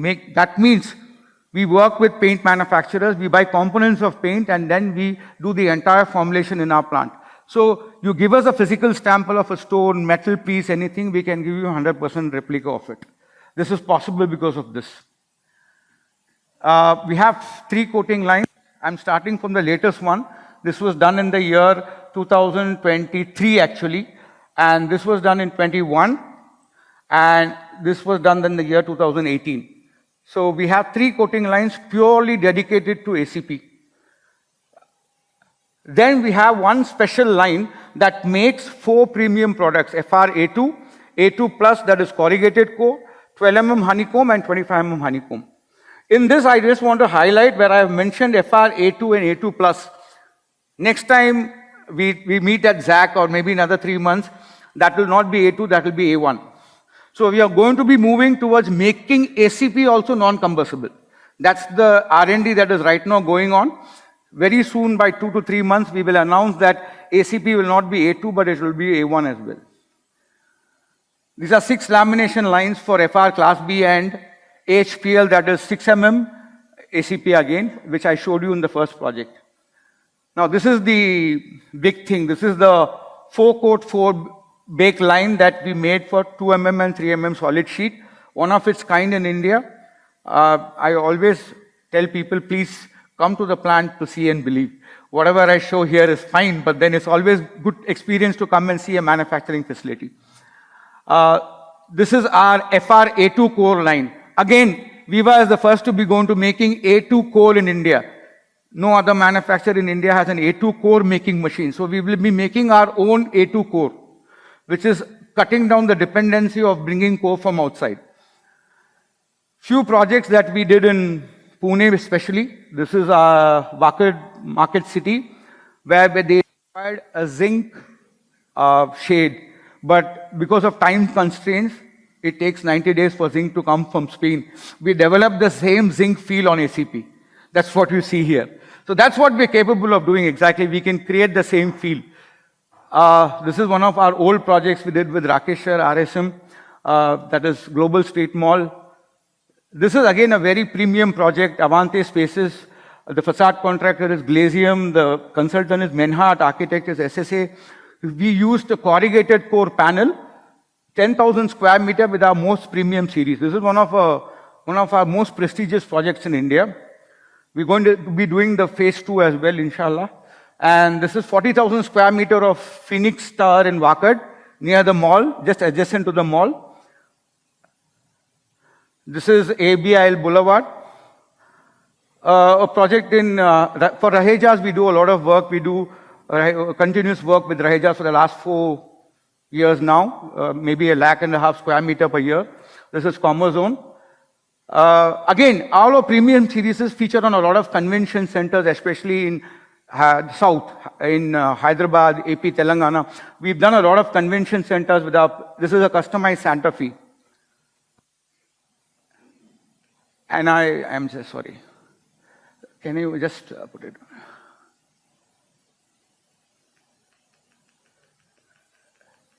So this is, the last one is always a slide I show on innovation, but I thought this time I'll show something else.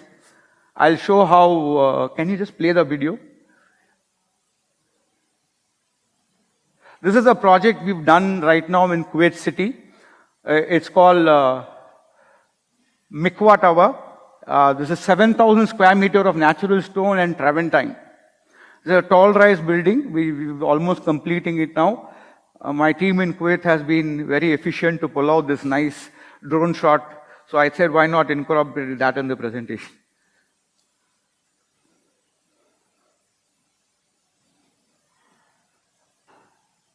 So I would like to sum up saying Viva is here to take up challenges, provide solutions, and be a part of your wonderful projects. Thanks for being a great audience. And thanks to all the speakers who've made it successful. Thanks to the ZAC platform for making this always happen. Thank you guys. Have a great evening. Thank you, Professor. As usual, a very crisp presentation. We've seen in the presentations before, the architects and developers have spoken about not just glass, but also incorporating stone in the facades. We have also started moving towards sustainability. And so our next speaker is going to speak on sustainable cladding solutions for high-rise buildings. And for this, I'd like to call upon T.S. Aditya, who is the Vice President, Strategy and Business Development for Qtone Cinetud Stone. Aditya has been in the industry for the last 15 years. He has a lot of knowledge of stone, and he's going to tell us about sustainability. Over to you. Hi, everyone.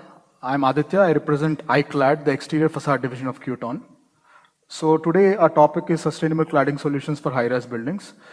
The intent of this presentation is to understand what is the key criteria or the key parameters that are important to select an exterior grade cladding product, and what are the various installation methodologies that we have. So first, let us understand the history of high-rise projects that we have all across the world. One of the tallest buildings that we have is the Burj Khalifa, which is around 828 meters. And if you see the 10th tallest building, it is China Zone, which is 527 meters.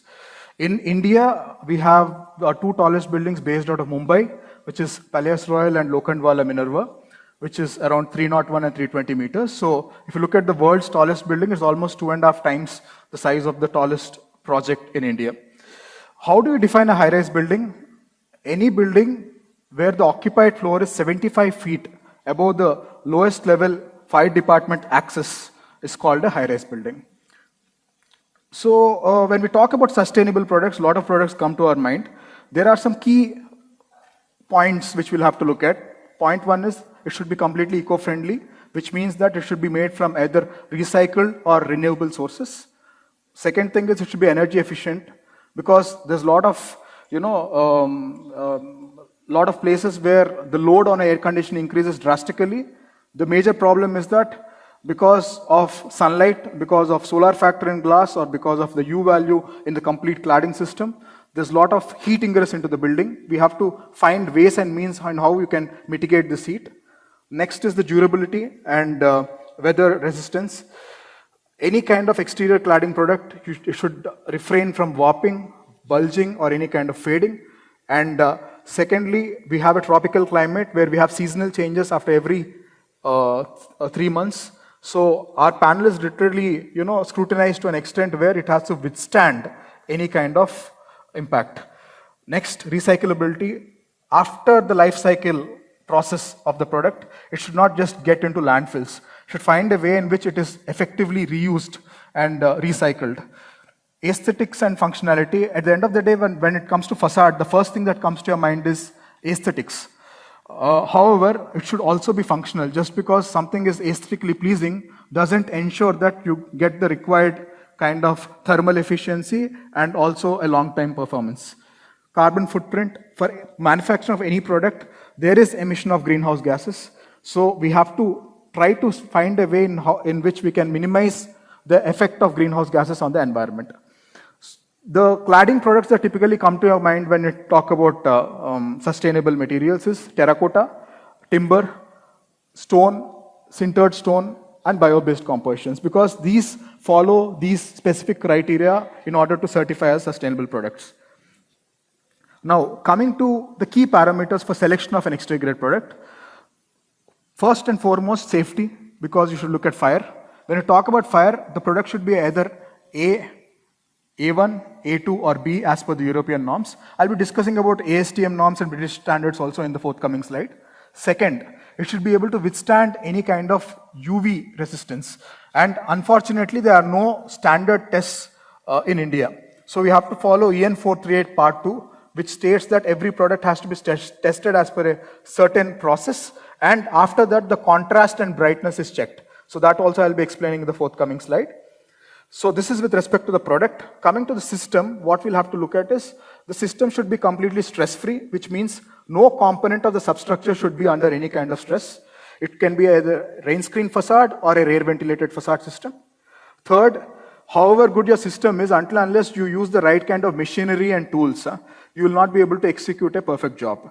So you need recommended tools and accessories with a proper defined shop drawing, which is approved by a facade consultant and architect, is mandatory. Last but not the least, if you have all this, you have to get a trained set of installers who have the competency and capability to execute your project with precision. And there should be certain list of technical compliances which have to be followed in order to ensure that your project can last for a longer span of time. So coming to fire, since we talked about fire and UV when it comes to products, so I'll talk about fire now. You need to understand this graph between temperature and time. So any product you take, any product in the world, it either goes to a certain phase of this graph. So for example, if you take something like A1 class material, which means that it stops at the ignition phase. It does not go to the growing fire phase. But if you look at class A2, for example, if you take glass wool, for example, glass wool is made up of glass fibers which are fixated with the help of glue. So the glue can thermally degrade, but the complete product does not disintegrate, which means it is partially combustible. So this falls under A2 class. Now, between the growing fire stage and the fully developed fire stage, you have something called the flashover potential. So which means that in a class B product, it is a flame retardant product. That means if you ignite fire here, the moment you remove the point of application of flame, the fire will retard by itself, which means that the product will go from growing fire to fully developed fire phase. It will not reach the fully developed fire phase, it will stop near the flashover potential. Now, as you go from C to F in the ascending order, the time required for the product to reach the flashover potential will become very rapid, which means that it will burn within no time. So any architect or facade consultant typically suggests something which is A1 or A2, and B class also to some extent is okay, but you cannot be using anything between C to F for external facades. This we have seen as per the European standard, we have A1, A2, B, C, D, E, and F. So whatever is A1 as per European standard is actually classified as non-combustible as per British standard. So whatever is ISO 1182 is similar to BS 476 part 4.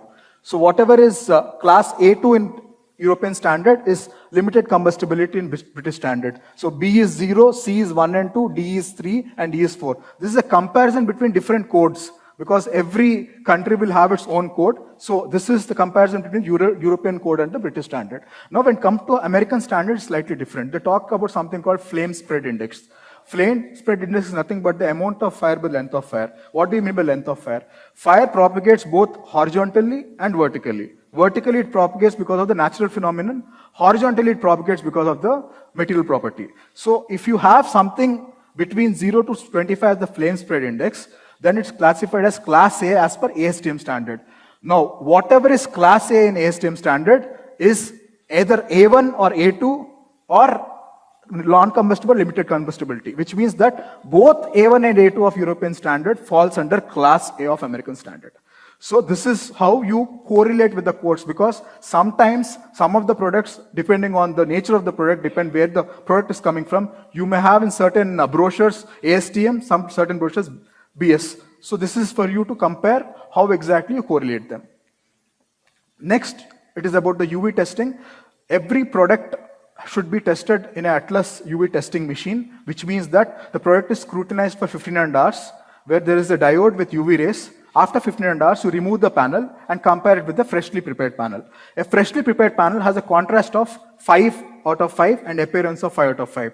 Whereas after the test is done, if your contrast is not above 3 and appearance is not above 4, it is not permitted to be called an exterior grade cladding material. So whether it is stone, whether it is HPL, whether it is ACP, let it be any product in the world, it has to undergo this test to ensure that your product will withstand in exterior climatic conditions with respect to our changes, with respect to the weather and UV. So this is the most important parameter that you'll have to look for. Next, we spoke about the parameters for the product. Now we'll talk about the installation system. The typical, most commonly used installation system is the rear ventilated facade system. When we talk about rear ventilated facade system, you leave a cavity of 20 mm on top and bottom. There's a cavity between your wall and your panel. You ensure that hot air enters through the cavity. Because of hot air being less denser, it rises up and moves out from the top vent. You're allowing hot air to enter into the cavity, but you're pushing it out from the top vent, which is indirectly helping you not to allow the hot air to enter into the wall and into your interiors. So the wall is not getting heated, so interiors remain reasonably cool, which means that your loading on air condition is reducing and you can have a lot of energy efficiency. So that is one point with respect to energy efficiency. But there are other advantages also. You will not find moist patches in your interior. That is no dampness. It acts as bracing. You will have substantial noise reduction. You can also ensure that you have good amount of energy saving. So these are the advantages of a rear ventilated facade system. Sometimes you may also use the rain screen facade system if you want to arrest fire. So we have discussed all the points. Typically, after following a rear ventilated facade system, the typical point you have to look is for the U value. U value cannot be for a product. It should be for the complete system. So for glass, it is very clear. You look at U value and solar factor. But for cladding materials, you have to specifically look for U value, and you have to look for U value which is less than 1. Even only then it makes sense to clad, because your normal concrete wall will have a U value of 1. Now, I'll talk about our product, which is a sintered stone panel. The product is called iClad. It is from Qton. So we will check whether all these parameters are being met with respect to our product or not. So this is the key idea. Now, this, just to give you a quick briefing about the product, this is a sintered stone panel. It is made up of silica, feldspar, clay, bentonite lumps, and titanium dioxide. So it is pressed under a pressure of more than 44,000 tons, and it is fired in a kiln at 1200 degrees centigrade. So it's a complete homogeneous panel. It is 6 mm thick. Now, if just to understand how hard it is pressed, if you look at Eiffel Tower, it's 10,100 tons. Normal tiles, GVT tiles, are pressed with 8,000 tons. Your porcelain slabs that you use in your kitchen countertops is with 15,000 tons. So we are pressing with 44,000 tons, which means that it becomes completely non-porous and it becomes completely durable. So it is, and there's no binding agent added, so which makes it slightly flexible as well. But it doesn't mean that it will be able to take all the lateral loads. You can't bend the panel and apply it, but it is flexible, so any kind of high wind loads, it will be able to take it all. So why we are sustainable? Because we use titanium dioxide in the glaze. It's a photocatalytic coating. Whenever the UV light falls on it, so it actually purifies there. Whatever SOx and NOx that emit out from your car, it is converted into harmless photocatalytic ions. So, or polyatomic ions, whatever you call it. So this process makes sure that you are helping it in the air purification process, because if you take 68 poplar trees, the amount of air purification that 68 trees do is the same thing that our 10,000 square feet of cladding material does. And it is also super hydrophilic, which means that you don't see those dust particle stains that keep coming onto the facade. So whenever, even if you have a single stream of water, whenever there's a natural rain, the complete dust is immediately cleansed. And UV fire, as we spoke about. So as I mentioned, for contrast and appearance, the minimum qualification is 3 and 4. Our product is 4 and 4, so it is passing the test, point 1. Point number 2, when it comes to fire, we follow EN 13501 part 1, and our product is A2, and this is with the system that we have tested, and it has passed. Third thing is, normal problem with any tile is efflorescence, the white salt patches that you keep seeing in most of the terracotta tile cladding and other things. We have done a salt spray test for 960 hours, and even then there is no visible change because the product is literally non-porous. What are we improving? Now, when we talk about rear ventilated facade system, there's a cavity, so there's a chimney effect. Whenever there's fire, because of the air circulation, the fire spreads fast. In those cases, we also use something called a rain screen facade. Wherever there's an opening in the dead wall, maybe it's a window, it could be something, we're going to use a fire stop and seal it. And then we're going to clad our material using rain screen facade concept. What happens is, if there's a fire breakage in one of the partitions, because we are compartmentalizing it, the fire extinguishes by itself and does not pass to the adjacent compartment. So this is helping you to prevent fire breakage. Even if there's a fire breakage, not allowing you to spread it to the adjacent compartment.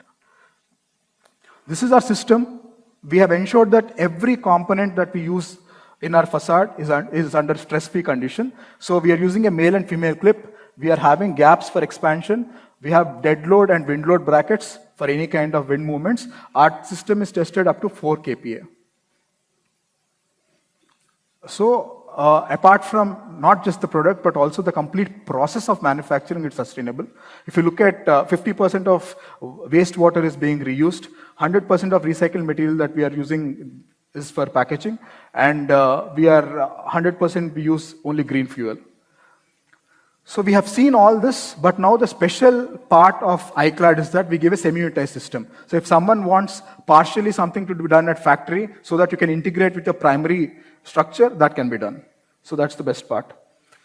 We are complete solution providers. We have our own team. We have project managers. We have AutoCAD people. Although we are material manufacturers, our primary motto is to sell the product. However, we also give the complete solution, which makes us slightly unique. So just a few lines about Qton. We was founded in 2008, and we are about 850 crore company. Last year, we have launched even our Windows division, which is called DMOR. So we have been getting all these tests done for UV, fire, and etc., and we have developed the system. Now the system is ready, and officially we have launched iClad in the month of Feb. We have executed on 8 projects. We have been exporting this product from the last 3 years to various countries like UK, Europe, Germany, and Israel. So that's about iClad. I really thank you for the opportunity. We have a nice stall outside. I hope you can just drop by and then know more about the product and the product range as well. Thank you. Thank you, Aditya. It's great to know as our country is progressing with more complex facades, more creative facades, we're also looking towards the safety, and like he's mentioning about fire safety, and we are also moving towards sustainability. It's great to know there is so much of knowledge that is already there in our industry, and we are working towards building a better future.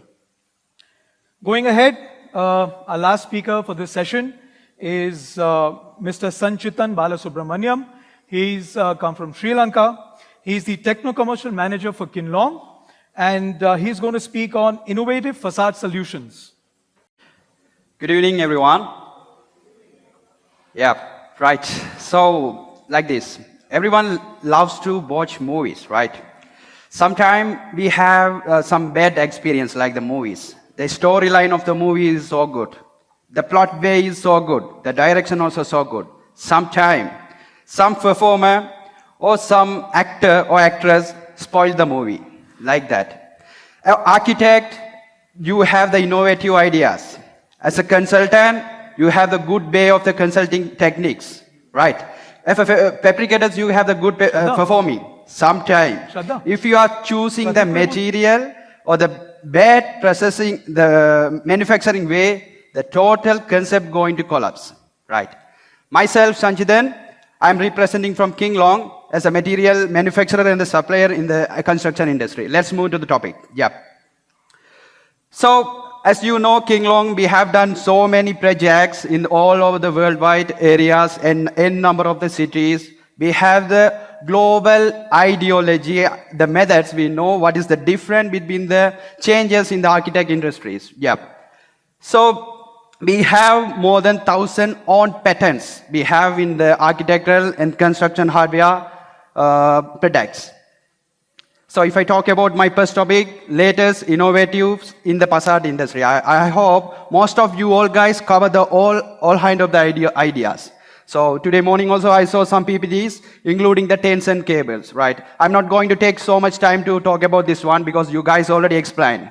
So what I want to tell, if you take the tension cable system, King Long, we can provide variety of the diameters as per your demand of the facade system, right? We know the tension cable is one of the new trend, right? Rather than using the glass, rather than using the aluminum or the mullion frame. So tension cable also one of the new trend, everyone using that one. So we can provide maximum 160 millimeter diameter for the tension cable. So I can already, you can see here,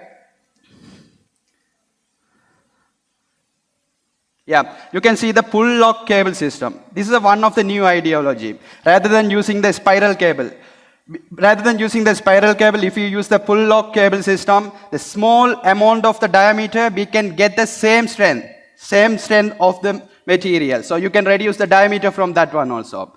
So apart from the PE cables, if you have some corrosive area, you can use the PE cables. And we can normally providing the rope, SS rope, yes. So one of the things you need to know, currently what happened in Myanmar, you know, in the social media, you might see some videos. There are some building collapse, right? So when we have the ideology, when we are going to construct something, we need to think about the safety. Safety also one of the hand. So in the tension cable system, now we have the real-time tension observer.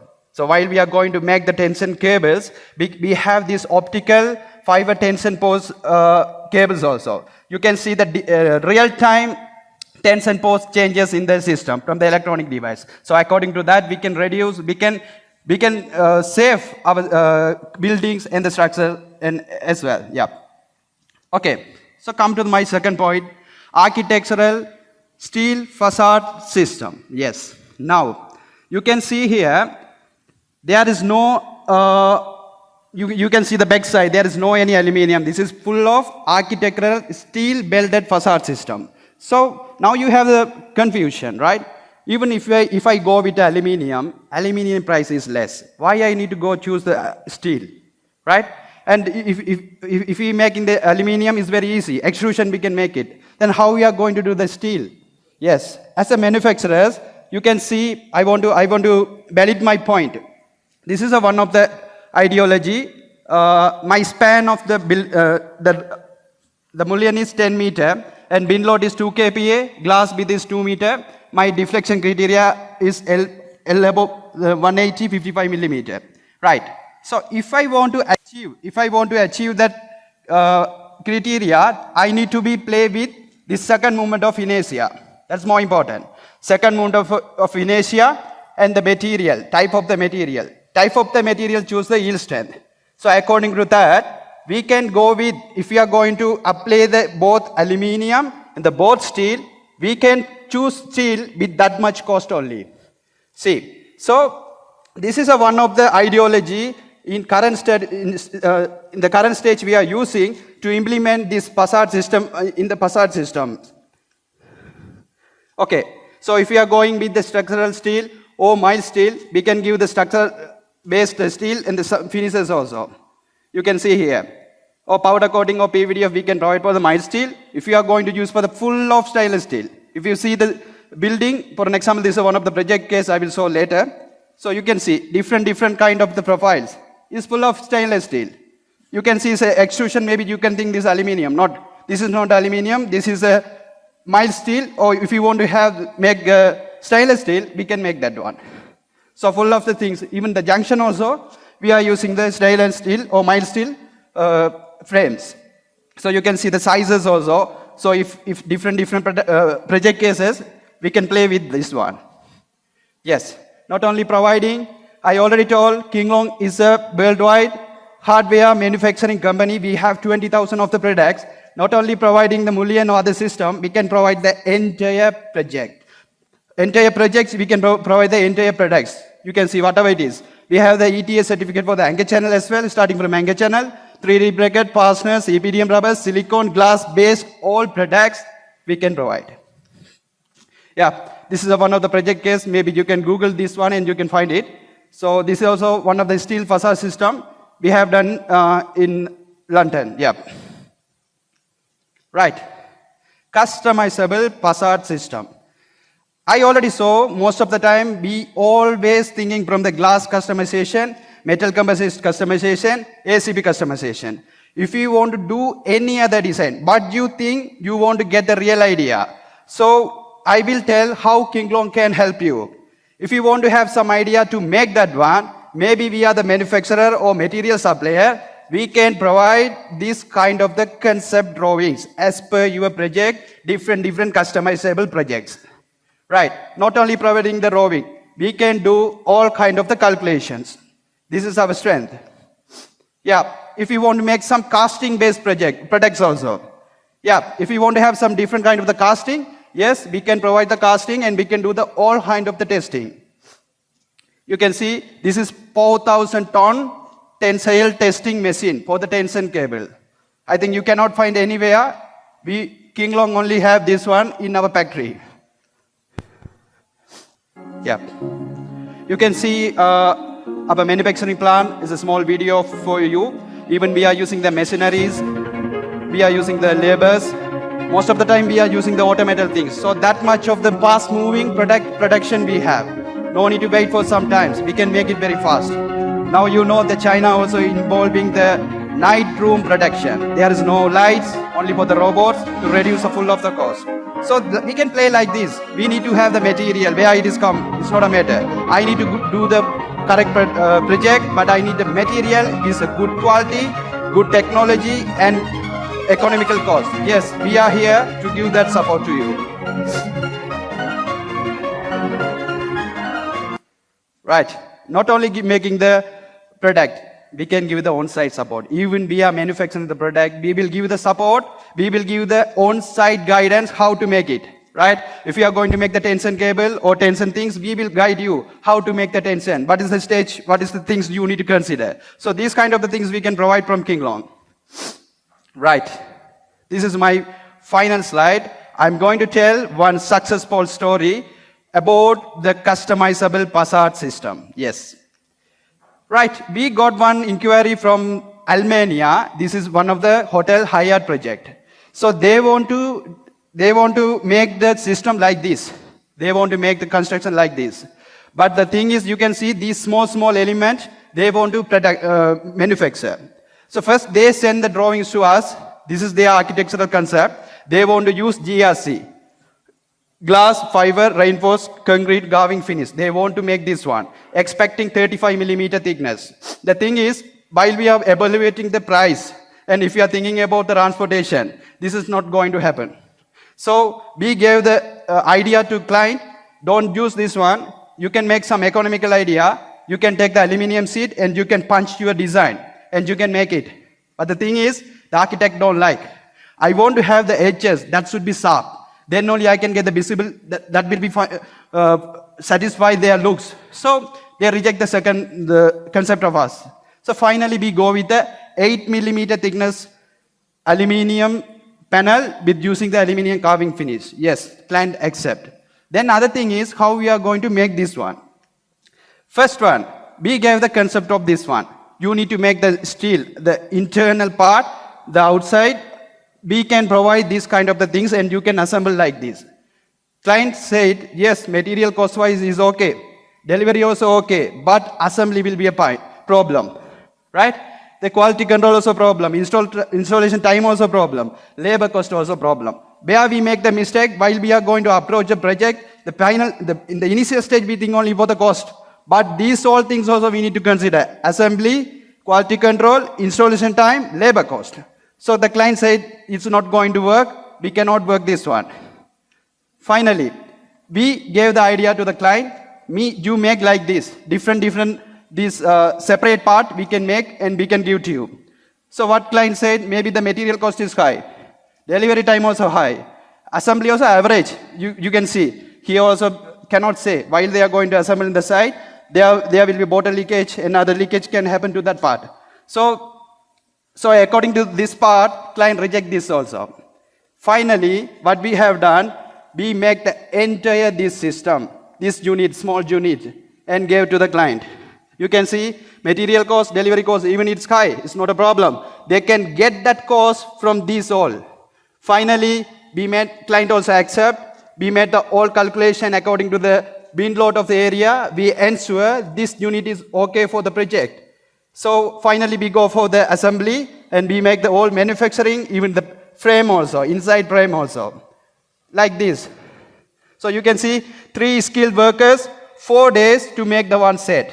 So actually what happened, the clients also arrive to our factory, stay with us to make this one. Every time they also come to our factory and check and everything. So finally we have done this one successfully. Right, you can see after the painting. Finally, I can say this kind of the successful story because of our manufacturing capabilities. So what I want to say, even you have the good innovative ideas, let's progress with King Long and your reality is with ideas. And we are every time saying we will approach win-win situation only. We also need to win. As a client, you also need to be win. Okay, that's all from my side. Thank you. Thank you, Sanchitan. Thank you very much for coming all the way from Sri Lanka. Well, it's time for a quick break. Some more coffee, tea, biscuits. We'll meet back in about 15 minutes. Good evening, everyone. Welcome back to the last session of today's conference. Our next speaker is architect Sanjeev Mehta, who's the principal architect for Team EAA. And he's going to be Deep Bhanushali is going to assist in the presentation. And the topic is a transformative facade for the changing skyline. Hello everyone. I don't know whether to say it's a good afternoon or a good evening, but first of all I would like to thank Vishesh very much and the complete team of ZEC for really organizing this kind of a great event, which is actually a very good platform for all the professionals to showcase their skills and design. Today, being the last speaker, we shall not be taking you more time because I know everyone has been exhausted. Maybe the cup of a coffee would have really helped you, but we'll be showcasing some of our projects which we are doing in India. Now, since this event is in Pune, we would like to showcase only the commercial project, what we are doing it in Pune. Currently, what we are doing around 14 to 15 commercial projects, which are more than 5 lakh square feet each. Some of the projects which we would like to showcase, which we are doing it in Pune right now. This is one of the projects which is around 1.7 million square feet, which is a composition of shopping, high-end restaurants, theaters, large commercial spaces. This is the other which we are doing it in camp area in Pune, which is around 7.5 lakh square feet. Every elevation what we do has a different skyline, has a different kind of an effect, and we try and create more versatile. Every elevation what we make are more versatile in nature. This is one more which we are doing it in Balewadi. The other one which will be starting, this is also near Balewadi. And the third one is the proposed one. So today, being a short time given, what we are trying to do is we will be showcasing a slightly brief explanation of the plan of our 3 projects, of which one is completed, The other one is ongoing, and the third one is a proposed one. The first one, which will be starting with the project, which is Enthrall, we would call it an Enthrall, the name of the project is. It's a mixed-use development of the commercial hub, then a high-end restaurant, then around 9 screen theaters, large office space, and altogether it's around 1.7 million square feet. It is almost completed right now. The whole idea of the planning, here we try to infuse the parametric form to that particular plan and try to create a different kind of a scene, and we wanted to catch hold of all the concept of the shopping and everything meeting at one particular location. Now on the left side, if you see, over here, this is the site under the reference. It is practically around 22,000 square meter of the site.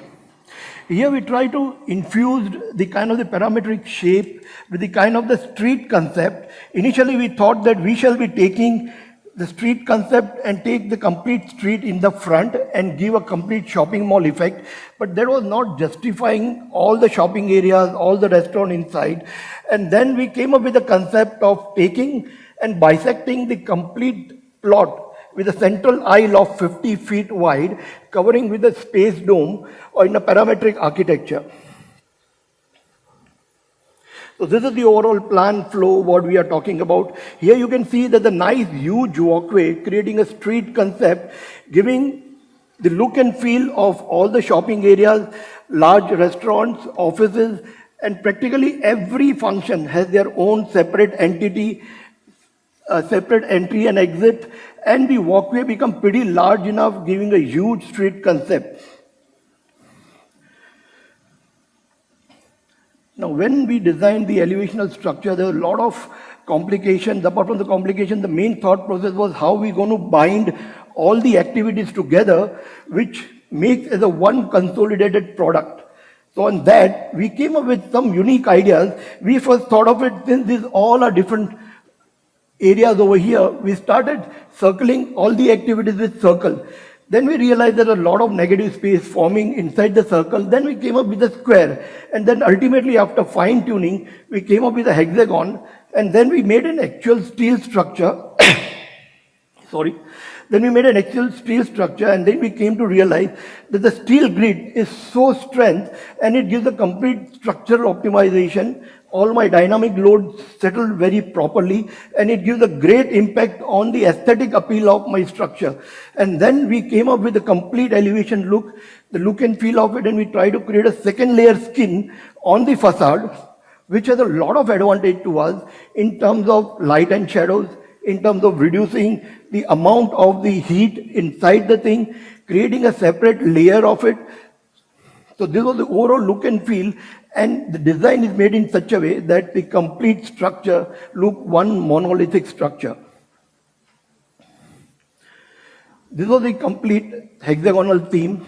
Here we try and did the hexagonal in such a way that every hexagon are from floor to floor height, so there is a less obstructions come in it, and it's made in a proper aluminum frame, nut bolted with an metal screens. On the left side, if you see the sections over here, it's been purposely designed with a cavity of 650 mm in order to create for the maintenance, so that my cost of the overall structure, the cost of the maintenance, as well as the aesthetic has been taken care, and it creates a beautiful screen as a second layer screen, which gives an impact of a nice light and shadow inside as well as the outside. So during the daytime as well as the night time, we had a huge elevational effect. These are some of the sketches and the renders we develop always on a Revit, like how the thing is going to be looked. And also we try to infuse along with it some of the perforated aluminum solid sheets to get a slightest shadow inside the thing to reduce the heat gain inside the structure. So these are some of the SketchUp models which we did it. And these are some of the other detailing which we followed on it. On the left side, if you can see that there's like we have created the cavity where a person can easily stand and maintain the overall structure. So this is the total look and feel of the other angle from the eye level, how it's going to look. This is an evening shot. Even in the evening also, there's a lot of playful thing can be done in the light, so that any given of the time, this structure shows by itself and it's become like a more of an iconic in nature. These are some of the other angles from the roadside with a 9-screen theater over here. Now, when we come to the space frame, the central core area, which is a road design or the street design which we created to give a more impact to all the shopping areas inside as well as the restaurant, we try to create a screen on the top. The advantage to me for the screen was that it creates a natural daylight inside. So any given of the time, the light was not needed, and it becomes beautiful space inside the thing. It is a complete free-flowing structure made in a single layer.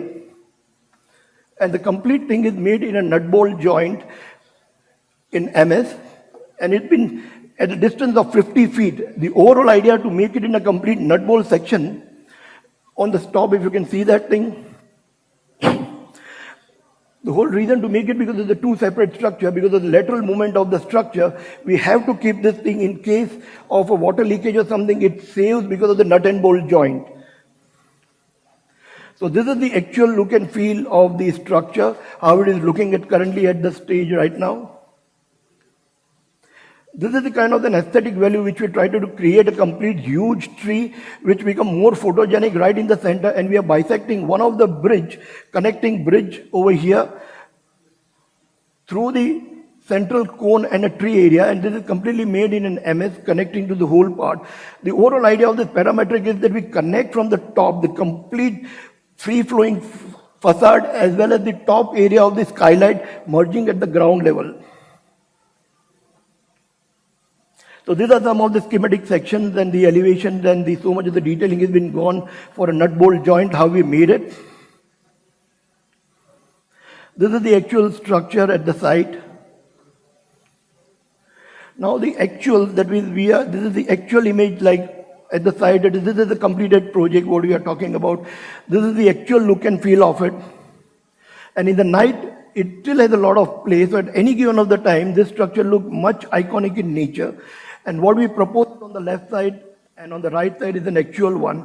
So this was one of the projects which is, I think, slightly difficult for us to explain much in a detail because of the time constraint. But after that, we're going to explain one more project, which is much more in a parametric architecture in a different lines that my colleague Deep will just explain on that particular part of it. And that's in a camp area. Yeah, so this was the project. It is a commercial building in Camp Pune. So as you can see, the site was in a L shape, aparting 30-meter road. So as you can see, the shape of it is a L-shaped plot. So you have a nice massing that is coming around. And just I'll give you the basics like how we design an elevation. So whenever we are designing a high-rise building, it is practically divided into 3 parts. The lower I say is the eye level experience. The second is the center mass, which is practically the repetition going on the number of floors. And the third portion is the crown of your building. So if I go to the form evolution of this project, so as I told you, we had a L-shaped mass, which was like the center focal point of this project. So the main inspiration of this project was a shape of a bird wing, which was which was going on. And as you can see, the third image and the fourth image getting the form of a wing. And this was the manifested form and the actual 3D what we had done. And if I go to the eye level experience, so we thought of creating an elliptical shape at the eye levels with the backdrop of a darker tone louvers. And the elliptical shape which you see are in a shiny steel finish that can attract your attention while you are driving or while you are traveling through that road. So this is the basic eye level experience that I would say. And like each and every project we design, for example, I'll go to the earlier thing. So in this project, the ellipse was the shape, and this shape we tried to use it throughout the project, all throughout the project. And the fins you see, the the fins which were in the elevation, that tapers down and forms the porch of the drop-off area. And the crown, I would say, as it was a wing shape, so you see a tapering crown on the top, so the building looks completely finished from the top. And we had few open to sky restaurants on the top of the building. And if I go to the material specifications, so the fins are in a curve shape aluminum fins, and the lower part which you see can be either done in JRC or in the molded aluminum sheets.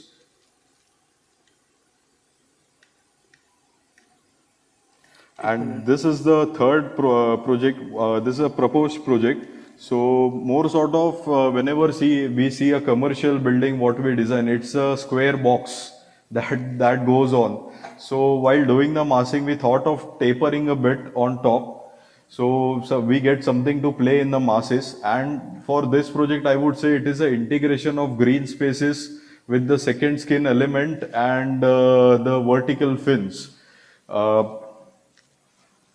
So if you see the mass of the building, so in this we thought of introducing the green spaces onto the building. So for example, if you are sitting in an office and you have a flower bed with the nice planters and you see the cityscape views, and the fins what we have used are practically like a branch shaped enveloping the whole facade. So when we see like two buildings, like two monotonous buildings, in the skyline, and it gives a different identity. It is practically a merger of a green spaces with the glass and with the fins running around the building. So we try to create, rather than going with the traditional glass buildings for the commercial spaces, we tend to introduce some elements for each and every project we design. So here is like, if you can see that all the three projects are pretty versatile in nature. The one is like we try to create a parametric formation of certain elevational features and the planning.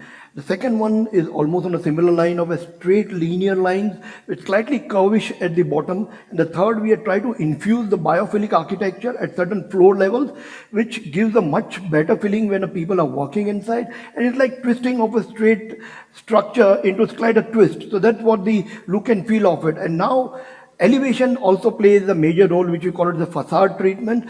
That's how the basic plan remains more still in a proper grid, but the facade plays a major role part of it. So that's how these are some of the few projects what we are doing currently in Pune.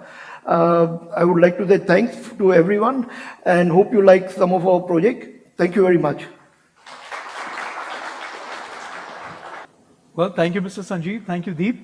It's always a pleasure to see the ideas and the thought process that goes on behind the design of a building.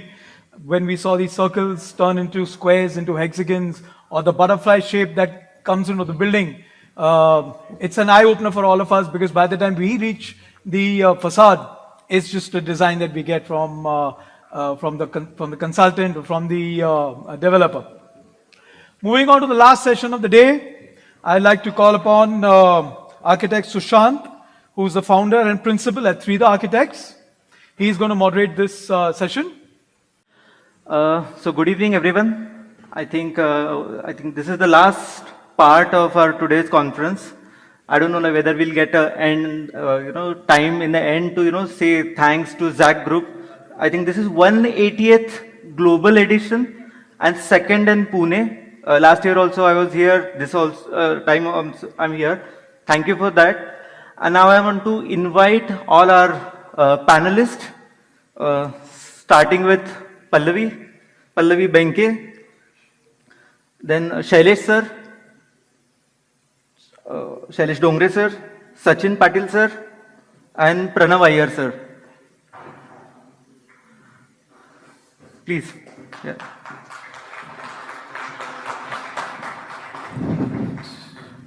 Yes.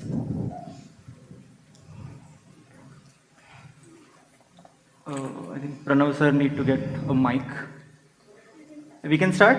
So meanwhile, before by the time you get mic'd, so a brief introduction about yourself. I think I can give the introduction about your experience, but better what you can give, plus what you feel about facade, what means to you. If you can say a liner or something, so that will be great. Starting with Pallavi madam.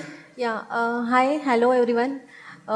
Thanks to Zach to give the opportunity for presenting and be a panelist in last session actually. Hello. So Please.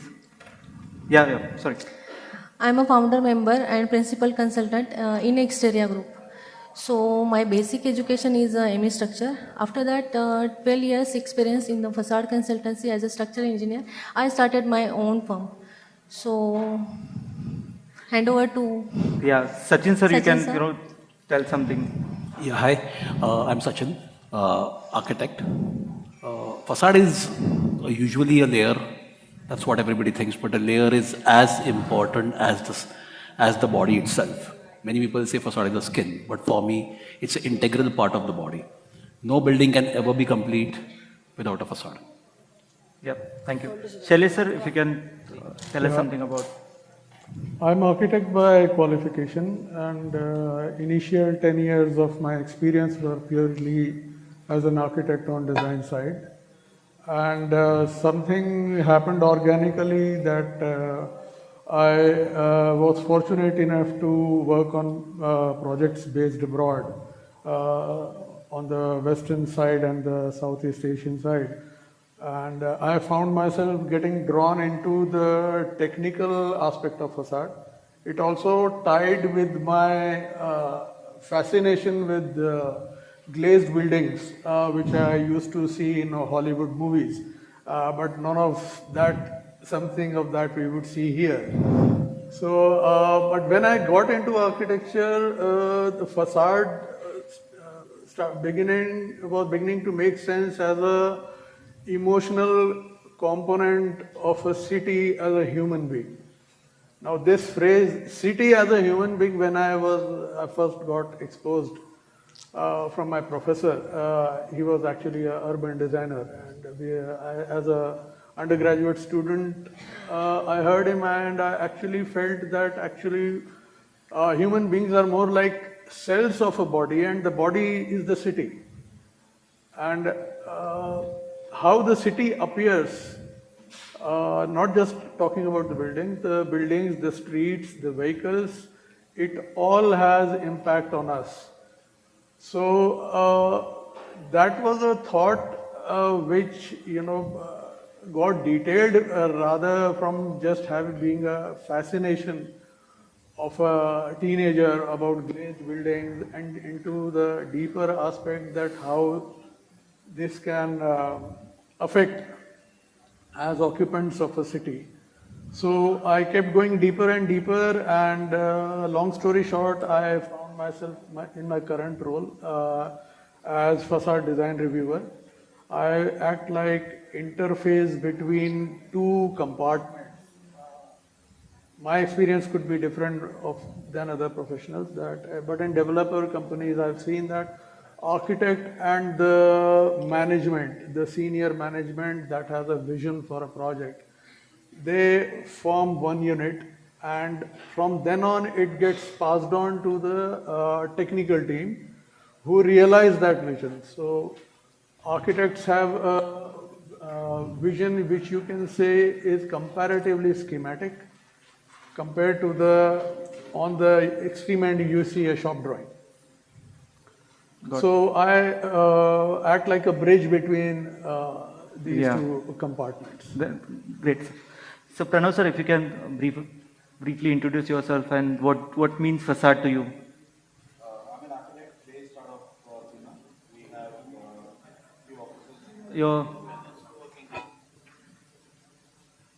Is it working? Yeah. So I'm an architect based out of Pune. We have 3 or 4 offices here in India, in Africa, and one in the US. Facade for me, essentially over the past almost 30 years that I've been practicing, has become something more than the facade used to be an armor, and now it's turning into a skin, which means that it has become and is evolving into much more of a systems thing than a singular membrane. Yeah. So I think it is that journey which is fascinating with all the new stuff that's coming in. So yeah, that's what it means for me. Yep. It's a skin. Great.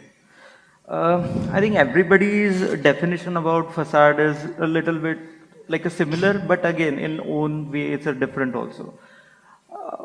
when we are now, like, the synopsis and the topic of this discussion is like facade technology and future of smart buildings in India.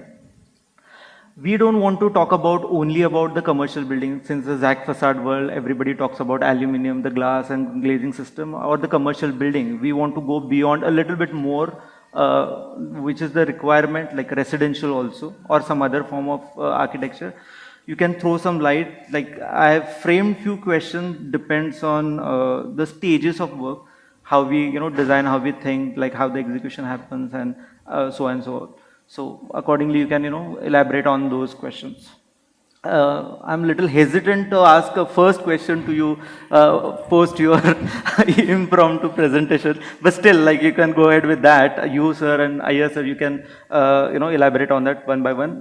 Pre-design stage, like, what are the key technical factors you should analyze when designing a facade, and how? If you can also, technically, you can brief about it, that will be great. From the perspective of an architect? Yeah.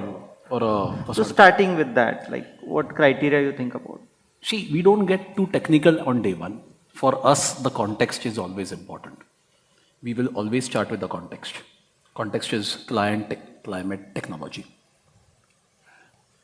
The climate plays the most important role to determine what we do in the facade. We cannot just simply have a building out there and say, ye chahiye. We can't do that. Yeah.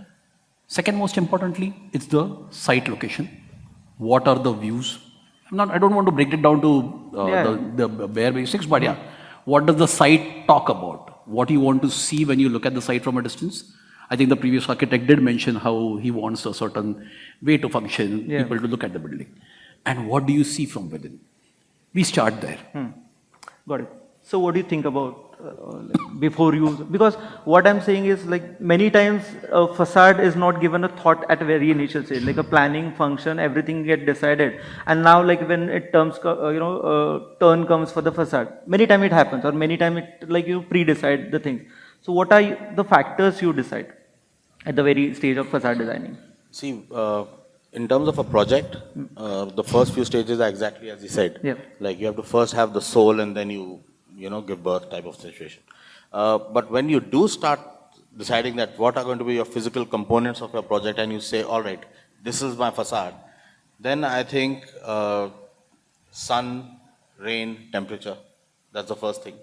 The other thing is, what is the thermal behavior of the materials that will help your building be what you want it to be, because by now you know what you want your building to be. Right? Yeah. And then you see what is the combination of those materials that will get installed in a proper way, that can last in a proper way, and that can be monitored, because all different materials, they age and require refurbishing at different schedules. So if that schedule of materials does not work together, you are just basically decorating it for failure. So that's how it starts. Sir, you want to say something? Yeah. Actually, as per aesthetic architectural point of view, we are designing the facade actually for what aluminum consumptions are there, what thermal values we have to incorporate in facade, what glass parameters are there, looking like green consultant, as per green consultant parameters. So what SSGC value are there, what U value we have to required in that project. So structural stability also, for local codes we are using for that, for structural stability. So that pre-design structure we have to calculate first, and then aesthetic look also we have to match from the architectural point of view. So that parameters we have to again incorporating into the facade. Again, fire safety, lots of parameters are there. Thermal, as talking to sir, thermal requirement is also more important nowadays, because temperature or weather conditions are extreme right now. So outer temperature and internal temperature, that we have to see. And aluminum is a thermal adaptive material. So we have to check as per that thermally that will save or not. Yeah. So another thing is, like, like at the start of facade designing and all, like you get a parameters, like a proper parameters, like in terms of thermal comfort and all, according to many various certifications are going on, like a well Right. certification is there, green certifications are there and Right. all. So you get a parameters right in As the per start. IGBC criteria, we have to give the parameters. Yeah. But again, they only consider as a glass as a parameter structure of a IGBC and green consultancy. But they didn't consider aluminium also, that U value is there. What combination of panels we have to consider? Yeah. They didn't understand that. So we have to educate them that total panel consumption or thermal value we have to consider in the facade. Yeah, got it. So Sachin, like you've been working with corporates and all. So like how like they are like defining this, or like they just say, "Yeah, I want a glass box," like you mentioned in your presentation. No, corporates do have a clear idea as to what they want. Yeah. There are corporates who do say, I want a glass box. But there are corporates who also say we want what is best suited for us. Corporates more are worried about their identity. Whatever we do, whether it's a facade or it's a glass box or it's a combination of concrete and glass, they would want the design to show their identity, to showcase what they are as a corporate. Okay, got it. Shelly sir, what, like you are from the other side actually, like Yeah. a developer side and more into like a residential segment, like actively into residential. What do you, like how you define what facade you want, how you want it? See, it starts from the management's vision, and developers have to be very cost conscious and time conscious. Time conscious, especially because since RERA has come into the picture, the time part literally looks like a gun on your head. So making right decisions right at the onset is very important, and your vision actually follows that. So now contrast this with the institutional building. Let's say Infosys wants to make a prestige statement building. They are not worried about timelines. They want a statement project. They are not worried about cost. They are not worried about efficiency. They want equivalent of a Taj Mahal. So it's the opposite end at developer's end. That the vision doesn't start with the glamour. The vision starts with who is your end client, and what are his aspirations, what kind of building he wants to live in. Like I said in the beginning, that apart from the utilitarian aspect, it is the emotional aspect which now people are becoming more and more aware. And I believe, say that we are fortunate that we are gone beyond the days when everybody was calling us third world countries, that just getting a shelter was more than we could have hoped for. So now we are looking at quality of environment, quality of finishes, extent of amenities. So all those things belong to customers' aspirations. Those aspirations the developer has to rather inherit. That which set of aspirations I am making this project. Yeah, so basically you define those things at the very start and then facade accordingly get and that shaped. leads to, so see, that eventually leads to how much money I have and how much time I have. Okay, so like it is pre-decided. Yeah, so it is those factors that ultimately culminate in, like for example, getting IGBC or LEED certification is not mandatory. So why are a developer going for it? It actually costs them a lot. Yeah. And if you frankly ask me, apart from MNC clients having a detailed questionnaire about performance, if we set aside blue chip companies, I would say 75% of corporate market, they don't, when they come to you for meetings, they are not asking for what is the environmental aspect of your building. Okay. They'll be asking, so as I said, it's the cost and time that gives shape to the vision. That vision is discussed with the architect, and yes, with their personal experiences and what others are doing in the market. There is a definitely personal aspirational part within that limited framework. कि ये हो रहा है चल रहा है आजकल, पर मैं ये भी करना चाहता हूँ. So Yeah. that I does come into the picture, but it may change from project to project. In one project, the I will take you into a certain direction. Got it. What follows that is traditional, I mean, concept design stage, identifying facade modules, selection of materials, selection of which structural strategy is more suitable. You can have glass skin in 3-4 systems, which system is more suitable.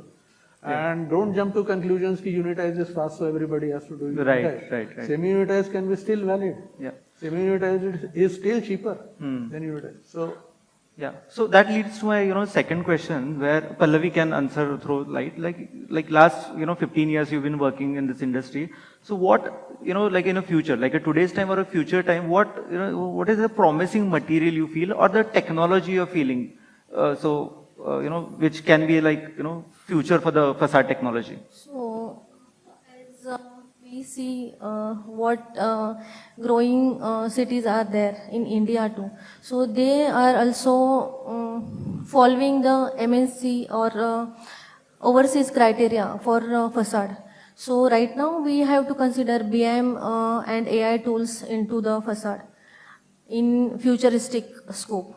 So if architect has given BIM modeling to facade consultant or fabricator, that we have to follow into Revit or Naviswork software. So we have to use in these software, right, in the track of in future, right. actually. And kinetic facade and also kinetic facade we have to use in podium nowadays. So likewise, Sanjeev Mehta sir shown so much artistic way, but we have to see what is consent over for that also. So BIM is right module for that particular challenging projects. Right. Because construction site we don't know right now what challenges to be used in end condition or cotton panels. But if we use today we use BIM or Revit, so 3D structures are there. So challenges or errors are coming in future construction level that we have to see right now in BIM. Yeah. So I think Sachin is already working on BIM and also. Can you throw some light on it? And now BIM is there, then IoT is there. Now everybody is using, AI. So how it is, changing? How it is helping? I'm sure all the panelists would agree that I would keep AI out of the facade business as of now. Yeah, I mean, you've seen some atrocious designs which come up when we give any prompt to whatever we do. But BIM, yes. We as architects, we even do our concept in BIM. We don't do it in SketchUp. Of course, SketchUp is way junior than BIM, so the first model, the first concept is done in BIM. That helps us to give the right data to the facade consultants, and then the process goes on. Yeah. IoT, I don't see much use as of today, except for the fact that certain data can be transferred to the IBMS, like whether the actuator window is open or whether we are, whether there is a intrusion happening from somewhere. But otherwise, for facade, as far as my experience goes, I don't see. Maybe you can shed some light on it. You're On actually IoT right. What we do is when we have a few projects that we do use as a BIM as a whole spine for the project, we create what is known as a facade logbook that you built into the BIM model that is used as a part of the IBMS system. Now that uses IoT to the extent of essentially two parameters. One is temperature, so you can check the temperature between the different layers of your facade and so on and see what is failing. And the second thing that you can probably check it for is air leakage. These are two essentially things that you can do that. In our case, in India, thankfully, temperature and air, these are two very important things. Light, we don't really bother about. Yeah. We always have too much light. Abundant light, yeah. But yes. So as far as the future is concerned, I think BIM has now evolved to an extent where not AI for mid-journey AI, but AI in the sense that you can create AI agents that can plug into your IBMS system that can get triggered when certain parameters are crossed. And they can take decisions which can be pretty useful in terms of not needing a human to do that. That is one thing. The second thing is, again, IoT was essentially just a mass of different sensors giving huge amounts of data that was not being collated intelligently. That problem using AI is being solved. Sorted, yeah. I don't know how well it is being done or Yeah. how often. None of my clients right now want to do that. This is essentially what I hear from the thing, and a couple of places where we are trying Right. a little bit of experimentation.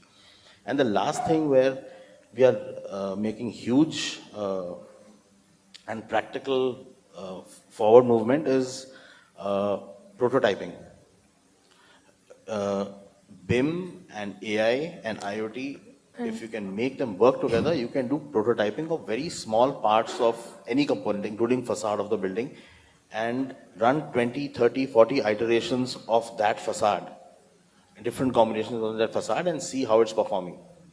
So something that used to take 3 weeks and a lab can now be done maybe in 5 hours. Okay. So that's Simulation has become easy. simulations. It's become Performance very easy simulations. because of BIM. Yeah. Our project Dassault, we Yeah. are using actuator system for fire resistance. So in every openable panel, we are giving actuator sensor system like IoT was there. So likewise, we have to see the future is in how incorporation is required in facade. Like we just started using this software by the name of Ladybug. Yeah, yes. So, you know, it's sort of open-ended into what you can put it into. Yeah. So that's fine about the technology. What do you think about the material? Like, what will be the future material, or like some promising material?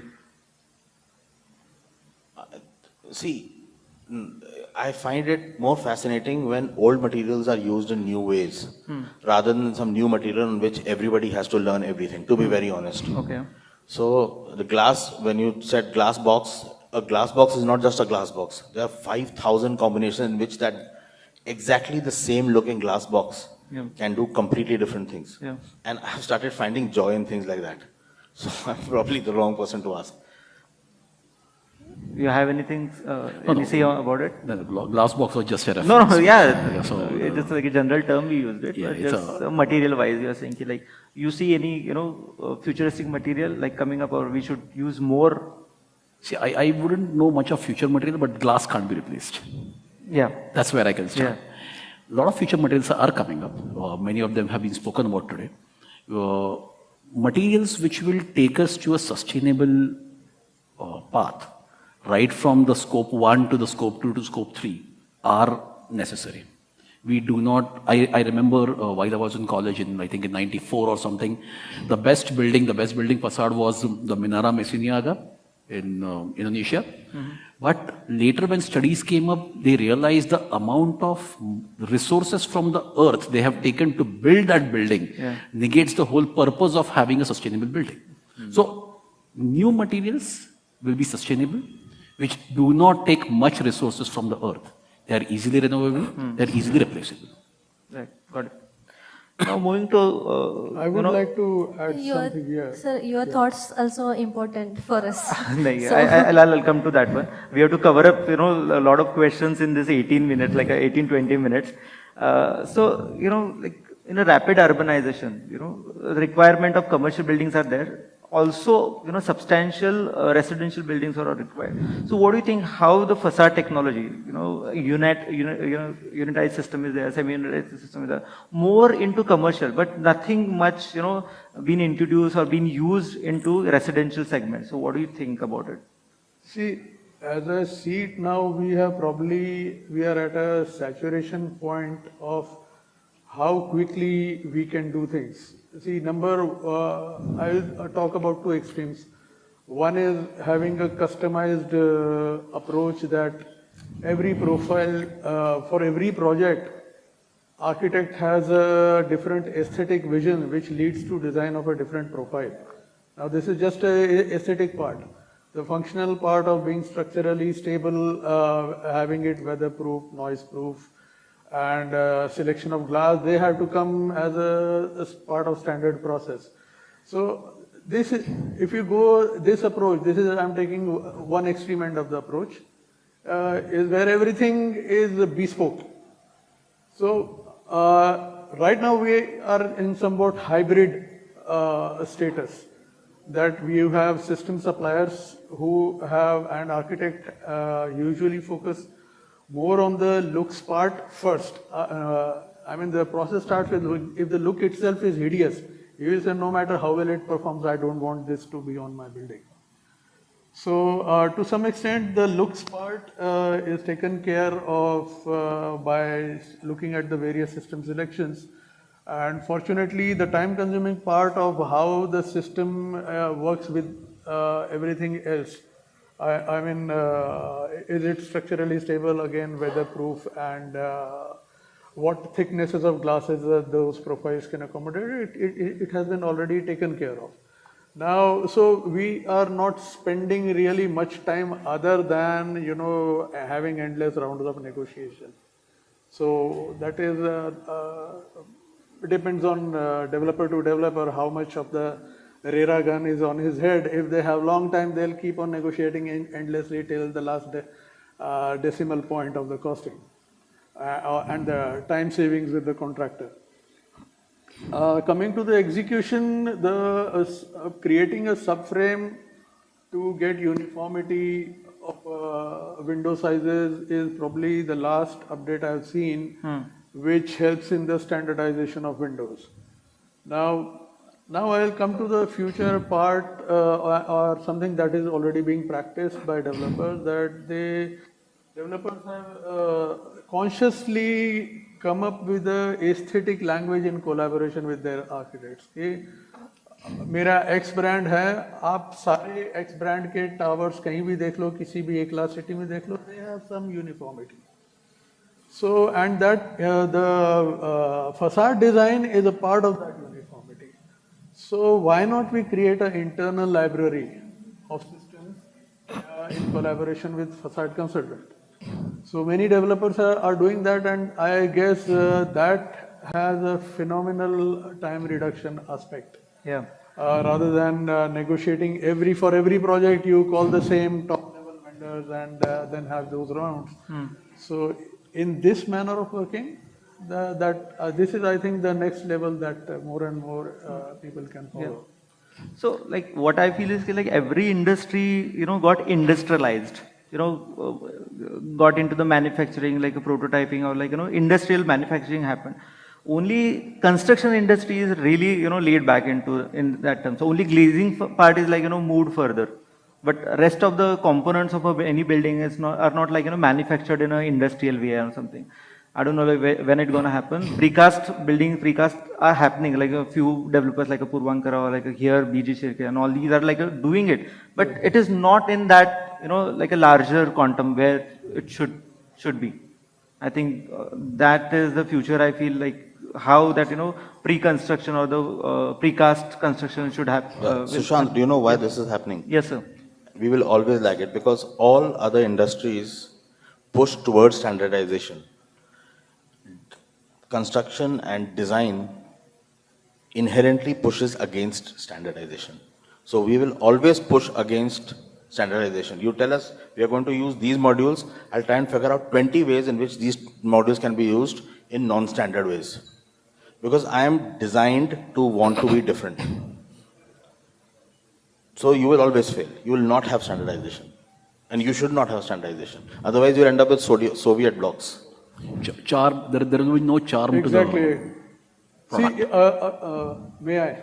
Yeah, of course, sir. Yeah, please. see, again, I would rather say this direction is not coming from the industry, or rather, there is no hidden agenda on part of industry to prevent standardization.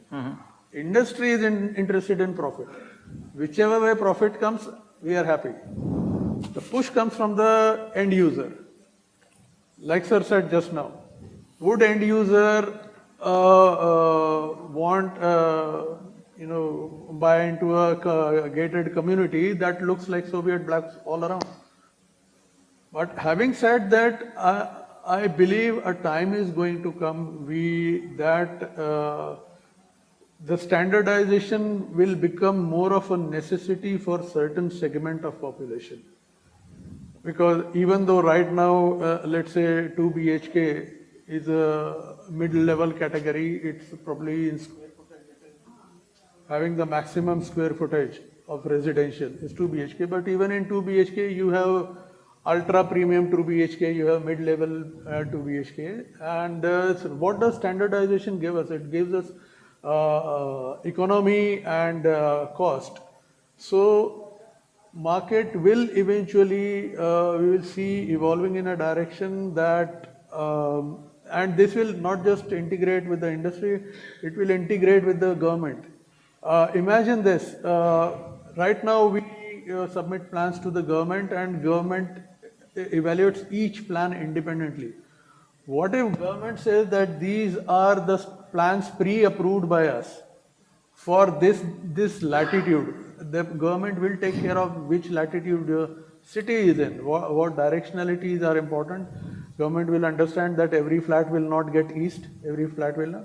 So what if there is, and this is bound to happen. There will be certain standardizations coming from government, the industry will adopt it, and the industry will see a response from the customers who would like to have a bespoke accommodation. Now, bespoke accommodation is not a word today, but I'm using it. Yeah. That they simply don't have choice to have the flat they want. And so, if their accommodation looks like 20 other housing schemes in the city, so let it be. But at least I'm getting best bang for the buck. And that's the key word. Yeah. When you give a customer best bang for the buck, when he is limited, really limited by his constraints, all his EMIs are exhausted, then he will push that factor behind. That am I as exclusive as some other guy who has a bespoke accommodation?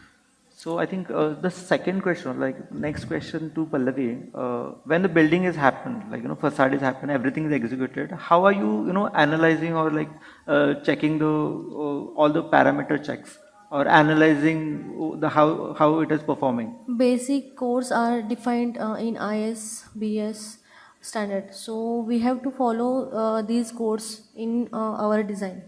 So what aesthetic look of architect is there? We have to standardize some part of glazing and another material. So we have to analyze structurally. All parameters we have to consider first. Structural parameters, thermal parameters, is there that building is in seismic zone, so that seismic ratio we have to also consider.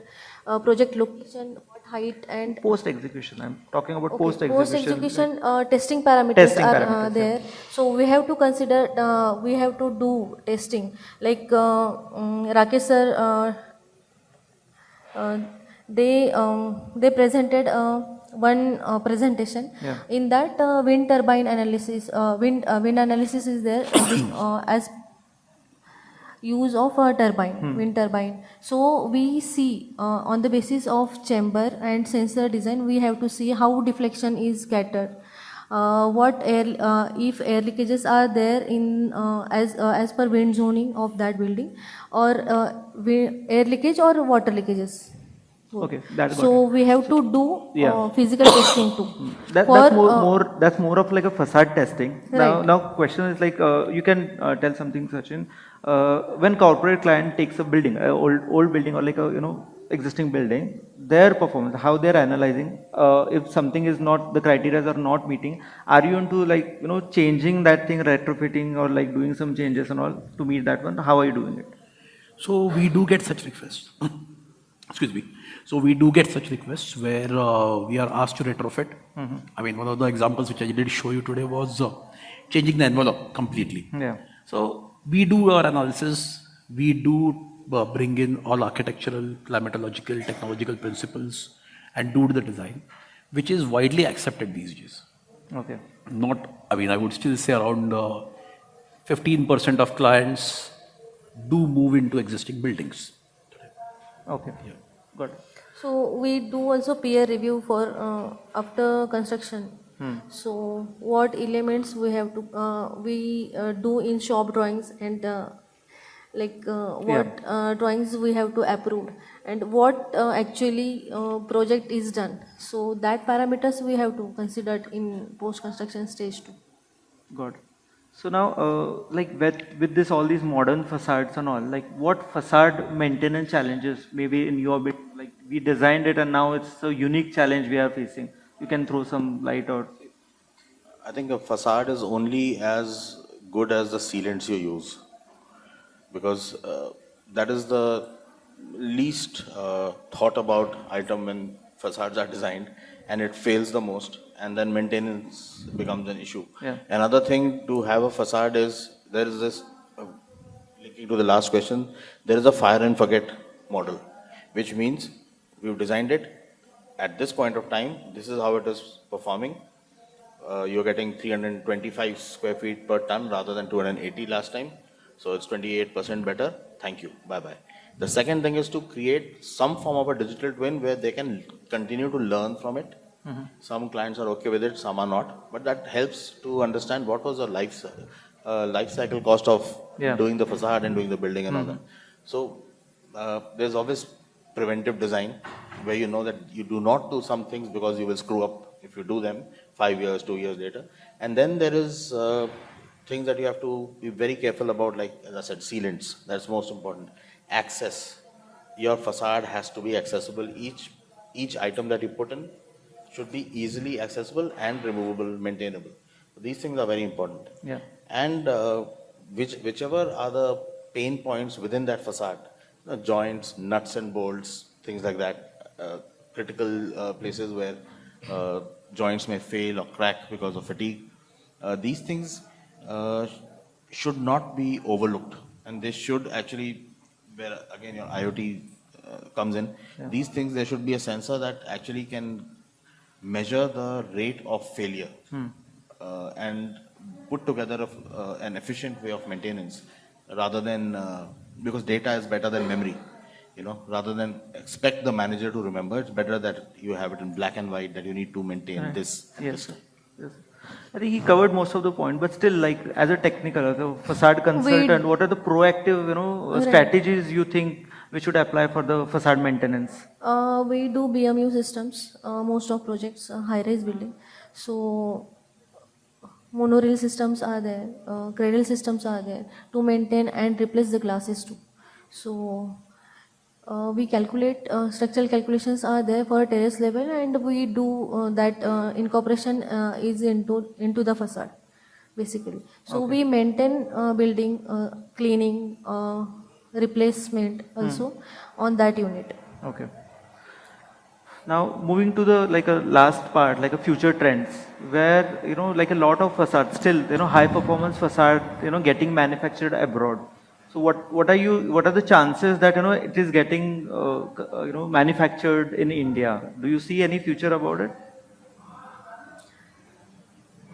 Yeah. Actually, India is right now focusing on manufacturing industry. Actually, previously IT services and all those services we are providing, but right now trends gonna change. So likewise, China is a big player into that, but we'll see future. Can I take Yeah, this? of course. So to all of us here, it is very important that we invest in R&D. India even today does lack R&D. Why we need to import is because we do not do a research and development. The moment we start to do that, definitely if we have R&D here, the factories are going to come here. It's as simple as that. Advanced facades are like Formula One. It looks like a waste of money, but that is where most of the last 30, 40 years of important features have come from. So similarly, research and development into facades seems like, why do we need to do it? Let us go to the lowest common denominator, because if we can send 10,000 windows which are the same, why bother about those 50 windows that this idiot wants? Let's just import it. That is the wrong attitude to have, I think. Because we have everything we need. We just need the right innovation to happen in our country. Scalability is not a problem. Scalability is not a problem at all. For us, it is not a problem. So you think adaptive or kinetic facade can be a mainstream in India? see little bits of the facade that hang and wave in the wind. That's a little bit of a facade that moves. I think a kinetic facade, as I said, instead of an armor, the facade has to become a skin, which means that rather than become moving, it has to become sensitive. And kinetic is what? Moving, right? Right now we are talking about level 1, which means big bits that you can see move. But even electrons move. So if you make photochromatic facades, that's still a kinetic facade. Yeah. It's doing much more though. Right. So we have to go away from, probably move away from the very visual ways in which facades move and look into the textures and so on, and how textures can change and how the behavior of a building can change. Like when you feel cold, you get goosebumps, you know, because your skin is reacting to that. Yeah. The building needs to react. And that is the sort of kinetic facades that we need to work on. So what is your experience in energy generation through facade? Do you have any exposure to that? That is the logical next step. In fact, we are trying to give it a shot. There's an Israeli company that makes, that started making windows. Yeah. They have also installed, I think, on the Sears Tower in Chicago, and they did a reasonable job of generating. I think the facade in India, for example, I think it's a very good idea to have facades that can generate electricity. And we will start taking facades seriously when the facade becomes a power plant. Yeah. And in a country like India, where you have so much light, we can do a significant amount of power generation from that. But that will be a long-term, financially viable thing to do. It won't get our money back in 3 years, which is the limit for everybody, mostly. So it will take some time. Right. What is yours here on that? Oh, definitely. This facade, so generating solar power through facade is the next big thing. But again, if it's research and design here, it makes sense. Okay. So Pallavi, what are the challenges into that technology right now? Main is, I think so, that the big challenge is design and execution are a different part. So we have to, in between the architect and fabricator. So we have to take a decision where to find the solution as per the project basis. So on the basis of design, only we have to cater the things. Okay. We need those high-end machining skills. Right. That We are need a missing good here. skill set. Yeah. It needs to be maintainable, Right. sustainable for a long run. Okay. So what are what do you think the global trends in facade right now? We should follow, or we should stick to what we have been doing and or organically move into that direction. What do you? As far as following trends are concerned, in terms of development, India has leapfrogged the West in many very large fields. And that is because a lot of the mistakes that the West made in the 50s, 60s, we missed. In the 80s, 90s, we jumped over them. 2010s and early 2020s, also we are jumping over a lot of the mistakes they made. Like our response to COVID was a perfect example of that. So as far as facades, I think are concerned, like any other building technology, we need to keep an eye on what is happening, obviously, but we need to be very clear about what we are capable of doing. And as you said, first R&D, you bring in the core, right? You assemble here, with your R&D, you scale. That is the only way to do it. That's the future you are saying. That is the inevitable future. Inevitable future, yeah. Yeah, we use the right word. Yeah, right. Great then. I think we are at right time. Okay, great. Thank you. Thanks everybody. Thank you. Thank you for being patient and I think last remaining cases.